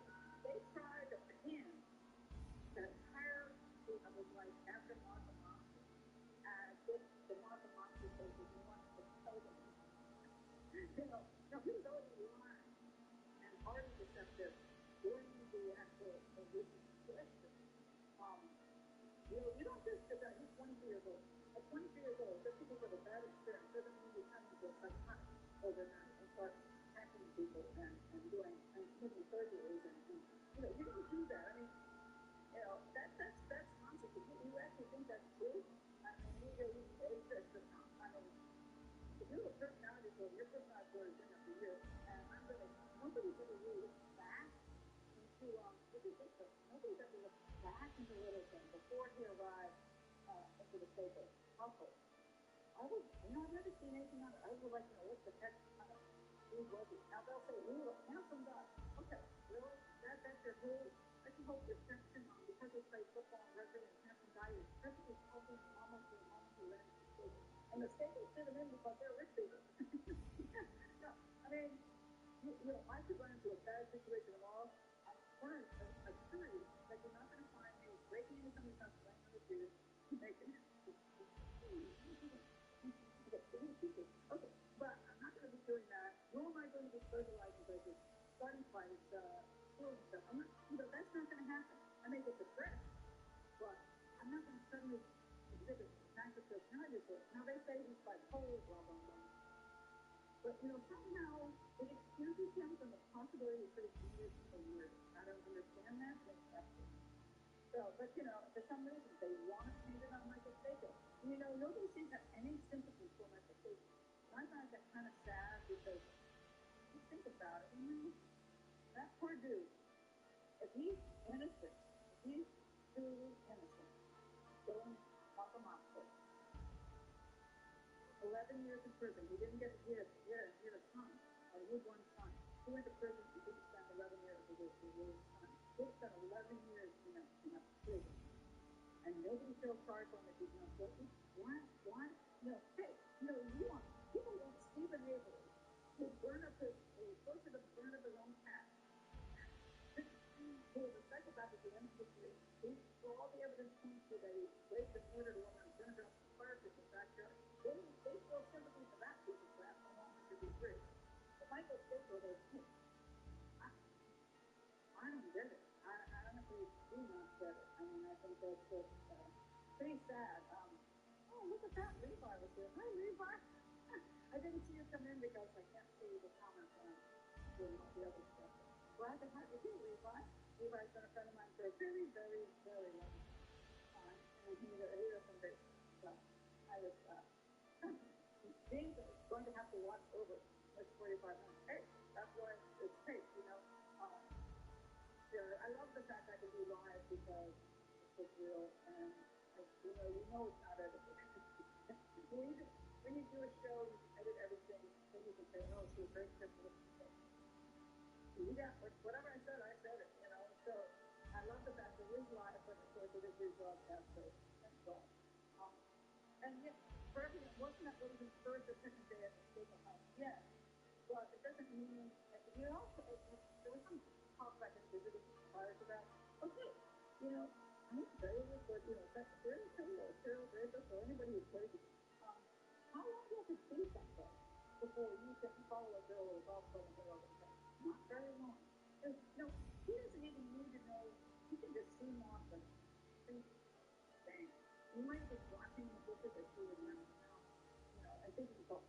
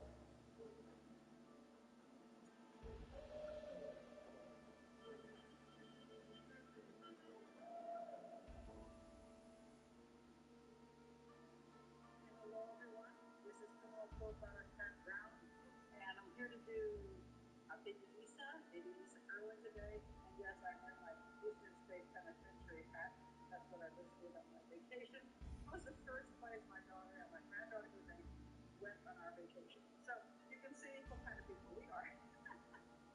It was great. I wouldn't want to live there. Great place to visit. All right, let me see who is here. And if you can hear me before I keep going. Molly's here. Doreen's here. Oh, thank you, Lisa. You said you could see and hear me. All right. All right. Annie Haley is here. And Megan is here. Who thinks that will have an Amish bonnet? No, no. You saw what I wear. I'm the penitentiary girl. I'm not a bonnet girl, so no, I bought myself a penitentiary hat instead. Because, just because. But I will say this. I really, really had trouble trying to get this presentation put together, this show put together, because we spent 2 days in Philadelphia, and we were super, super busy. And then we went to Amish country in Lancaster, Pennsylvania. We stayed with an Amish family, and they had no electrical outlets in the house with no internet. So I'm like, this is going to be very tricky to try to both do my vacation and try to get this done without the proper setups. So it was really fantastic. I had a really good time. They were wonderful people, and so it was just so peaceful and lovely. No televisions, no radios, no internet, and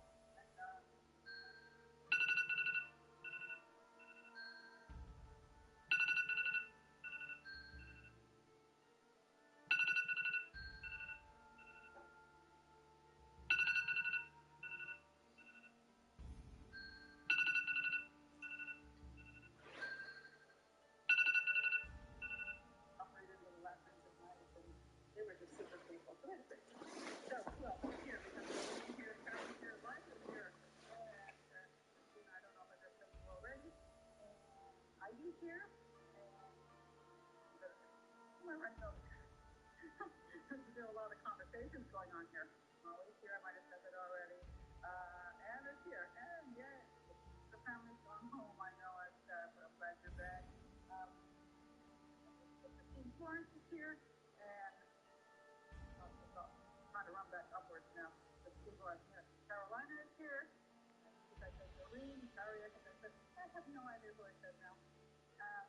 Lisa N would be here, but wait a minute, Lisa N, why are you even here? You just said you had to go to work because I changed the time from 4 p.m. to 7 p.m. because it's about the time 4 p.m.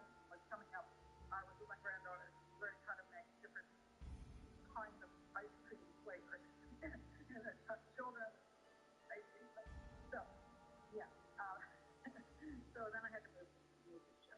So anyway, I must have missed somebody, I am sure, but I apologize. Elizabeth is here. Annika is here. Oh, so cool. Everybody's here. All right. So enough about my wonderful vacation. I'm going to put pictures up on Facebook over those threads. We did so many things. It's ridiculous. I don't know how we got that much in 4 days, but we had a great time. But now to baby Lisa. Because it's been over 10 years, and that's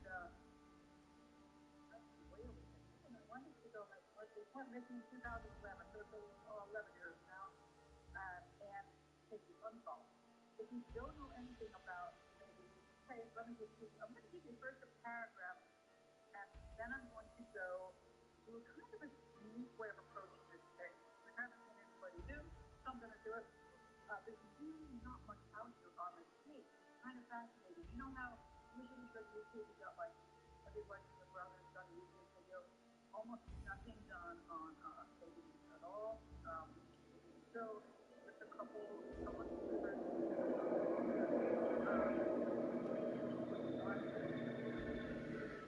show, not that long. Short show on it, and almost nothing. And one may wonder why there's so little done on this particular baby when so many other babies get a tremendous amount of publicity. Now, it's not because the parents didn't do television shows. They did. They even did Dr. Phil. So it's not like they didn't go public. But for some reason, maybe because the police have been very quiet about this case, nobody knows what's really going on. So, there hasn't been enough people to grab onto. So, you asked for this case? I asked for this case. All right, Doreen. Thanks so much. That sounds like a challenge. It is a challenge because it's easy to do cases where I can just come off and go, well, I is not one of them. But I want to point out all the interesting issues about this case. And what's most interesting is this case has really two suspects. It has Deborah Bradley, the child's mother, baby Lisa's mother, and maybe her husband helping out, there's Irwin, or some guy. And some guy that they think, that they're looking at is a guy that they call Jersey. And he was a drifter dude in the neighborhood. And yes, he's got interesting connections to the case.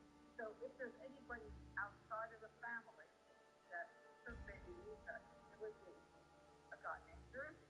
So you have basically two suspects, Deborah Bradley and this Jersey. This is the camera that caught this guy on that evening coming out of a wood. And it goes. We have no idea who he is. And I think the police basically thought, probably a guy who went to see him in the woods. You know, it's probably nothing important. But there is a guy running about who could be Jersey, who might have kidnapped maybe. So there are two suspects. So, thank you for saying that, Lisa. I almost forgot to do the spiel. You know what I mean? Why am I forgetting to do the short thing to keep the channel going? All right. Oh, keep the channel going. Subscribe to the channel. Costs you nothing. But you get to see all my stuff. Hit the bell. You get the notifications of what's coming up. You like this video, and you can share it in a P5 community. Or if you want to be in the chat room like all these wonderful people, I only have the live shows that are only open to people who put me on Patreon, $5 a month for 8 shows plus other stuff. The idea is to have a real good community. So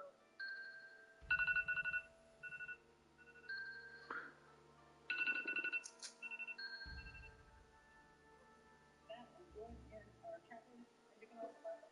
Okay, not bad. Thank you for reminding me. Okay, so now. Hey, and I can't put your approach it. Oh, you haven't heard Megan say. Oh. There's so many cases out there you talked after a while growing up. You don't know like 90% of them. So maybe 2% of cases get huge cases. These cases were supposed to be at the time, but some cases, for some reason, this seems to really take off like the McCann case. You know, bad cases, massive cases. This case, not so much. But I mean, this is a massive case, and you might wonder why. All right, I'm going to tell you. All right, so now, because I want to show you the order of the example.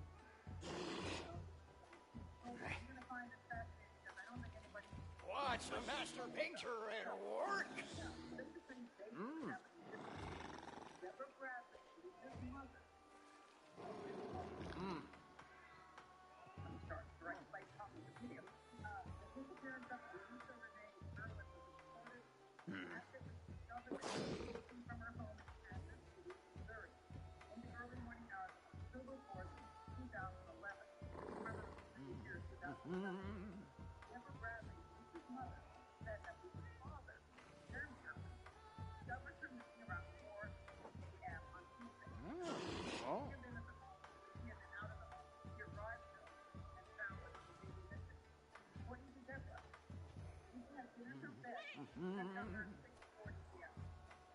or 10:40 p.m. when you get it by that time. Hey, on Monday night, give it 50 cents. Let's get into those this morning. But when Jersey came home from his late night job on Tuesday, he discovered, quote, many of the home's lights were on. The window was open and the front door was unlocked. Watch the master painter at work. Family told police that there's 3 cell phones of missing out of the house.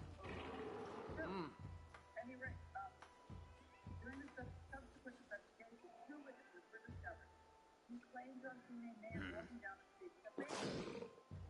Okay, and I'm not going to get into that yet. Okay, so that's the possible, kidnapper. And then we have whether a kidnapper is Deborah Bradley, pretty hard earlier.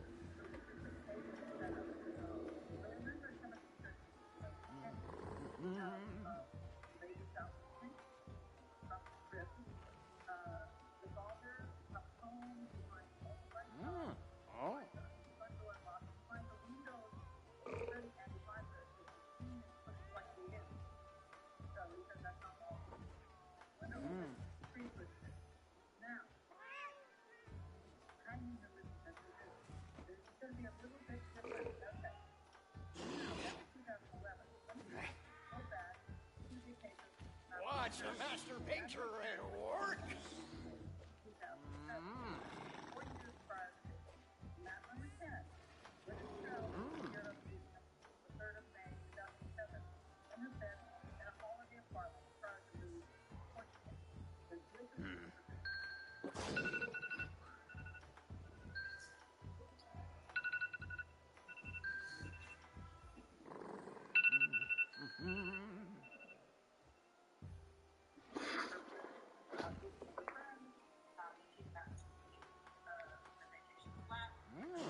Oh. Two children were still there. Pay attention to how many children. Two children were still there. Madeline, the almost 4-year-old, was missing. They claimed, the mother claimed that when she came in, the window had been pushed open, the shutters had been tampered with, and she believes somebody came in through that window and took her daughter away. Still missing child, Madeline McCann, 2007. All right, now hang with me here and try to stay with me through this. Watch a master painter at work.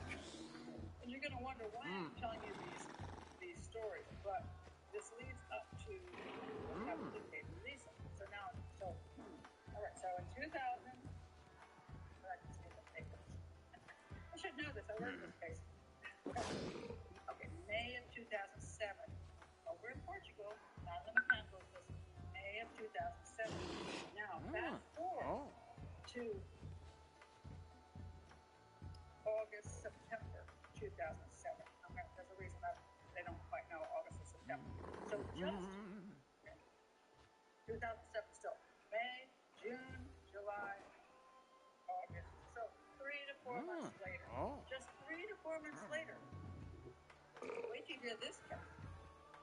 Now let me put up the little baby picture here. All right. This is the case of... Here she is. This little girl. Her name is Harmony Jade Creech. Cute little girl. All right, that's Watch a master painter at work. So her mother was Johnny Michelle Hauser. She was 25 when she brought Harmony to this world in 2006. While Harmony's father, this is Harmony's daddy, all right, Ronald Creech was deployed in Iraq. Everyone who knew Harmony loved her immediately. She was so adorable, blah, blah, blah. We all love babies. Everybody says that. Ronald, the gentleman in the picture, only got to see his daughter for 2 weeks when he was home on leave. And then he went back to Iraq. Returning home on October 19th, 2007, Ronald found that the crib he wanted to find his daughter in was empty. Okay, well, he comes home. Now, mind you, Madeline McCann's parents came home from drinking and walked into their vacation flat. You know, they've been gone for, they claim, just a half an hour or so. But hey, you know, we're not so sure of that. But they've been drinking. They came back and found missing Madeline missing from the... Watch a master painter at work. The window, ajar. Okay. This guy comes home from Iraq, really long way, and finds his daughter missing out of the crib. Now listen to this next part. Harmony's bedroom window screen had been propped.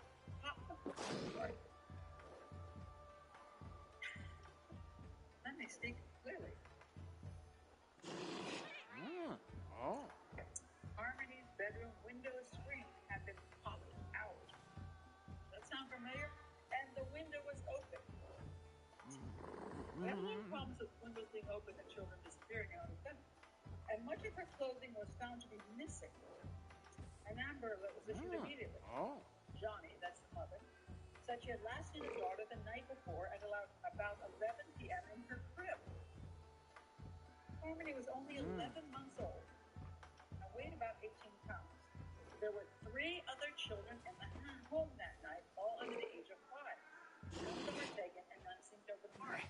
So here again, we have Madeline McCann. Watch a master painter at work. 2 younger siblings in that case, and Madeline.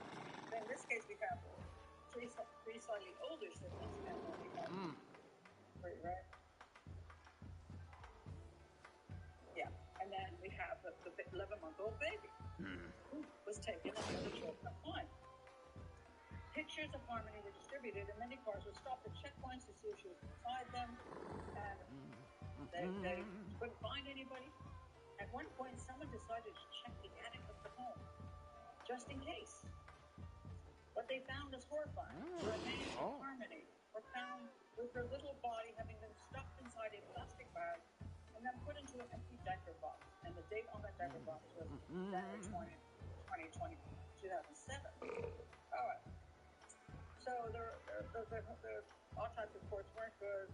They had her with advanced stages of starvation, nicotine in her system, horrifying.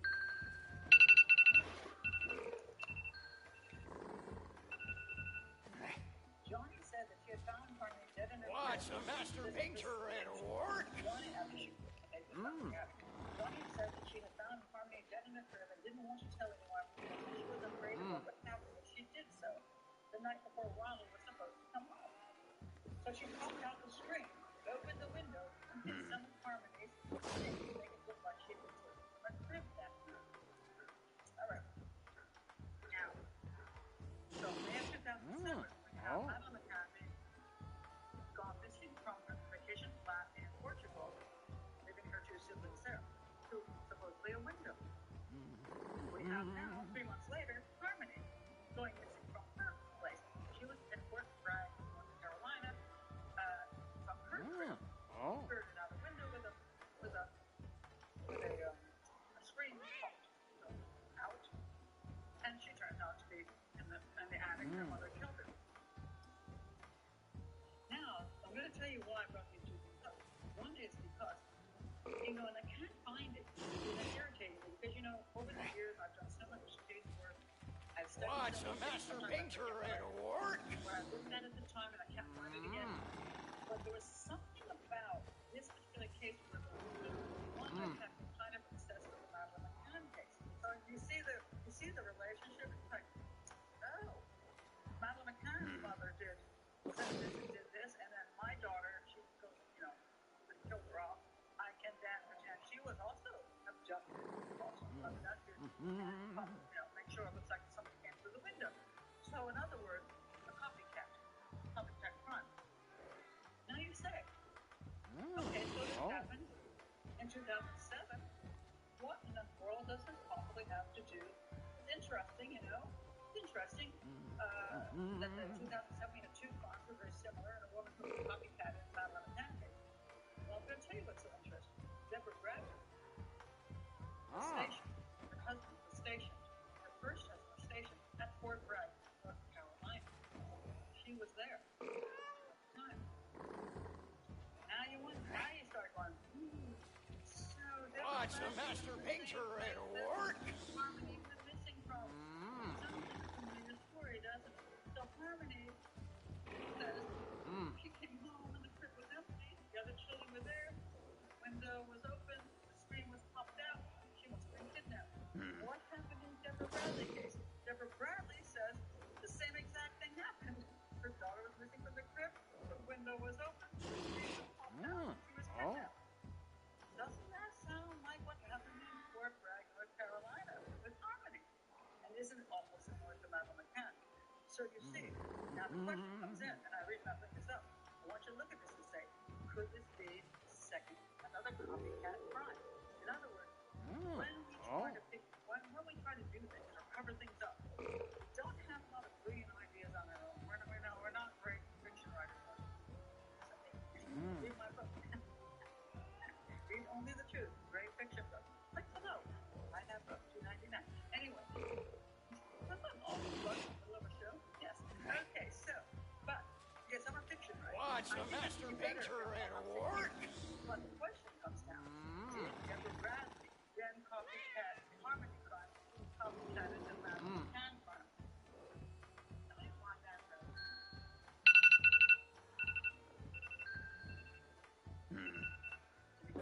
How similar is it not? All right. So I wanted to bring that up first before I go into the entire story of the Deborah Bradley, the Lisa Berlin crime here. All right, let me check on your comments here. All right, so this is true. I did not know this story. Actually, I might have known the story, but I was involved I learned a lot about this years ago, and I'm going to bring up a man by the name of Ron Rubin. He is a private investigator who actually lives near the crime, and we were buddies over the years. And at the time Lisa was missing, we spoke a lot. I know we discussed this case over and over again, and of course I have no memory, so I don't remember what Ron and I said. And I think what I'm going to do is I'm going to have Ron, if you're What's a master painter at work? video, and then I would love to have I don't normally do interviews. I think I want to bring Ron on with Ron because he spent time investing his case, and he spoke to Deborah Bradley. He spoke to so many people involved in this case. I think you find it interesting. So I think I will do a thing with him. Cool. But I did not know she liked crime stories, or I did and I forgot. Very interesting. All right. Is that true? She said a lot of things on video that are gone now. Interesting. All right.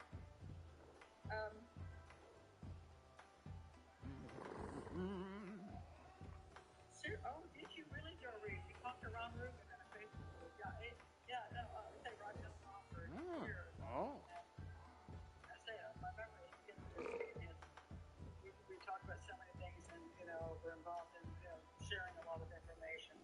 And I knew he was so into this case, so I'm going to have to do it. I have to do it. Maybe it'll be my first true interview on somebody else's investigator or profiler. And people have said, "Why did you do that, Pat?" And I'm like, What's a master painter at work? An interviewer or a host. Ronald is a great guest. So won't you, Ron? He doesn't watch this yet, so he has no idea I'm talking about. But I really like it. So anyway, all right. So yes, there do seem to be odd parallels. Now, let me point this out. Just because they're parallels does not mean it is a copycat crime. This is where things get really tricky with this whole business. And because we're outside police investigation, I wish I knew what the police encountered when they did their investigation. And we do not know that. They've been very tight-lipped. I'm not sure why they've been so tight-lipped. It's very clear to me they believe Deborah Bradley did something to her child. That's very clear to me. But that doesn't mean they weren't looking elsewhere. It doesn't mean because they say, for example, Jersey, the guy Jersey, they say, "Oh no, we're not looking at him. We moved on." It doesn't really mean that's true.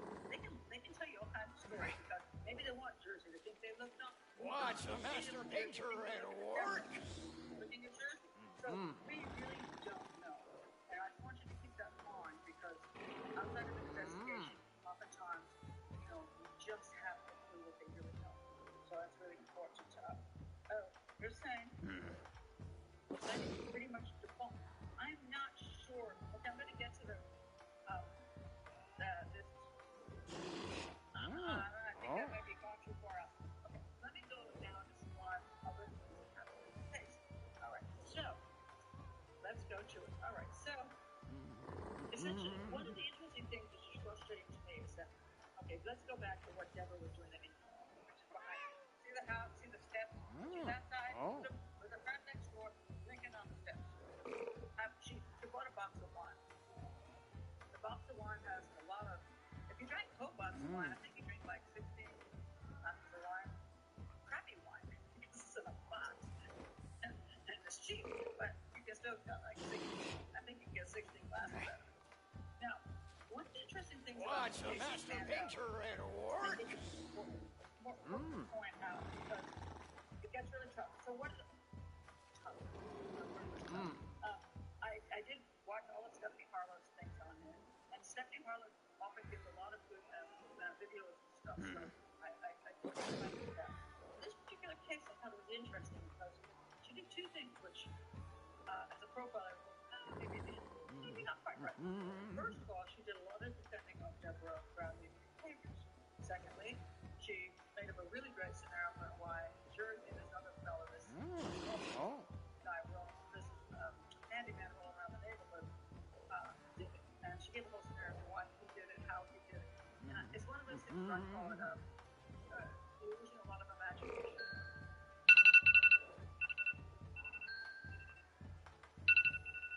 Not necessarily facts, and perhaps you go too far. But first, let me get to the Deborah. She defended a lot of Deborah's behaviors, and a lot of people have done. So it's not Stephanie some of what she says is reasonable. What's a master painter at work? So anyway, the story goes that Deborah Bradley puts the baby to bed about 6:40. I don't know how she gets the baby to go to sleep at 6:40, but okay. Supposedly, little baby Lisa gets her in the crib at 6:40. So the concept there is that the baby's already in bed. She doesn't have to worry about her anymore. She's got 2 older boys, but you know, and she points out in the interview, it's my adult time, and I have the right to do what I want. Once I've finished all my work for the day, she points out she does all this with the kids, takes them places, and visits their boo-boos, and does all this stuff with the kids. But it's adult time in the evening, and so none of the kids are like, they're where they need to be. The boys are like watching a movie, and my baby's in the bed. I can do what I want. So she says she got some drinks. She sat on the step with her friend next door, apparently with a very large box of wine, and drank a lot of wine. Now, and so what Captain says, which is not unusual, is like, hey, you know, let's not be so judgy. What's a master painter at work? We might have a glass of wine in the evening. We might do that. We might have 2 or 3. Kids already asleep. You know, what's that? Letting down our hair, we're relaxing. Let's not be so. We have a glass of wine in the evening. Now, what if the baby wakes up? So don't be so judgy. Yes, she likes cheap wine. And that's all she can afford. And she likes a lot of wine. Now, so let me state what I believe is the problem here. All right. So she's sitting on the doorstep. Now, as I say, I'm okay with that in a sense that have I ever sat on a doorstep while my baby was inside having some alcohol? Taking a pill. But I'm telling you, if you're a mom and if my baby's finally asleep, you're like, oh man, you know, but let me have it, whatever it is, you know. Yes. I have done What's a master painter at work? And this is very important because when you're starting to defend somebody, you can defend certain behavior, but then you have to be concerned about other behavior. Is that behavior ongoing and concerning thing? So you're going to find this one here. Hold on. Okay. Yeah. All right. There we go. Deborah Bradley. This is an interview done by Megan Kelly. Blanca. Anyway, I've done her. I've been with Megan sometimes. I guess she was on my side, so I don't remember anything like that. But she was interviewing Deborah, and she was really going after her. And she admits to drinking the night Lisa vanished.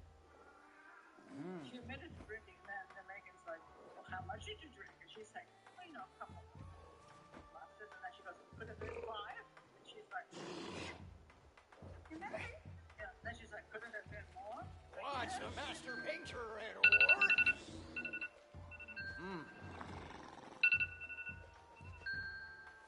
Did you black out? So anyway, Deborah Bradley admits things and then laughs them off. Like a person who's guilty would. You know, in other words, I don't mean guilty of killing a child. Guilty of making a heck of a lot. In other words, she has, and then she says, when Megan asked her how many times she gets her off, she said, I said, no. Okay, why do we get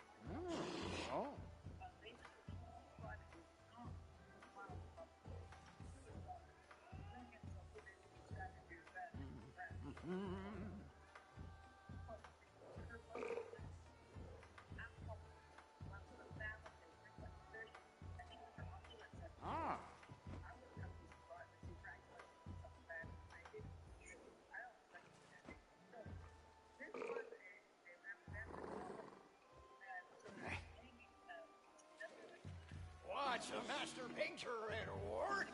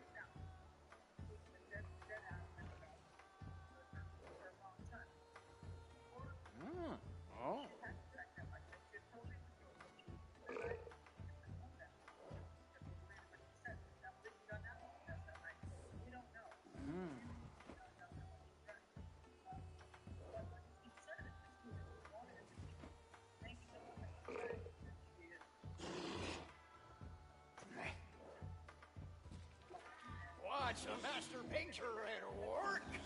If she did drink that, that's the consequence.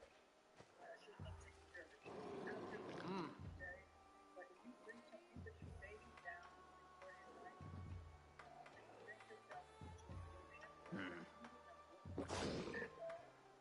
for 12 hours, you go out of it, have to pick yourself I get it that once, what you say, people get to my birthday, you realize how much alcohol is in that liquor.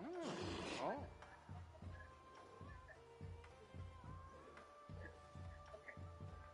Going up, have a bar, like on a string, and then you get home, you do that once a year, you made a mistake. Ah. Remember the 2 drink thing? Oh, sure, because you're probably drink every night.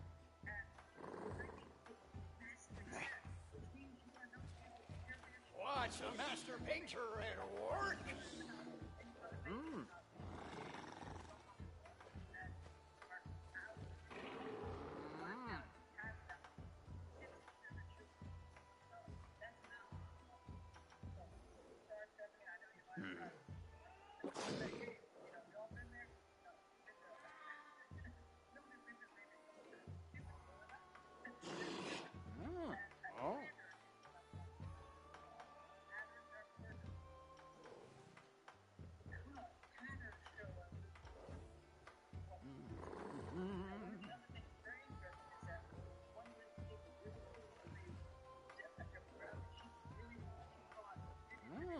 Oh. Oh.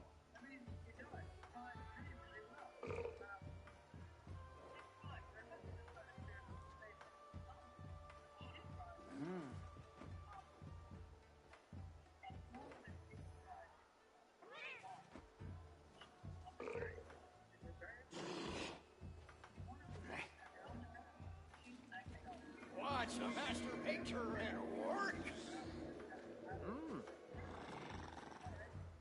Oh. Ah.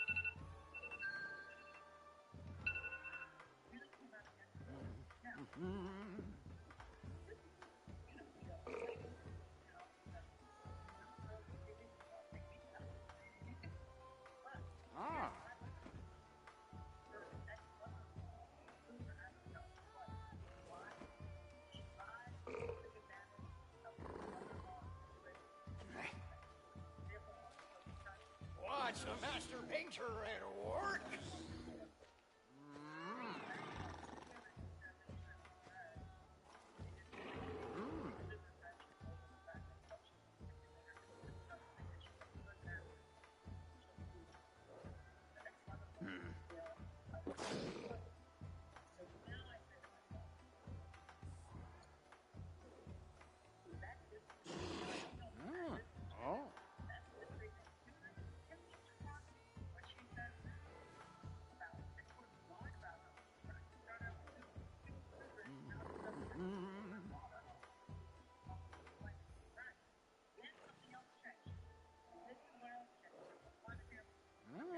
Oh. Oh.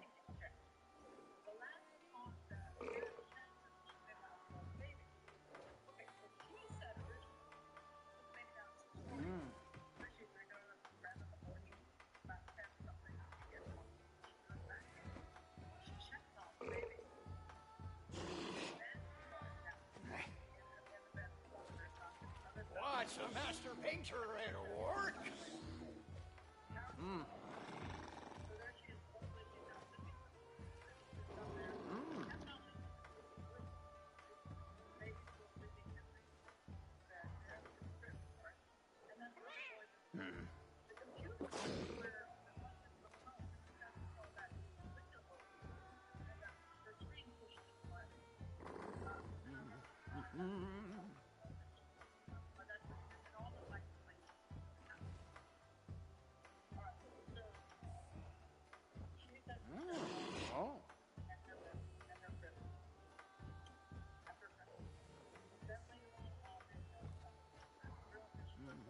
Maybe by that time. Now he's actually got a lot of color. It's not. He never actually has that much color. So, essentially what Jeremy came to conclude, now we're talking about the morning, and that's the mother. The child had been lying as a cannot. Watch a master painter at work.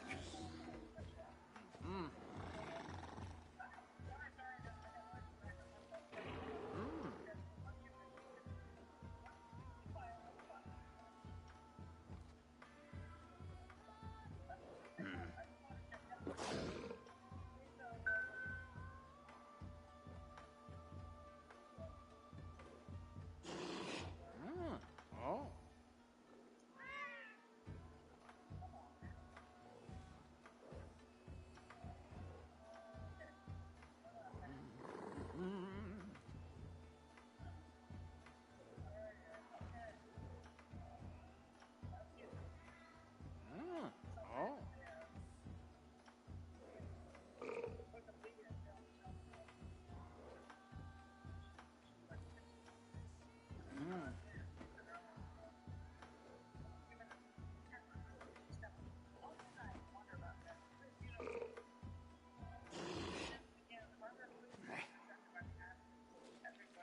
Watch a master painter at work.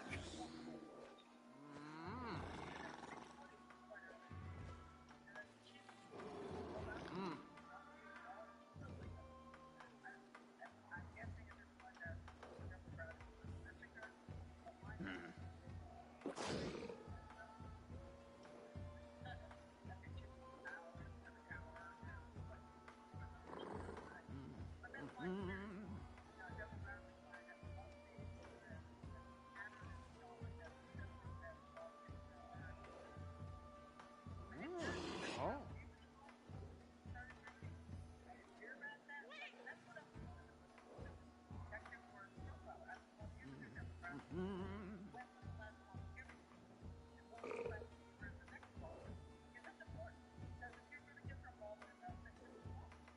Ah.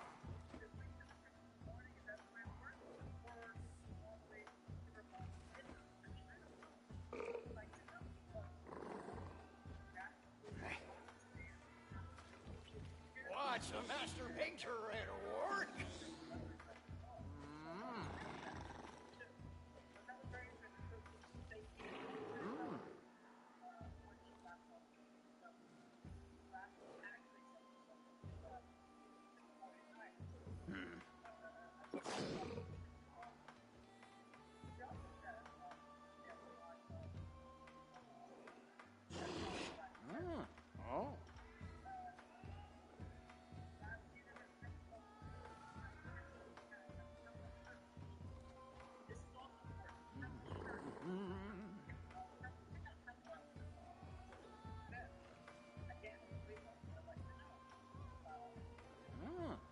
Oh.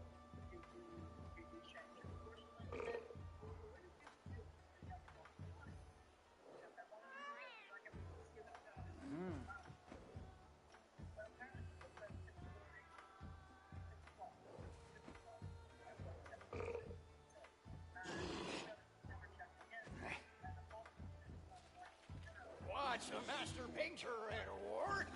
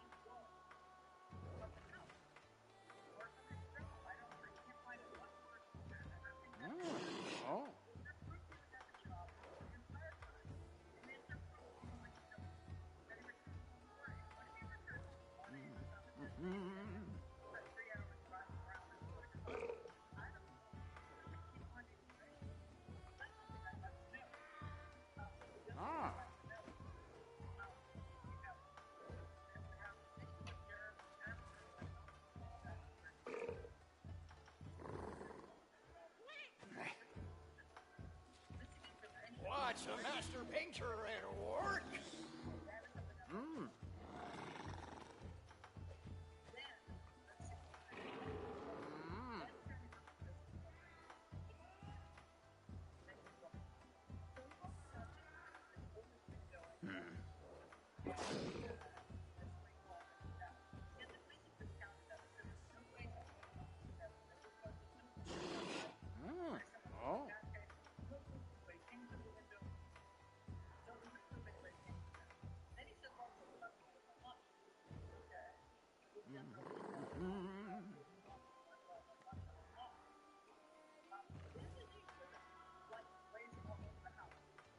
Oh. Oh.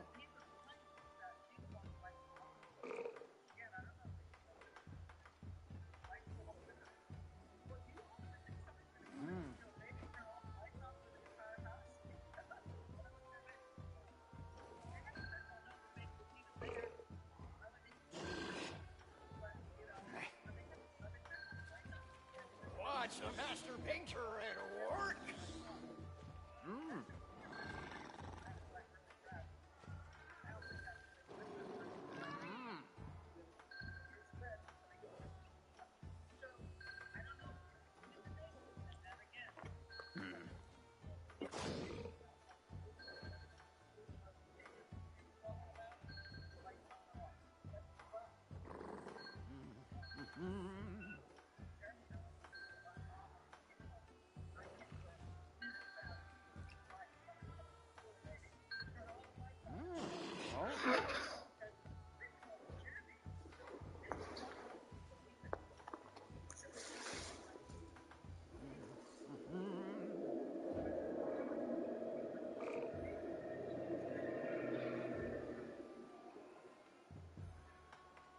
Ah.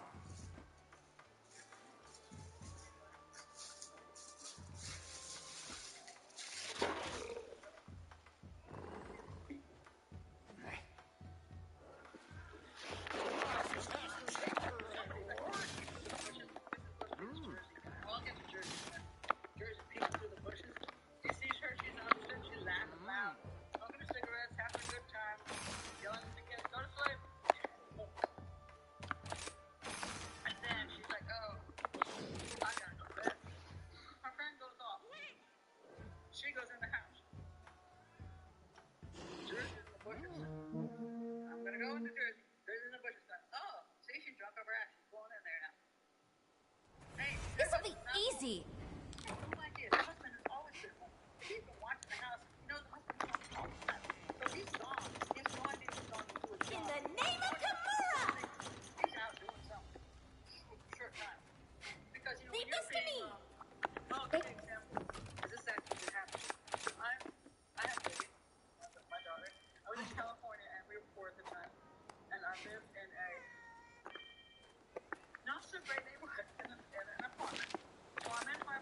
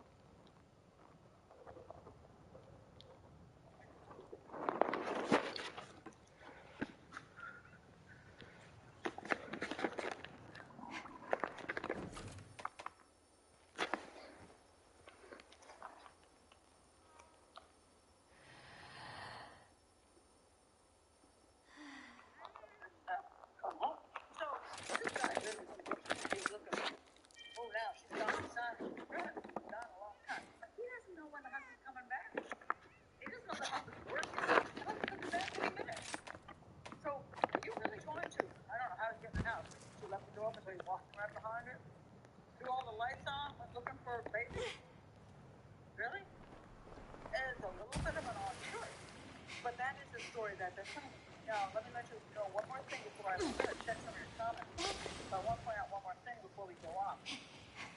They also claim, because I got a lot of other information from Robert and also from other sources. Yes, Lisa Irwin's parents claim the intruder took a cell phone. This is very important. Fine now. So, Found it. three cell phones in the house. Welcome. This is gonna hurt.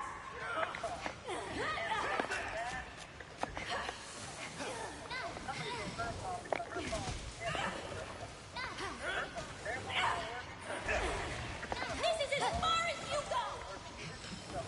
Here's done for. I won't go easy on you. Have a taste of this.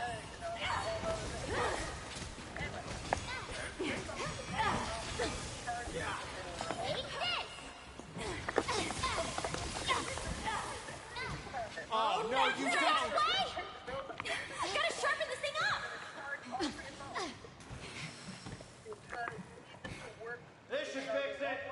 Because you don't pay the bills, so that don't work anyway.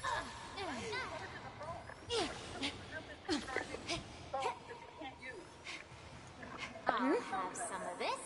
That's interesting. So that's another whole interesting issue. So they claim Nice. by someone just for some reason, which this is an interesting story. And Take this. Prepare for a world apart.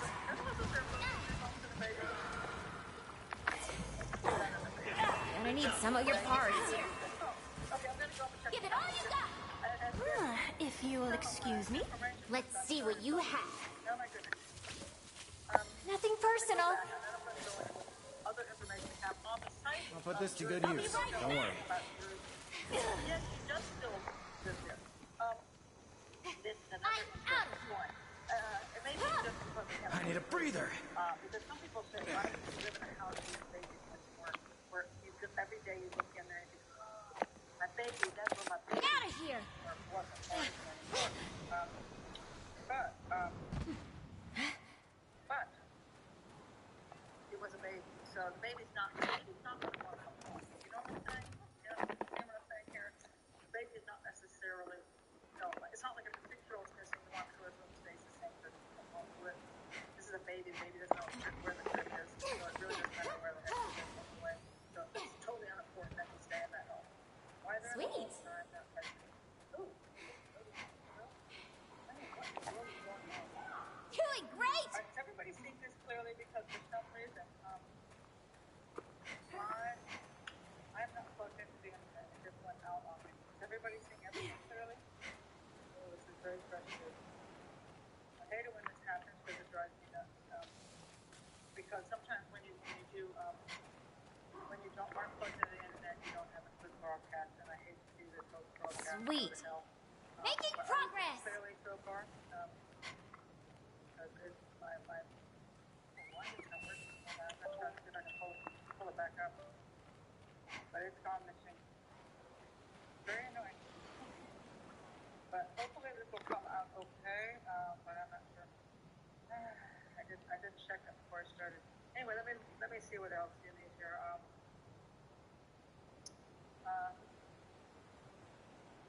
Crocodile tears. It's possible. Possible. Some people are able to turn on the tears, and that's a question. And so just because somebody does cry doesn't mean that they actually have that emotion.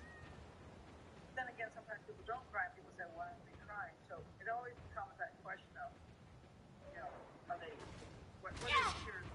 And I have seen times when you can tell people have it's more just not just tears; it's the voice. Things catch. You can tell when they're losing it. And I did not see that with Deborah Bradley. I didn't see that kind of catch in the voice. I more saw the tears than I saw the other emotions that were expressed through the body. I did not see that. Now, this is interesting because she's crying herself. Actually, Hope I find something good. She was with her.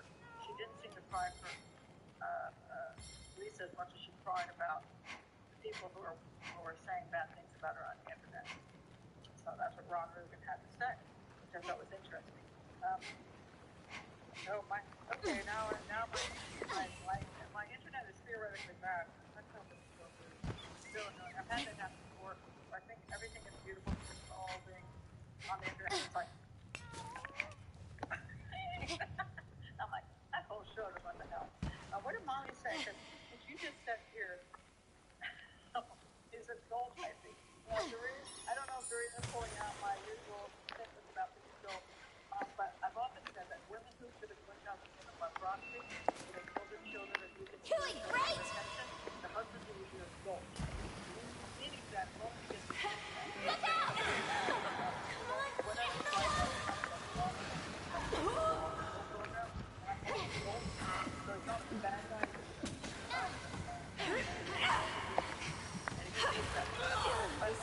Hope you.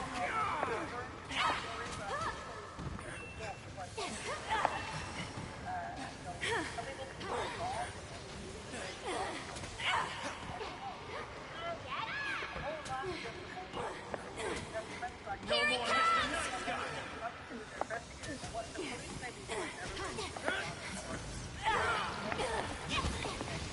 This is for my fellow hunters! Have a taste of this! Who's got a taste of this? It's got its eyes on you! You're going down!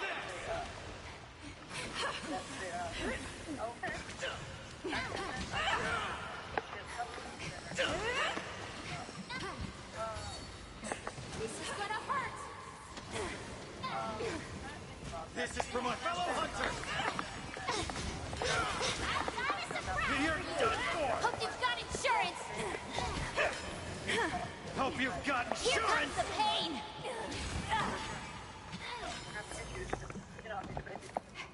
Theoretically kidnapped, and I don't know. Let's run! Whatever the doctor gives me, and I don't understand any medication at all. But yes, and that's also possibly true that people can use certain things to help them perform, shall we say. And I've done a couple of different other videos where I fake stuff, and y'all bought it.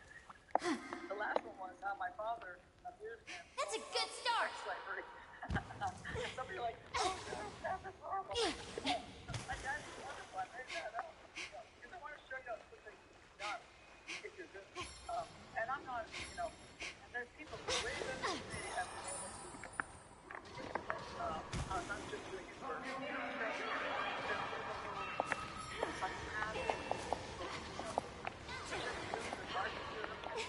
Let's see.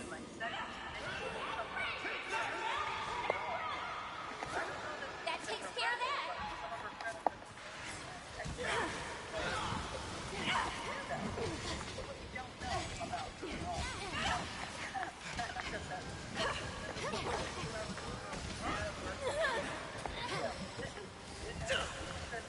Hope you've got insurance.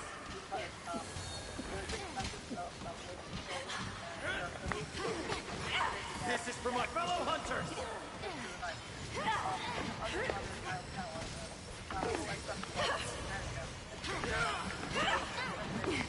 You're done for!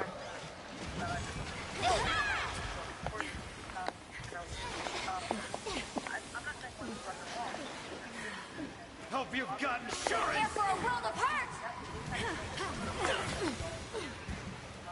Thanks, buddy. Here comes the pain! I won't go easy on you!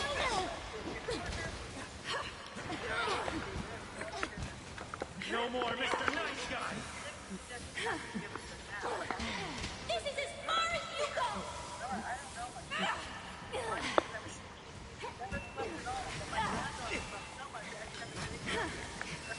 Here comes the pain! I'll see ya! Detective, I want to know. Okay, tell me the history of your baby, and I want to hear that from Jeremy and anybody who knows her. What is the history of this baby? My daughter I called her a shark. She never slept, and she very constantly. My son David was a lot Mission better. complete! A lot more time in between. I was like, oh, what a breeze this kid is. And then I adopted my son Jeremy, and since I adopted him at age 5, he was great.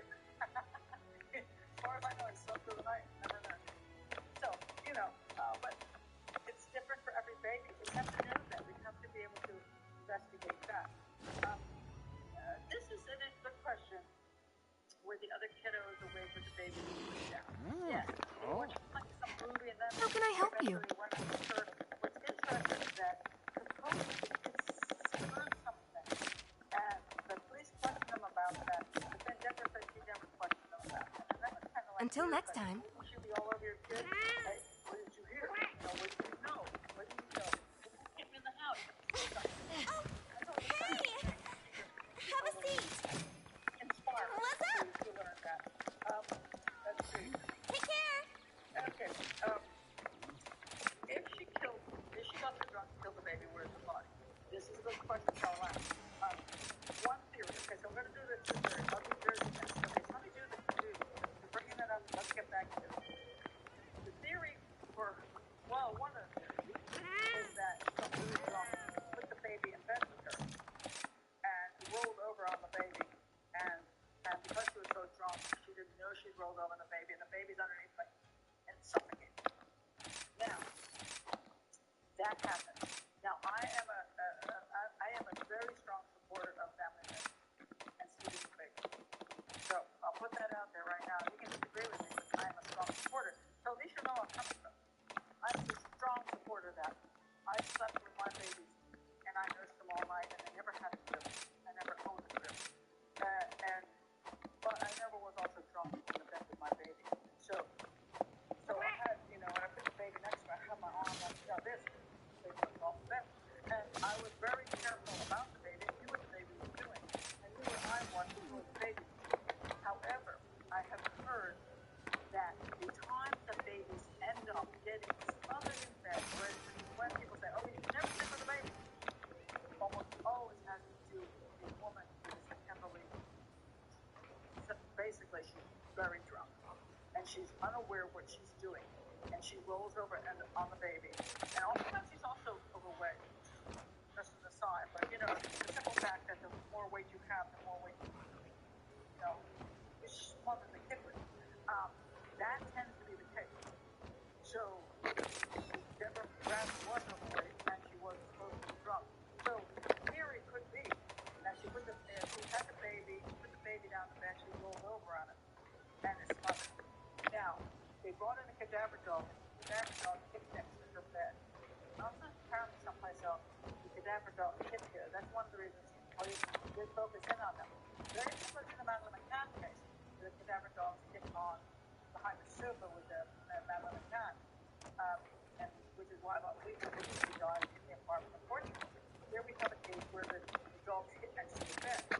Now, Stephanie, and her thing says, well, that's impossible because the baby hasn't been dead long enough. You need 24, 48 hours. That's just not true. Let's go! The baby starts decomposing. Like, once a body dies, it decomposes immediately. Now, you may not see the decomposition immediately, but it starts quite quickly. So, there's always a question of how long do you need? And actually, you need way less time than Stephanie believes you need. Because in the Madeline McCann case, it was like within an hour, that the dog was hit. And so we're having here a case of a very short period of time. The baby, she may have lied on the baby, whatever, and whatever put the baby eventually on the floor and didn't know what to do, and left it there for a couple hours, trying to figure out what to do. The dogs hit on that spot. All the dogs were. I do not know. I do have a great Gloves coming off. But I can't say they can't sign a court of law. There's a lot of arguments over that. But that does get hit, and that's one reason. Doing great. Silver Bradley, Silver did, and published that. Now, the other question first. Let me put it back up. Oh, sorry. I'm not real. There's the target. Don't take this personal!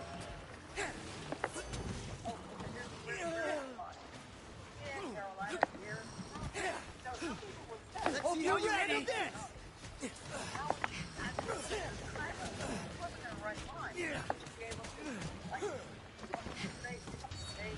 Backup's here.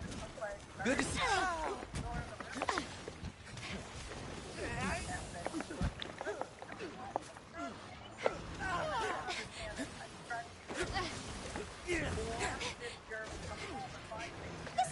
Here comes the pain. So, obviously, Marty's never been found. Now's our chance! The baby's alive. That's one! She's never been found. I'm never going to that. But, you know, we don't, the baby's never been found. So, and that's the question. And that's one of the reasons.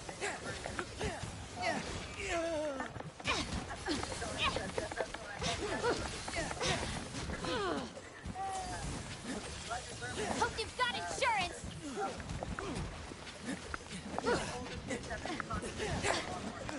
You're done for! You're done for! It's not done yet! Get a grip! Get a hold of yourself! Yeah. Okay. All right.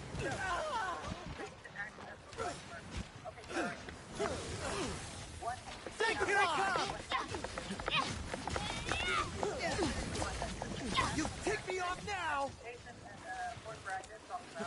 Get ready for the paint train! Thanks. Trap placed! I'm gonna end this!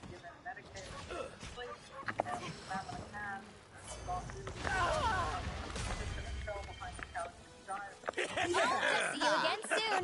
Piece of cake! They're like, oh my God, please come in here. We're going to lose custody of our children. Let's go. We're gonna go to jail. Too easy. Licenses, all kinds of mess. If Deborah Bradley, so, you know, the family is a little bit on the edge anyway, as it was. Deborah Bradley accidentally killed her. No, you know, an accident is questionable. When she does it, that becomes actually abuse. I mean, you know she did because there was manslaughter. It's manslaughter. It's not murder, but it's manslaughter. Because you killed your child because your behavior. And so that becomes manslaughter. Which means, A, you go to prison, and two, what happens to the children in the house? What would you like to do? Come in and take the kids. So, people do this all the time, covering up for See you later then. usually because it's not just an accident. It's usually something in the parental behavior that leads to the accident. So, like I said, if she was a proper drunk, after a little sleep, she'd be sobered up enough if she's not alcoholic. That's a good point, Anarchy. Because now, when Jeremy supposedly came home at 4 o'clock in the morning and found the baby missing, went, hey, wake up. He woke right up. Ran around saying, hey, Elisa, where are you? And then she told the floor stop. She wasn't that drunk, she couldn't get her bed. Because if you're super, super drunk and out of it, you don't care how he punches you in the shoulder. You can't even think. So, Let's do this! drank as much as she says she did, or she is a proper alcoholic. That is possible. Gloves coming off! I have to go. Watch the rerun. Oh, dear. Bye. Okay, let me get this journey. Now we have the three That's a good start! and the sighting subject is the person. All right, so what happened was after the 3 phones were stolen, supposedly, what happened? There was a phone time. I think you've had Well enough. done! You're good at this. Backup's here! I appreciate the help. This is gonna hurt! Found it.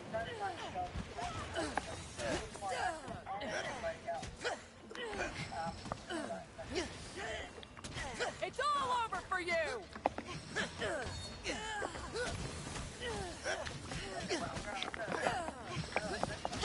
Hey, Spike, you brought this on yourself! Take this! You're done for!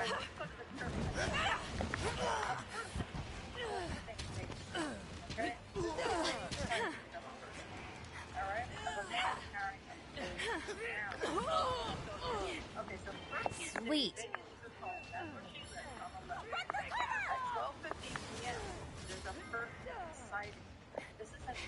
That takes care of that. Nothing personal, buddy. I'll put this to good use. I'll put this to good use. Awkward or anything. And she's thought it was weird, but then he went and Ooh, I'll be taking some house location. Well, time to get my hands dirty. I'll put this to good use. Don't worry. Excuse me.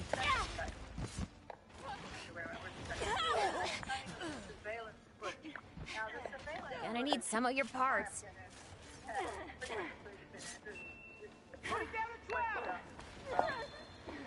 Personal, buddy. Ooh, I'll be taking some of this. That's what they saw. Get ready! That's pretty much discounted that. That really wasn't very impressive. I'll put this to good use. Don't worry. Are you ready?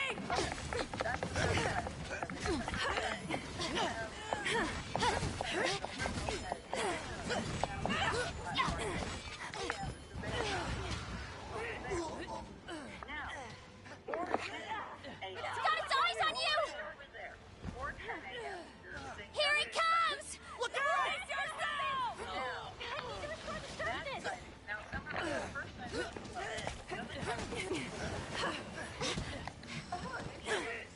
They're going down!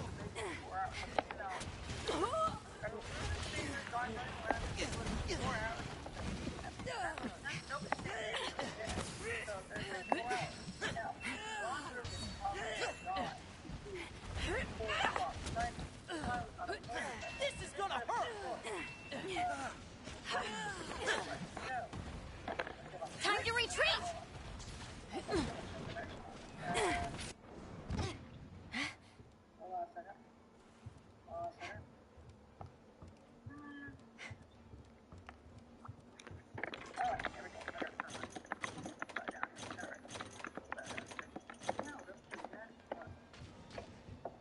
Alright.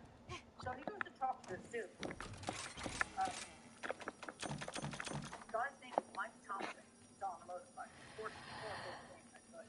So anyway, he said, I reached out to Mike Thompson for just that reason. He wanted to find out about these sightings of maybe baby Lisa being carried away by a dude, and not by Deborah Bradley or by her husband. Although he was, yeah, so somewhere around there. Okay, so if you remember, Mike is the one I think might. Okay, wait a minute. If you remember, Mike is one of what I think might be two credible sightings in the overnight hours that Lisa went missing. The first interesting sighting for me is the 12:15 report by the neighbors. That's one near their house. Saw the guy walking by with the baby. The surveillance video at the BP gas station on many of his dealers, nothing. So let's get rid of that one. So we got 12:15, the neighbors see somebody walking along with the baby. Then at 4:15 is the other side. So now he called Thompson. He was very cooperative. I wanted to meet him at the intersection to see where he was at that time at 4 a.m. in the morning on October 4th, 2011. We met. All right. He told me this story. By the way, it was a much colder day than the lower 50s the night went missing. So it was in the 50s that Lisa went missing. So 50s is not freezing cold. It's just not warm. All right. Mike was getting off work, driving south on his motorcycle. He saw a man walking from the south side of 48, crossing the road and heading north on North Randolph. Mike stopped his motorcycle at the intersection. It was very well lit with streetlights.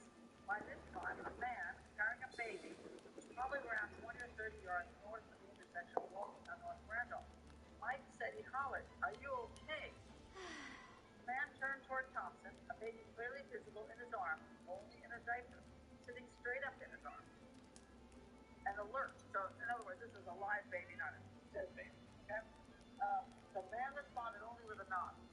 So, are you okay? He goes, Mike says the man had so much temper.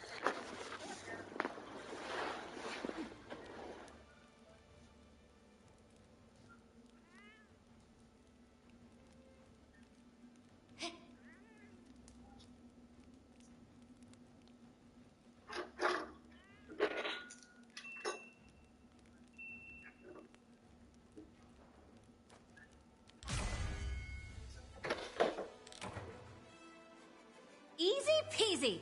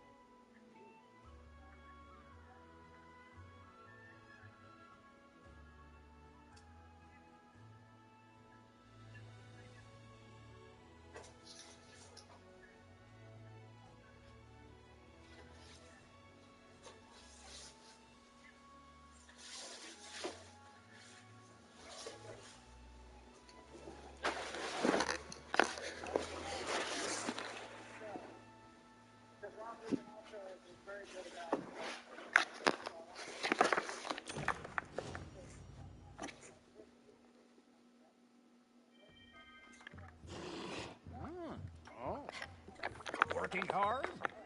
Don't let me down. Welcome to the hub. A special quest has come in for you.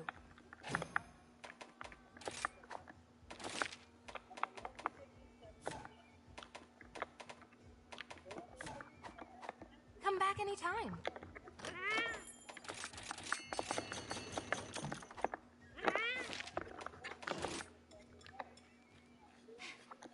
Good to see you, Hunter.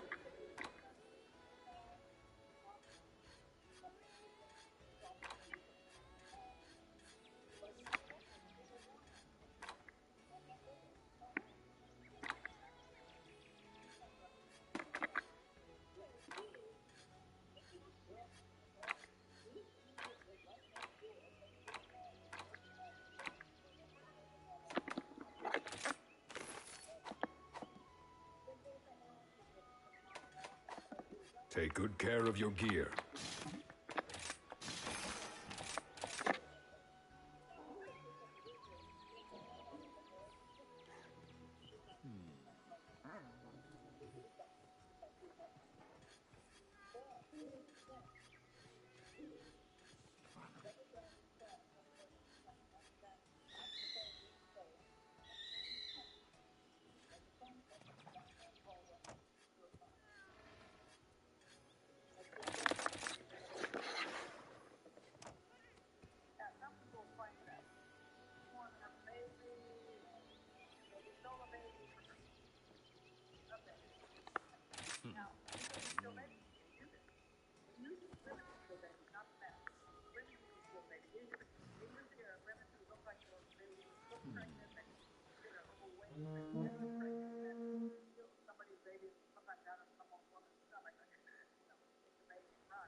This'll be easy.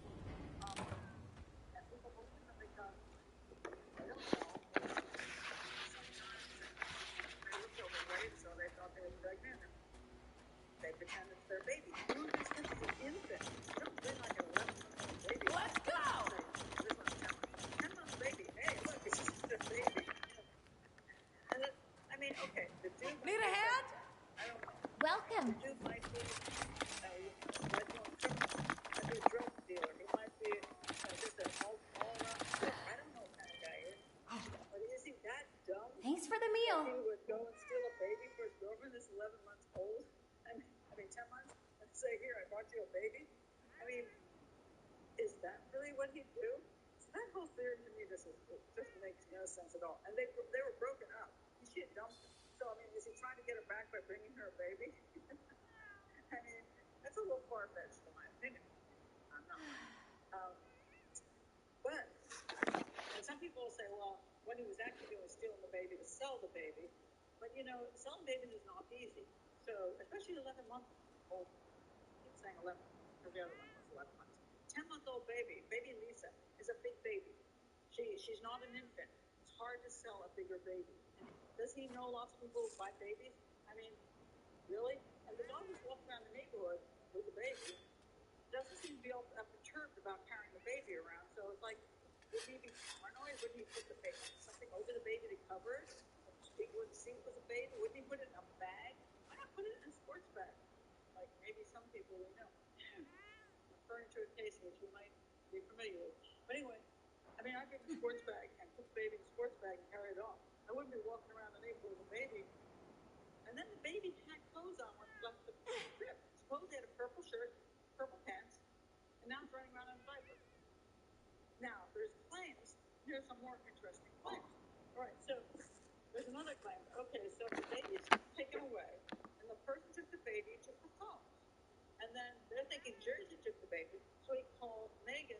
I guess to tell her, hey, I got your baby, but the phone call didn't go through. Now, mind you, Megan lived with like a whole bunch of people, and it was her phone. She claims that the phone was even in the possession that maybe he was calling somebody else who got the phone in the house. That's garbage, because why would he be calling somebody else and not her? I don't buy that. But on the other hand, if he was hanging out with her and people used her phone, maybe somebody was calling him for some drug connection because they thought I'm back! he didn't have a phone. So maybe they're calling her to hook up with him. So you see how this gets confusing. We don't know that maybe he was calling Megan or that he was calling Megan. Somebody could have been calling him. Who knows? But so now we have this concept that, he's taking the baby. All right. So the next story about this whole thing is it gets very, very convoluted. Let's see if I can find the other page. All right. So now take a look at this. So now we have, okay, Lisa's house is up on the left. You see Lisa's house way up on the left. That's the red one. Now, that is supposedly the witness house. That's somebody who saw somebody with a baby there. Now you see the house that Jersey was working at is the yellow spot. So he's supposed to be working over there, but somehow he goes from that house he's working at, goes over to Lisa's house, takes the baby, and he's walking back, you see. And then... Making progress! See the dumpster fire on the right? Somewhere around the whole time, there's a fire in a dumpster. There's a theory that some baby clothes were burned up, and that dumpster was partway between the house he was working at and where Megan lived or used to live. So that's been all thrown into that too. And now he's had an arson charge before. And apparently Megan's car went up in flames at some point. So the theory is that he burned up the car. So now, did he start a dumpster fire with the baby's clothes? Okay, so the idea is that babies were in purple, so rather than have people see carrying around a baby with purple clothes on that matches baby Lisa, you take the clothes off and you burn it, and you burn it in a dumpster. And then he used an accelerant. So, supposedly an accelerant is like a big car. So now we have Jersey. Jersey decides for some reason to spill baby and takes the phone and then calls Megan to tell her, hey, I got your baby. But he takes the clothes off the baby so it won't be recognized. And somehow he gets hold of a can of accelerant at the same time. And then tosses the baby clothes in the thing, burns them up, and then runs around with a naked baby. 3 miles. He walks all over town for 3 hours because his baby's been taken by 11 p.m. and now he's out 4 p.m. 5 hours. He's wandering all over the neighborhood with a naked baby. Okay. It isn't a very good story. It isn't. Doesn't make any sense. Now, is there another story that makes any better sense? I don't know. The problem is, we got this one phone call, which didn't go through, but somebody who had the phone at the time was Deborah Bradley's phone.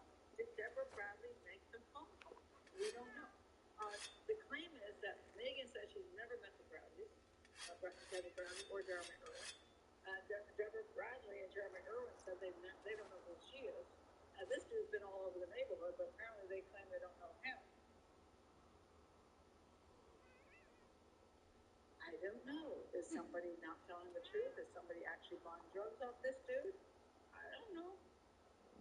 Does somebody know him? They're not claiming they know him. Did Deborah Bradley have the phone and try to call him? The phone didn't work. Or she didn't get anybody? I don't know. I mean, this is the problem. We have a case where Deborah Bradley does not tell the truth. She's changed her story a number of times, enough to make the police suspicious. She has a history of suspicious behavior. But then we got this other suspect, and he's got a massive history of suspicious behavior as well. He's a creepy dude. He's got issues. And supposedly, the phone call that was attempted to be made was made to his girlfriend.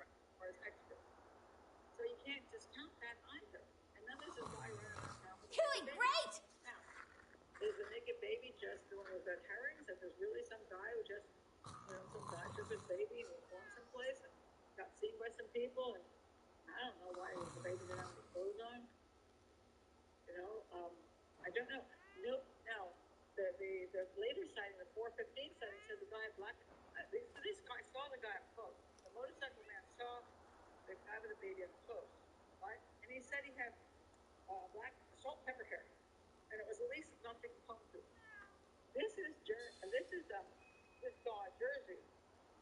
You see his extremely short hair, and when he's in court, he's got most of the time completely bald. He's either bald or he's got really short hair. He doesn't have salt and pepper hair that's long. So this is why I think the police may have discounted him as being involved, because they may have had these sightings, and to neither sighting did the guy look like this. And if it didn't look like this guy, it wasn't this guy. It's not like Jersey showed up, stole the baby, and put on a wig. You know.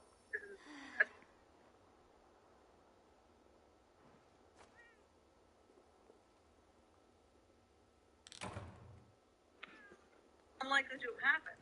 So this whole story, there's no proof that everybody broke into the house. It makes no sense that anybody turned the lights on to commit a crime.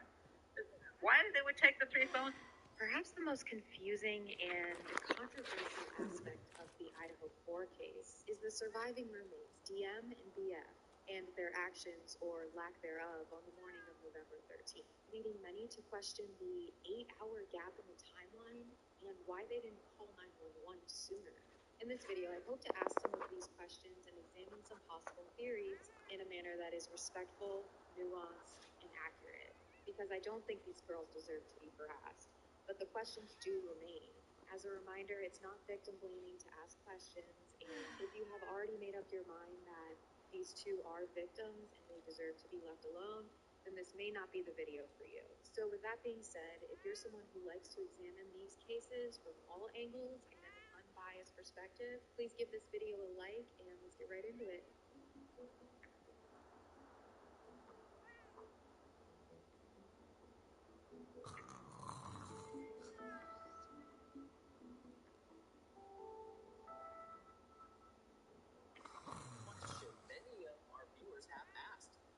Story with the other 2 roommates who were home early Sunday morning. Brad, what do you make of this revelation about the 2 other roommates? I think it's interesting and also odd. I mean, if this murder occurred at 4 in the morning, they don't report it, or someone doesn't report it till noon. What's that all about? They are the key, George, to this case. They were in the house. This type of killing is going to be loud, both by the suspect and the victims. It's going to take a period of time. It's obviously going to be very bloody. And I just don't really understand that. But they are really the key. Are they suspects? Well, I don't think so. I mean, they're not talking about them being suspects at all. All I'm suggesting, it is an odd thing, right? If you're in a house, 4 people are brutally killed, This is gonna be nobody easy. contacts the police for another 8 hours, there's a big issue with that. Not ruled out the 2 surviving female roommates. Correct. You have not ruled them out as suspects? Correct. So let me clarify that. No one has been ruled included or excluded as a person of interest and or a suspect. Everyone is still being investigated. Are they witnesses? They are working and talking with detectives, and they have been cooperative, very cooperative with detectives. ISP won't say who called 911 and would not confirm who found the bodies. ISP says protecting what the young women are telling police could be the key to the entire investigation, and they're hoping the roommates can fill in the timeline between when the murders happened and when someone called 911. What do you think happened here when that roommate came out and she said she saw him, she locked herself in the bedroom after that, but she didn't call police? It's difficult for me to process that, and I think it's difficult for a lot of people to process that, hearing that information. We don't know what kind of state of mind she was in. And as you mentioned, she's living in this house. It's as quoted, a party house. A lot of things going on late at night in that house. Did she think this was a prank? Did she think this was just somebody who was unruly and getting kicked out of the house? Was this a fight between friends? Who knows what she thought in that moment? I can only imagine how terrified she might have been. It's unfortunate she didn't call until noon the next day, but we'll learn more. Start with the why would the murderer spare the lives of two roommates in the officer's home. According to Kohberger's probable cause affidavit, a roommate referred to as DM said he saw a figure, quote, clad in black clothing and mask that covered the patient's mouth and nose walk toward her. She told authorities she was in a quote, frozen and shocked face as the hero walked past. After that, DM locked herself in the bedroom. Lead investigators to believe the deaths happened between 4 and 4:25 a.m. Here's what happened starting at 4 a.m. according to the affidavit. Police say Zanika Noble received a DoorDash order at the house at about 4 a.m. Cell phone data also shows that she was likely awake and using the TikTok app at 4:12 a.m. A surviving roommate who lived at the house, referred to as DM in the court documents, told police something woke her up at about 4 a.m. but thought it sounded like Gonsalves playing with her dog in one of the upstairs bedrooms. Told police that earlier she heard a female voice say something to the effect of, "There's someone here." Later, a male voice saying something to the effect of, "It's okay. They will help you." At 4:17 a.m., a security camera in the area picked up a distorted audio of what sounded like voices or a whimper, followed by a loud thud. At 4:20 a.m., a vehicle matching the description of the white Hyundai Elantra was spotted speeding away. It was later in the night. Call was made to 911, but the surviving roommate's phones to report an unconscious person. It is unclear what occurred in the hours before police were called.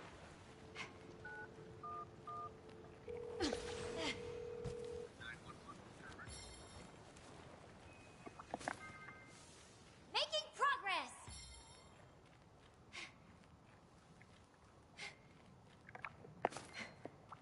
Gonna need some of your parts. That on November 12th, the two surviving roommates had also been out smoking separately, but returned home by 1 a.m. on November 13th. The two did not wake up until later that morning. On November 13th, the surviving roommates summoned friends to the residence because they believed one of the second-floor victims had passed out and was not waking up. At 11:58 a.m., a 911 call requested aid for an unconscious person. The call was made from one of the surviving roommates' cell phones inside the residence. Multiple people talked with the 911 dispatcher before Moscow police arrived to the location. Officers entered the residence and found two victims on the second floor and two victims on the third floor. Now, I, like most people, have habits here. 8 hours is a very long time to be in an active crime scene. Doing great! With victims who have sustained injuries of this magnitude.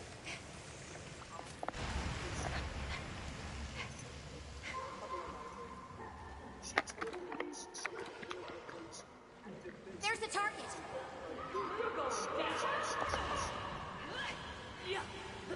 Get ready!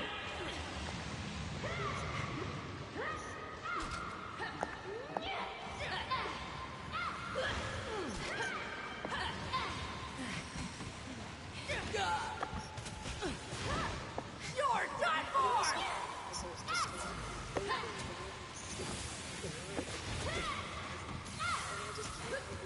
Uh-oh, here we go! Fight! Fight! Fight!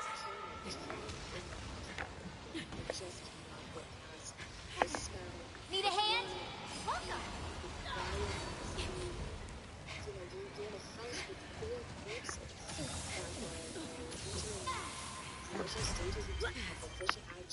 That's a wrap. See you again soon. All done. Whether the doors were closed and how far into the Put this to good use. the determination that someone was unconscious, let alone deceased with stab wounds for 8 hours. I understand trauma and panic and all of that, but I really would like to understand better what time these girls woke up, and secondly, who and how many people were sent to the crime scene before police. Because this behavior to me comes off like they're trying to hide something. And look, I was in college once. I lived in a house with 5 other girls, and we liked to party. There's nothing wrong with that. But I have to wonder if there's something more sinister here. Not necessarily murder. I'm not inculpating these two in terms of their involvement with what happened on November 13th, but it's possible that there were goings-ons in that house that Mission perhaps complete! need to be taken care of before a swarm of police officers come. But that being said, it's just not that serious. Listen, if you're ever in a scenario where you're doing something, maybe, you've got some drugs on you or something, and somebody's life is in danger, or, it's up to you to report death, please don't care. Don't let me down. If you're honest, What would you like to do? you're not going to get in trouble. Until next I time. just cannot help but feel this sense of self-preservation. I've been waiting for you. And that's where my empathy ends. I'm sorry. Come back anytime. And, this is, if they don't have anything to do with this, which again, I'm not saying they do, but if they are really these innocent bystanders, I think it's not a big problem. But if they're going to play that trauma defense, then you can't play some of these other defenses, such as, well, maybe she thought it was just some normal person at their party and, just some normal occurrence. We can't play both of those to run defense for these guys. There are just so many measures that if we're to believe what's analyzed about DX specifically, there's so many self-preservation measures that she took before getting police involved, and that's where I have a problem. This just feels rotten to me. It feels like a lack of common sense or a lack of empathy and compassion. And I don't know. Let's do this! When I try to engage in online conversations about this, I get hit with the same excuse, this she's a traumatized child, you have no idea how you would act in that scenario. I do know how I act in that scenario. I act to say that I don't know what to do is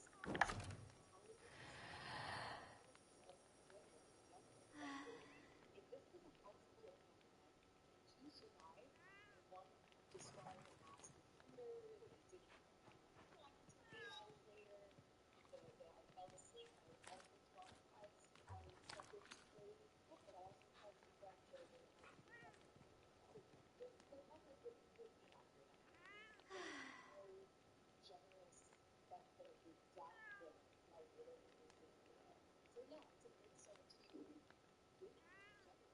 These are adults. If you're going to act like an adult, I'm sorry, they're adults. What are you doing? It's me. I've never had that much money to care to maybe not legally, but how could you morally as a parent? Let's say these listeners don't know, but they're in friends here. I don't know. You're older than that. You're older than something that leads them on to be not the greatest. Whether that is just additional self-preservation steps that may have been taken, or perhaps, I don't know. I generally believe I like to live by is if there is one psychopath, not psychopath, it's probably a gun. And the thing is, these are questions that I want to be asked very aggressively. So, they need to be asked. And to make excuses for somebody's behavior that you don't know is weird. Okay? It's weird to take a defense for somebody who's just saying that this is a trauma response. Like I said, they're still trying to figure out why this ad got technically conceded that it's odd. And I think that's because we don't have the information to verify that. And again, I have a feeling it's not going to be these witnesses.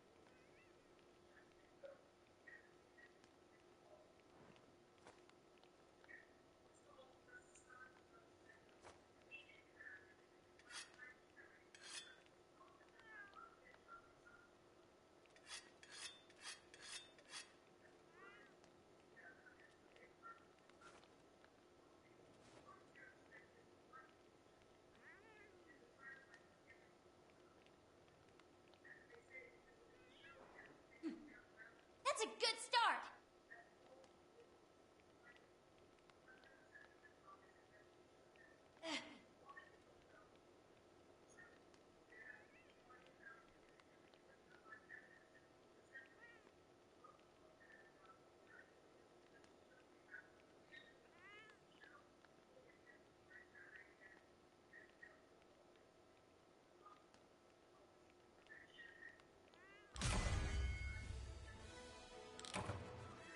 Easy peasy.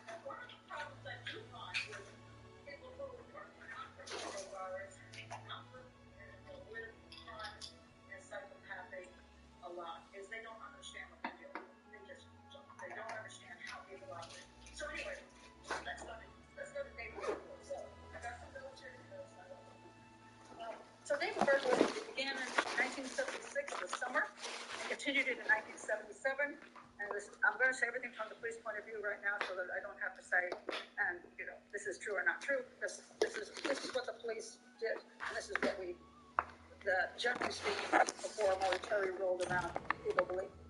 Berkowitz killed 6 people and wounded 7, shooting them with a .44 caliber revolver. It's called a bulldog revolver. How can I help you? He was caught.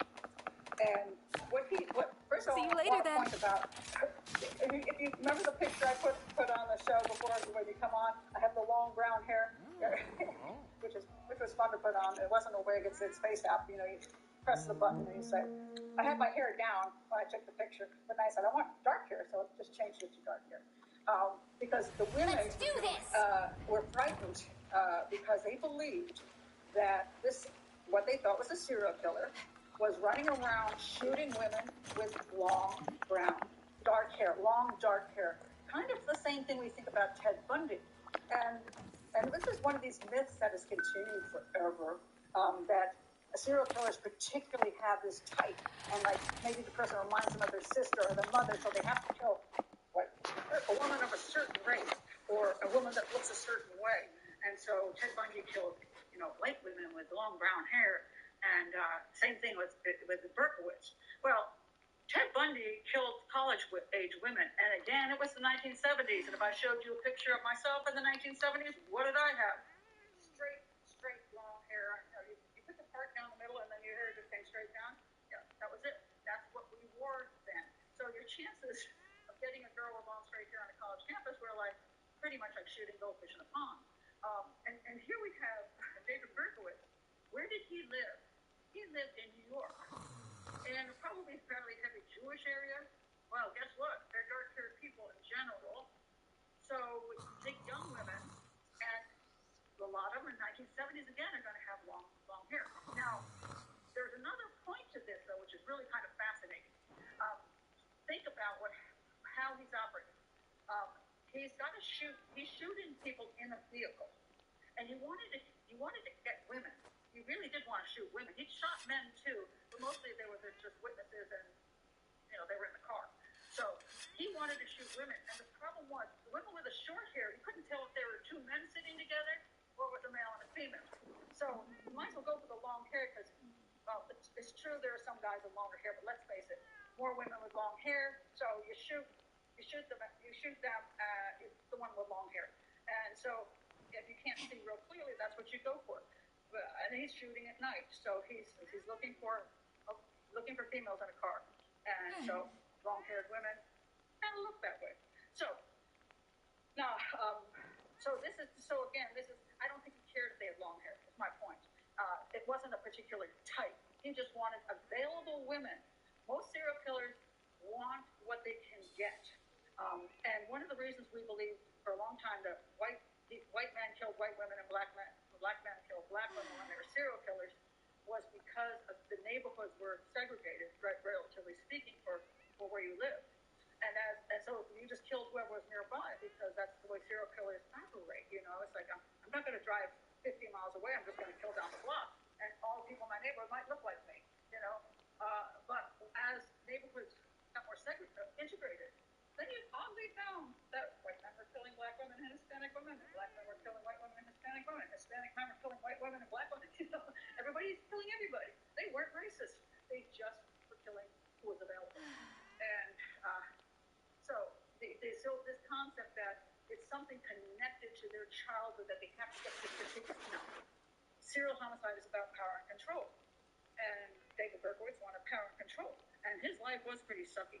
I mean, he was an adopted child, and this is it's interesting because we do see that sometimes we have children in foster care and adopted children who have more issues growing up.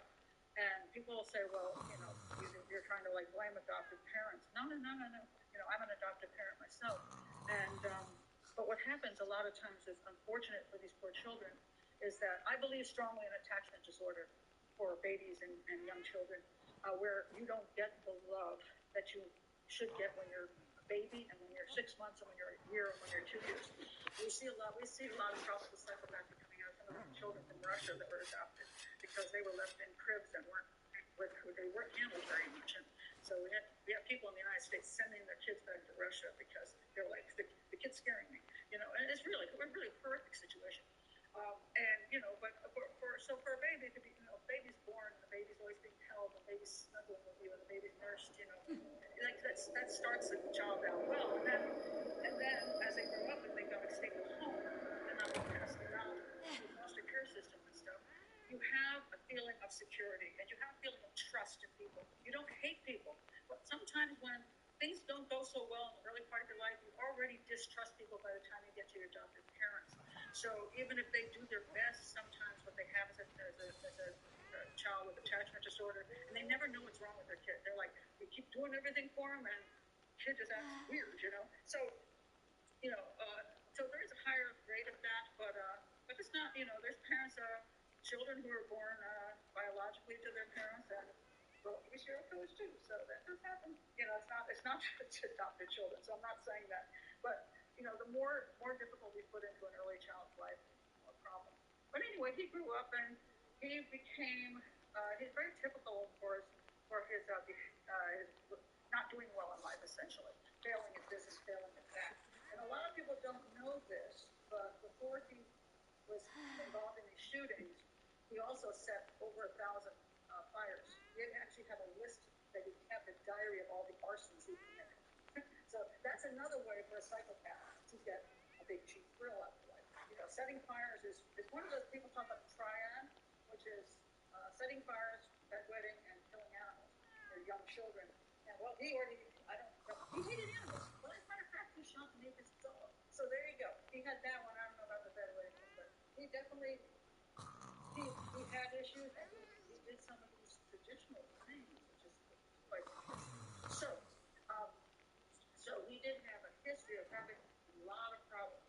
So it is not that he was a successful young man, and then he suddenly started this. He was a psychopathic young man. Now, he sent these letters. This is the next thing he did. Not only did he kill women, he sent letters. So let me show All you. done. This is a really interesting thing about the letters he sent. He sent these letters. I'm not going to go into all of them because it doesn't really matter. Because it's a bunch of nonsensical stuff he said. Anyway, here's one of them. You see the way he writes, deeply hurt by women, WBFMON, and then I'm going to call me a woman. I am a monster, the son of Sam. And so he developed this creepy persona. And this, of course, is why people think he is A, psychotic, and B, This is gonna be easy. because he also, in his pictures, he also put in, he made these, where's my picture? It's just gone missing on me. He did symbolic stuff. And so people thought, oh my God, he's definitely cult. He refers to a lot of cult, like satanic type of stuff. So I'm trying to understand this, but that makes sense. Like statistic, you're more likely to get into a car accident closer to home. It's not that the drivers near your home are reckless, but you drive near your home. Absolutely, that is absolutely true. Because we spend in reality most of our time near our home, and we are comfortable near our home. So most serial killers, if you're looking for the first victim, always look within a 1 mile radius of where that first victim is, because that's usually where they live. And then they may spread out a little bit, but a lot of times they go from there to work, or sometimes what happens, they lose their job and they go live with their cousin, and then they're in that neighborhood. And that's sometimes why they stop at a certain place and start someplace else.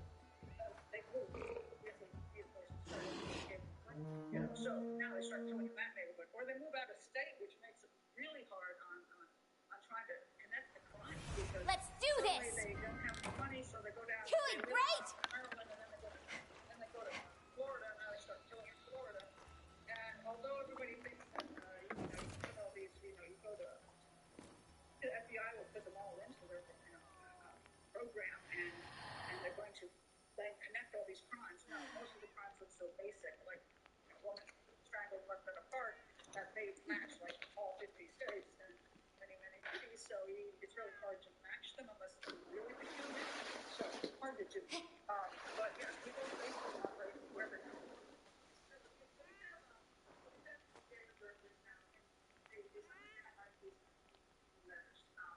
Now, it's very interesting to me because one of the questions is this psychopathic?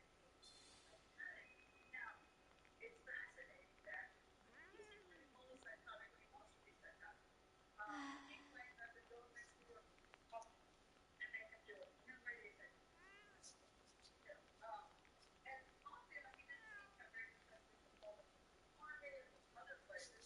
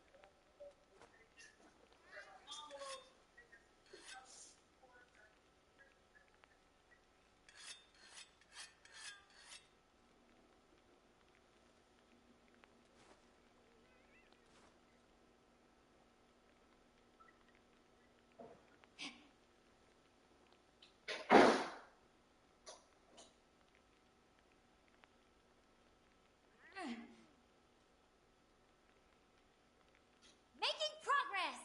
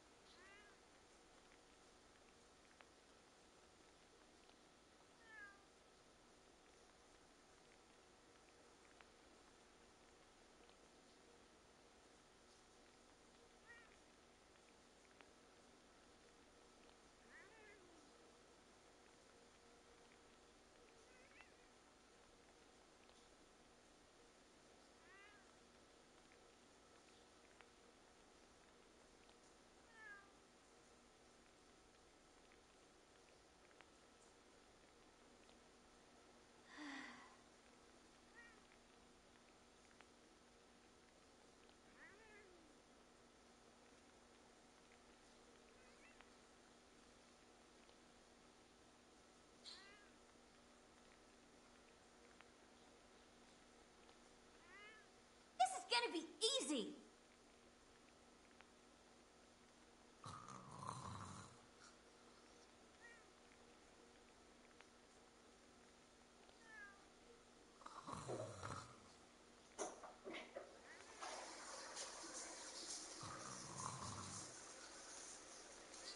Doing great!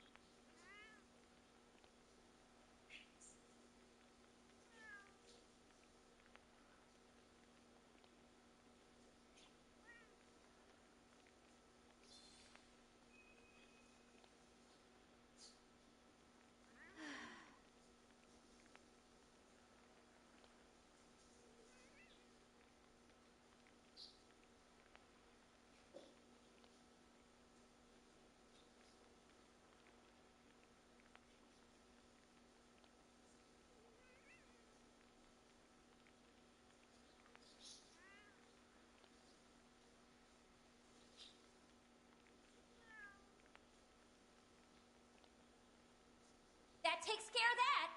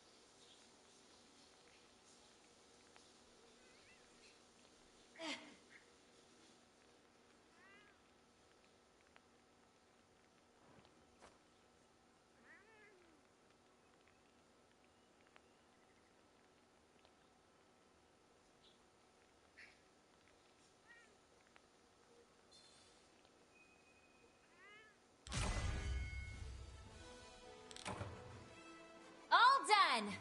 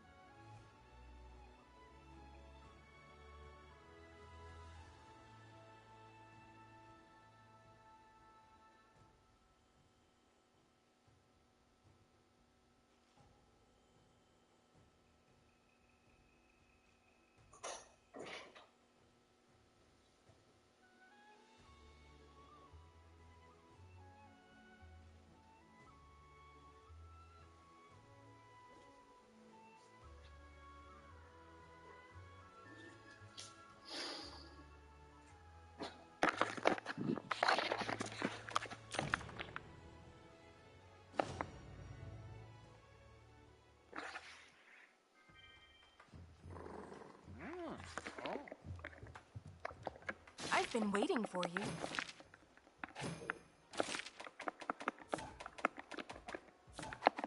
Come back anytime.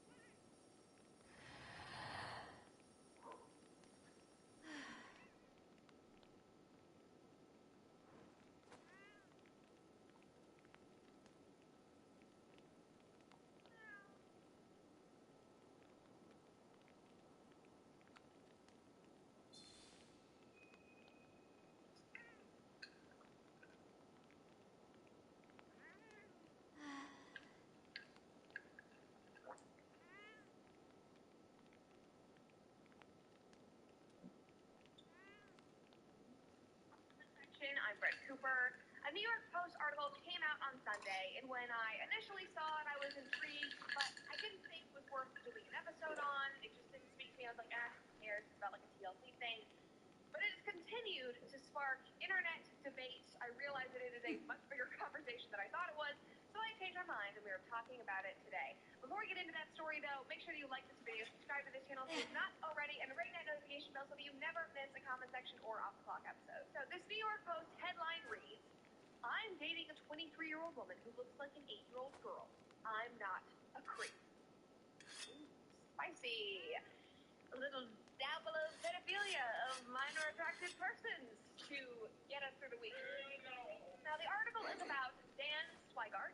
He is a 26-year-old man. He is a travel blogger, and his new relationship status with a woman named Shauna Ray, who is a TLC reality TV star. You might have seen her show. I think it's called I Am Shauna Ray. Shauna had brain cancer as a child, and due to the treatment that she had to endure in order to get rid of the cancer, her growth has been permanently stunted. So she is now 23, but she is 3'10" and weighs 50 pounds. And if you look at her up close, she has the features of somebody who is 23, like we look around the same age, but then you zoom back a little bit, and she does look like an 8-year-old. Like, I don't know about y'all, but I am already totally invested in this. I have not watched a TLC show in a long time. I want to go home. I want to watch this. I want to know how he did not come off like a creep. Like, what was his courtship process? Did he start with a Good Rancher steak dinner? Because we all know Good Ranchers is the best way to make an impression. Good Ranchers delivers 100% American meat right to your door, and they source all of their products from local farms here in the U.S., which is really important because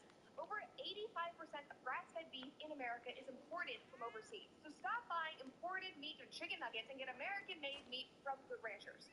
Right now, you can sign up for a subscription and get over 2 pounds of chicken free in every box for a full year. Now, I have had my Good Rancher subscription since early 2022. I love them. Not only are the products incredible, and like I said, 100% American raised and processed, they have no added hormones or antibiotics, but the people who run the company are genuinely incredible. They believe in this mission. They believe in all of our shows and what we're trying to do here. So you can know that you're not only supporting an American-made company, but you are supporting people who share your values. Right now, you can get a year's worth of America's best chicken for free when you subscribe to any box at GoodRanchers.com. That is a $149 value, absolutely free. Plus, you can get an extra $20 off with my code Cooper at checkout. And guys, we know we need to be saving money on groceries right now. I mean, the price of meat is up 14%, so I urge you to take advantage of this deal. GoodRanchers.com, code Cooper at checkout. And you know, the guy is going to have the internet say awful things about him, but if he can cook a Good Rancher steak, at least he's got that going for him, and she probably likes that. Here's the trailer for her show if you have never seen it before. If you were to look at me, you would think I'm just a normal little girl doing normal little girl things with my fun, crazy family. I have no clue what later is because you're supposed to sit up. I am sitting up. It's okay. You have to get more. But the truth is, I'm not a little girl. I'm a woman.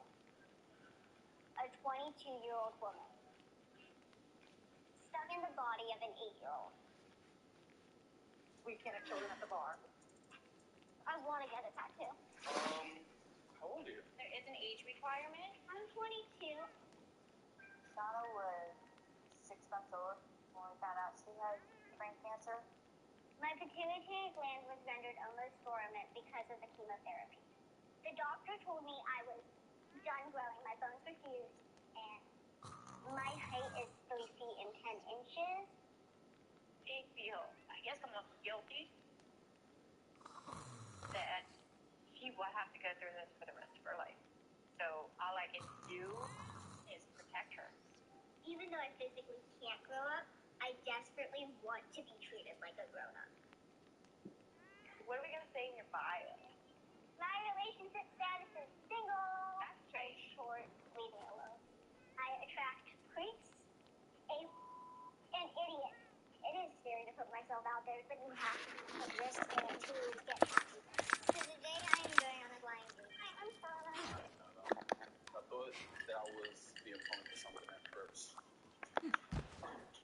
That's impressive. I went after her the other day. I have been twice now. I am so bad. I am so bad. Maybe it's because I wasn't strong enough. I'm embarrassed. I do desire more independence for my family because I can't go anywhere without them asking questions. Who's driving? All done! I tried to put my foot down with my parents about doing more independent things. They're gonna buy a house, and then there's gonna be like an addition. And that's where I'm gonna live. I don't know if I'm ready to let her go, but she needs to be let go. No. Yeah, you have to tell them no. I'm working on my independence. People tell me I'm a fucker.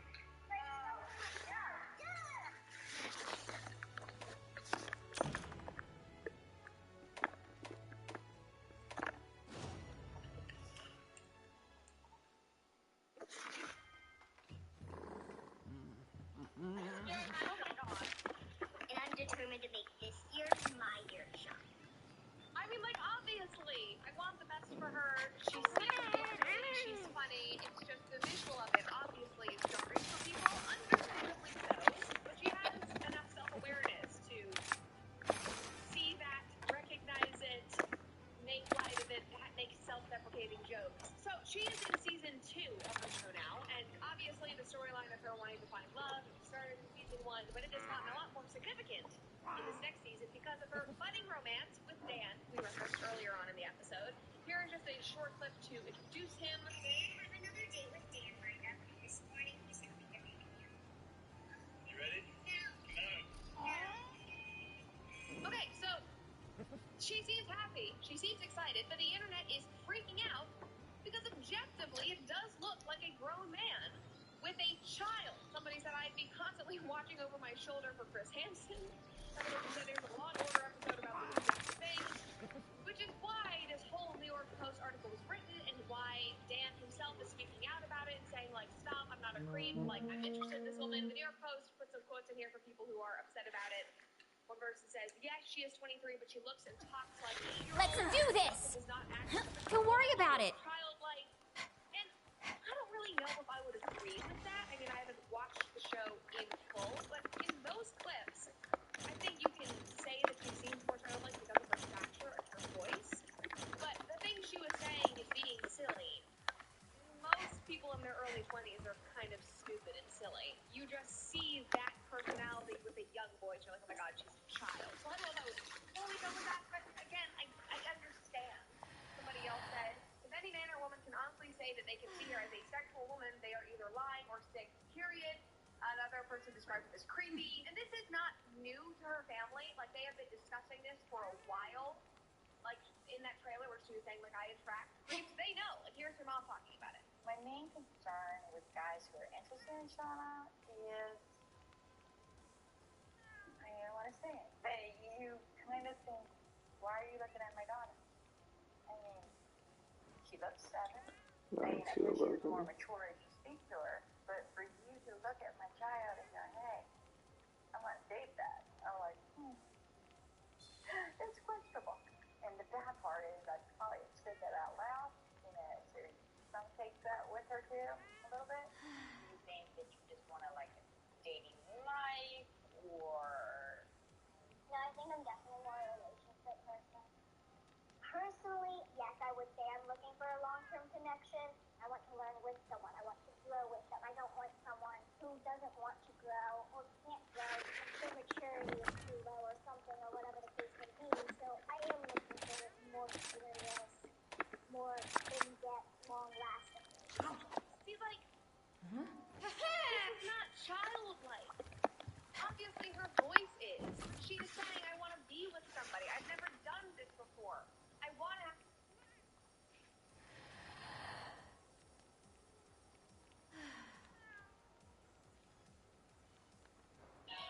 Lasting connection. They know the problems that come with, you know, her situation and what it might attract. They're aware of it. She's even discussed how she sniffs out creeps. There's a New York Post as well. I am Shauna Raystar reveals how she sussed out creeps who want to date her. Quote, I've just developed this ability to spot someone who may not have the best intentions because they always give themselves away.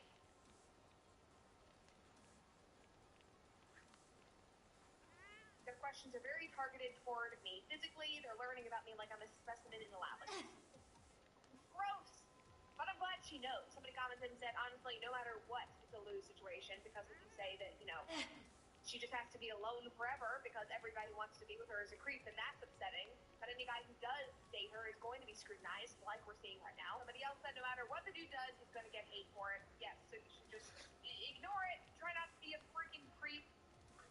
But, you know, again, it's an impossible situation, but I would hope that she is able to find happiness. A lot of people were saying, like, Hasbullah, that's the man for her. Hasbullah?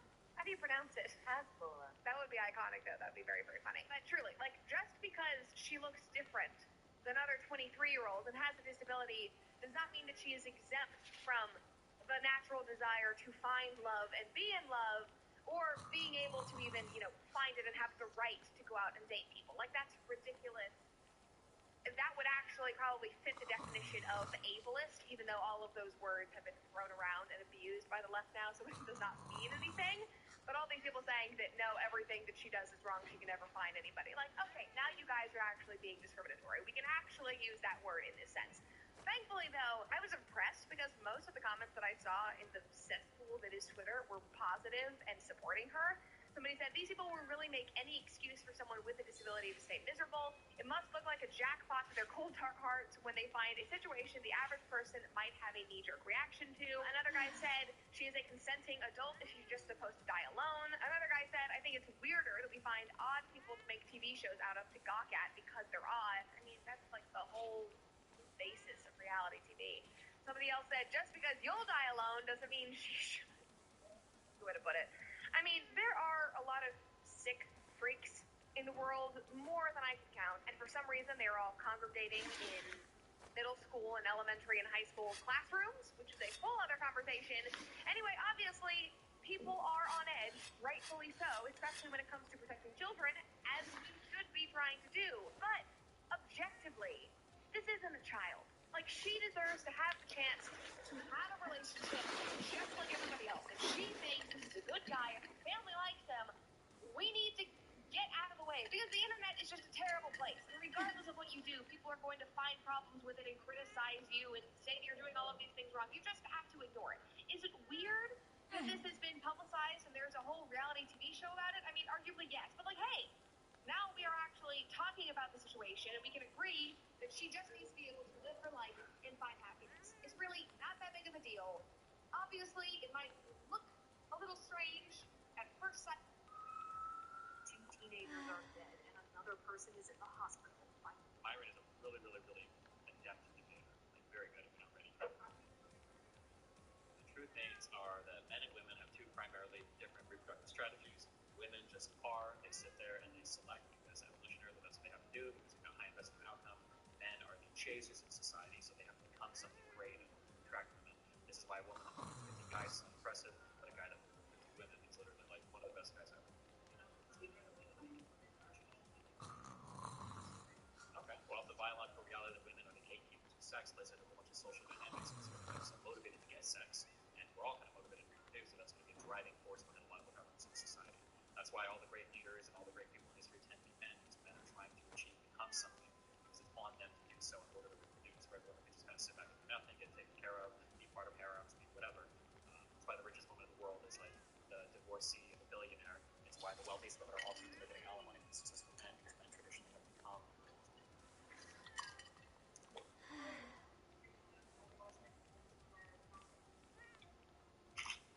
Like the one that I was there for? No, I was present the entire time. I just don't want to talk about it. You guys were doing this great. Okay.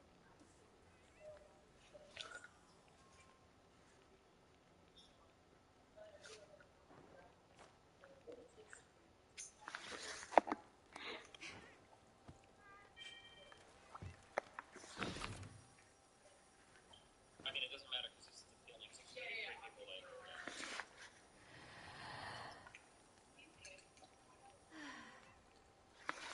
No, but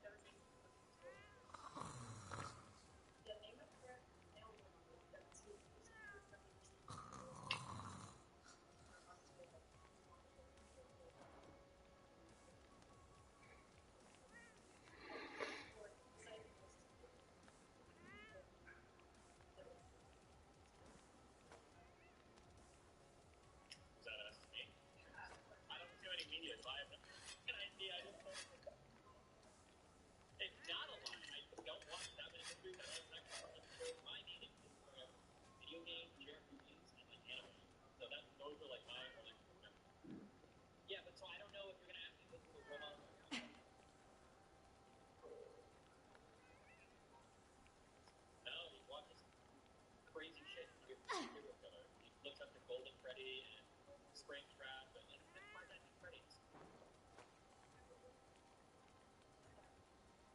No.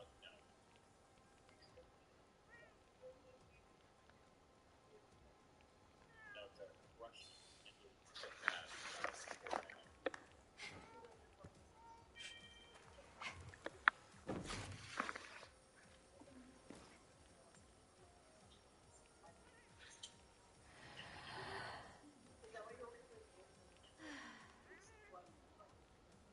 You've been doing it for so fucking long.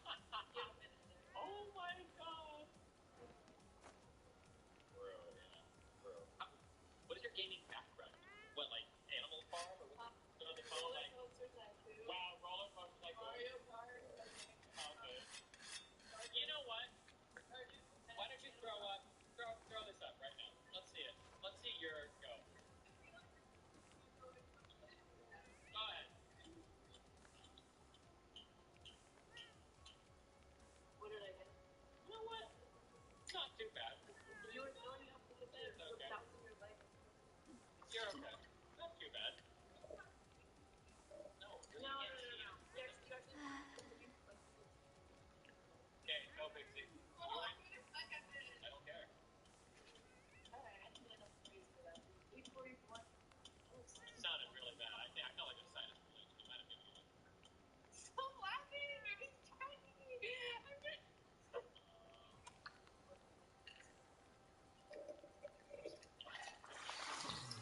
You want to check that? It's so shameless, yeah. It's funny because like it's almost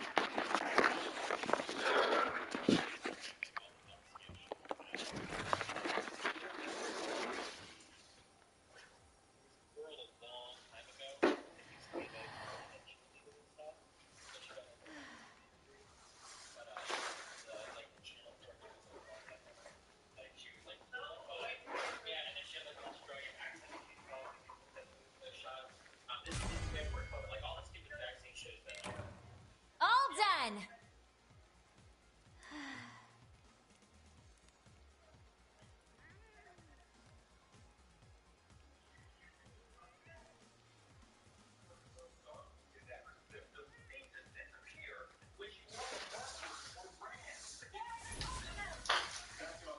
Desiree and her husband told me they worried they'd never find a cure. But look at Desiree now. We found her walking normally, playing with her dog, going shopping, even getting behind the wheel of a car and driving. Most believes the woman we've been discreetly observing over the last few weeks is the same woman we met during the height of the flu shot scare. So we wanted to ask her about her remarkable improvements. We've been trying to reach her and we haven't been able to return her phone call. Well, I wouldn't say complete recovery. I still have a lot of cognitive issues. So what happened? And then she has like a random like Australian accent. This is anywhere. How can I help you? But yeah, all this shit's been going on for a long time. It's gonna See you later then. acting like it's like new horrible shit. We're doing some dumb shit that nobody's done. Doing an Australian accent. You've seen the popular one going around now. The woman's like shaking her legs on her couch and all that stupid shit. It's pretty disgusting. Oh yeah, her condition, bro. Woman, visor, shaking, couch, Twitter. Let's go. It's this lady just posts like So much power. or just her like shaking or having issues or. This has to be fetish content. If they're all gonna be feet. Well, it's not all of them, but. God, what is it? Rule is it 1986? 34? Oh yeah, rule 34, dude. I'm waiting for her OnlyFans. Pivot. I'm not gonna find it. She has other videos of her like just like shaking and whatever. Yeah. Why don't you check your likes? I bet it's there. Yeah, good one. That's on my other account. So today is and white woman syndrome. The city, but flip this camera again, dude. The camera angle is just weird. Oh Well, she's recording herself. Damn. She doesn't have a selfie stick, okay? She's not a full-on influencer yet. She's disabled. Whatever. Yeah, it's starting again. Oh, no. I don't know. Stupid. What are you gonna do? Not get the vaccine to avoid dangerous side effects like this, obviously. True.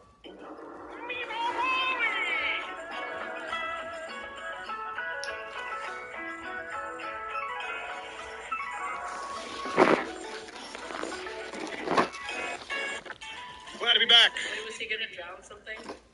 I don't know. For you.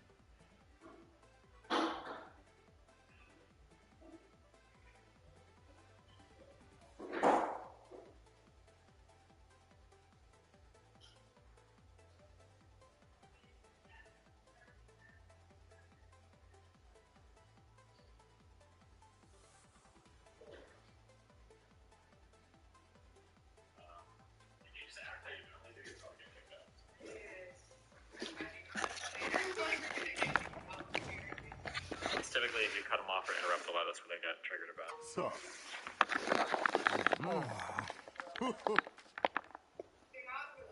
Hey there.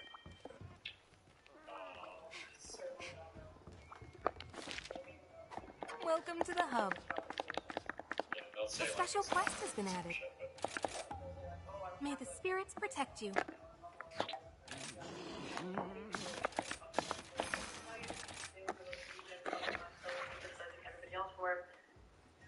Especially if it's basically an insult factory. Oh. yeah, you should think of a good answer to that body count thing and stick to it because they're gonna make you squirm a lot on that. It's so fucking juvenile to even say it as like a body count. Yeah, that's gonna feel like a squirm. I think I'm just gonna ask why they're asking. Well, I feel like it's vegetarians. No, it's the most pathetic fucking gotcha. Well, Well, Seafood's on. This will be easy. Thanks for coming. A little bit of it. Well, I'm ready. To be honest. you're kind of playing into the game when you say that, though, right? Yeah. Like, it's slow. Yeah, because you're basically admitting that it is really important. Well, I'm hoping that they'll say that I'm a fucking liar. Are you asking me?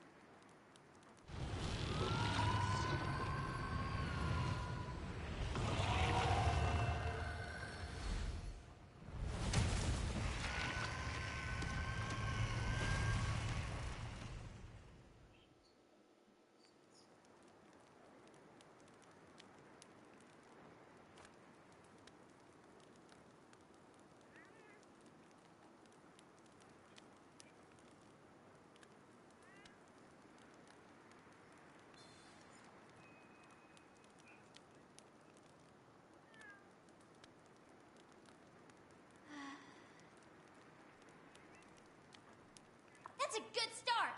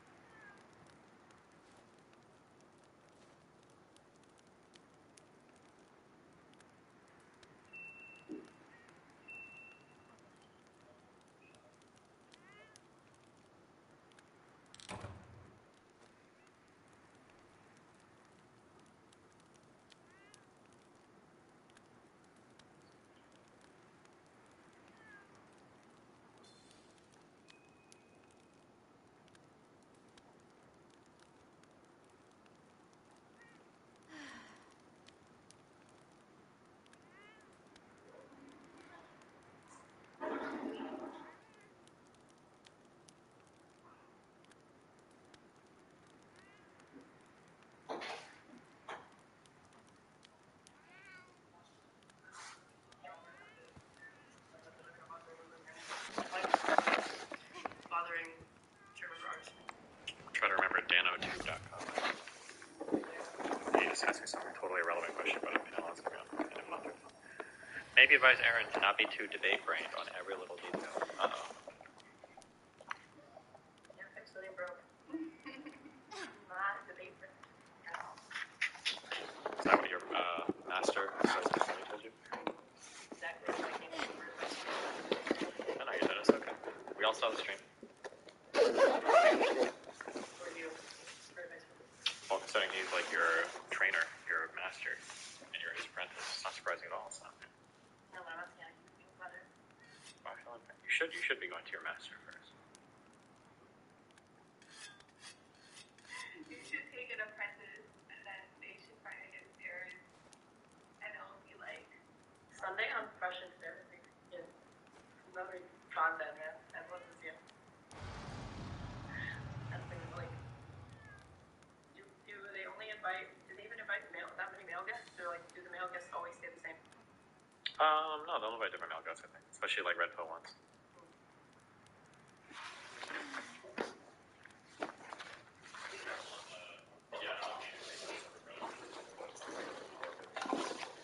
Whatever you bring up, just make sure you know all the facts.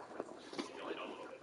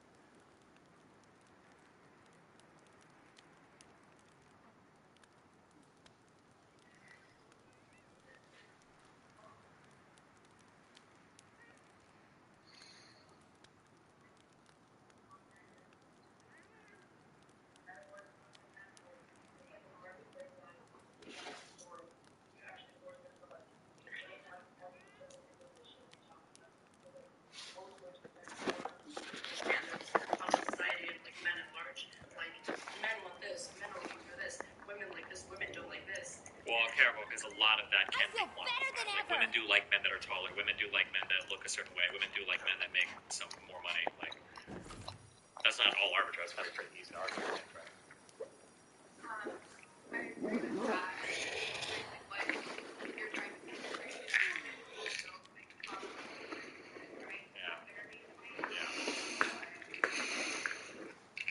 But if we ask for like data for that, I feel like They'll probably have some say something, but that's just not true. That women don't, because the society wouldn't work that way if all women went for the top 20% of men. They will start to invoke some fantasy harem shit, but that was like a minority of people in the past. It's just not true. Like the vast majority of people in the United States are monogamous. The vast majority marry within their class, within their race, within their geographic area, within their education area, right? That's just how people tend to get together. I think that there would be huge gaps in data if they were only going to talk about not be really experience. Why is the men like they don't just rely on saying like women want taller men or whatever. It's like women want someone over 6 feet because on average most women are going to be shorter than most men. That shouldn't be a problem, right? No, but women will still answer like refers on surveys and shit for what they prefer, and a lot of them will say stuff like that. So.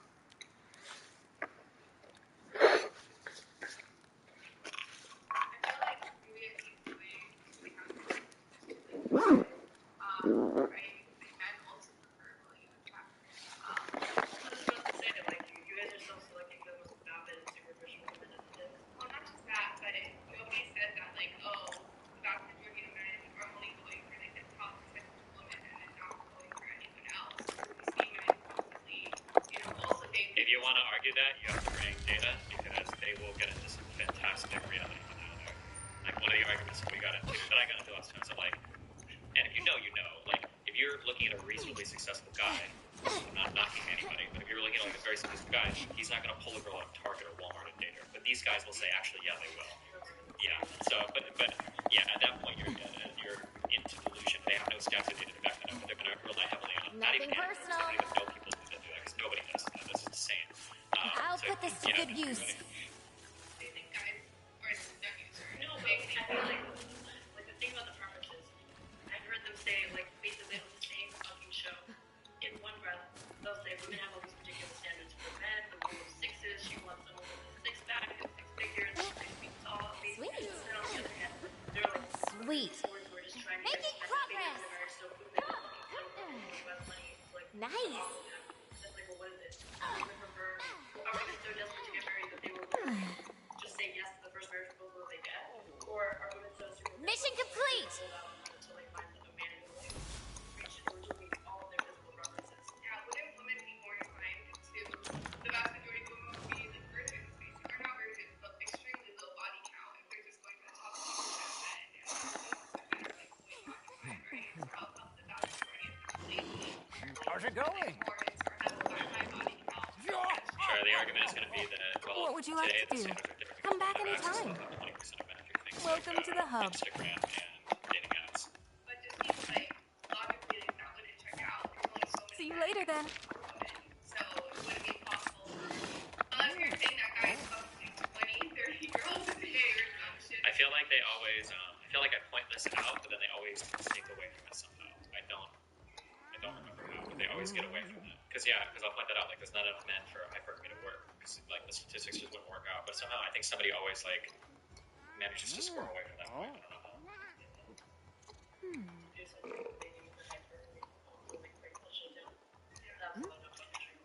How do you even explain that? Like, I guess maybe the code is that, like, oh, women settle. But all of these dudes get married every fucking day. Like, if they're thinking that women settle, then I feel like that kind of breaks apart the story. So are they going for the top 20%? Or are they settling? Wait, did they say that? I think that they do, because they're saying that, like, yes to, like, women prioritize.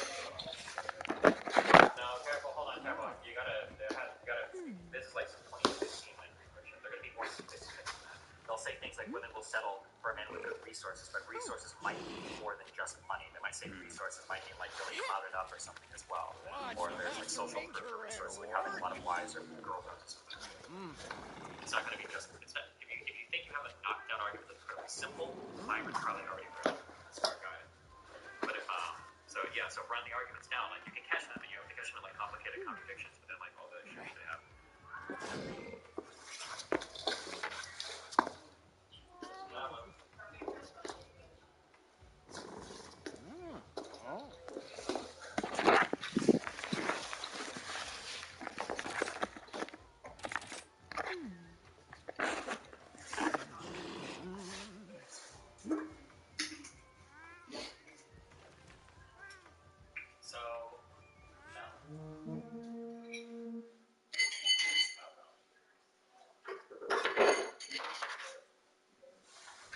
Let's go!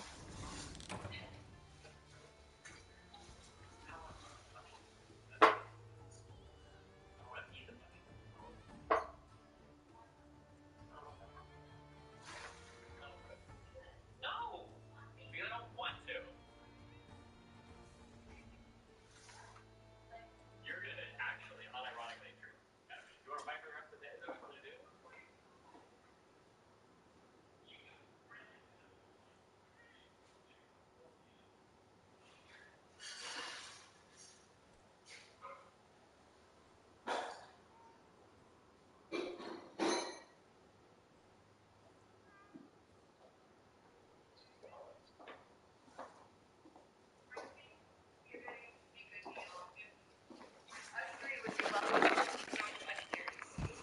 We are waiting for you. Let's make this a quick one. Around up and down. That's what I'm listening. No, it's about the same. It's about the same trade-off and dignity. So. Cover swimsuits. I bet we can find swimsuits that match all your guys' eyes and shirts and everything.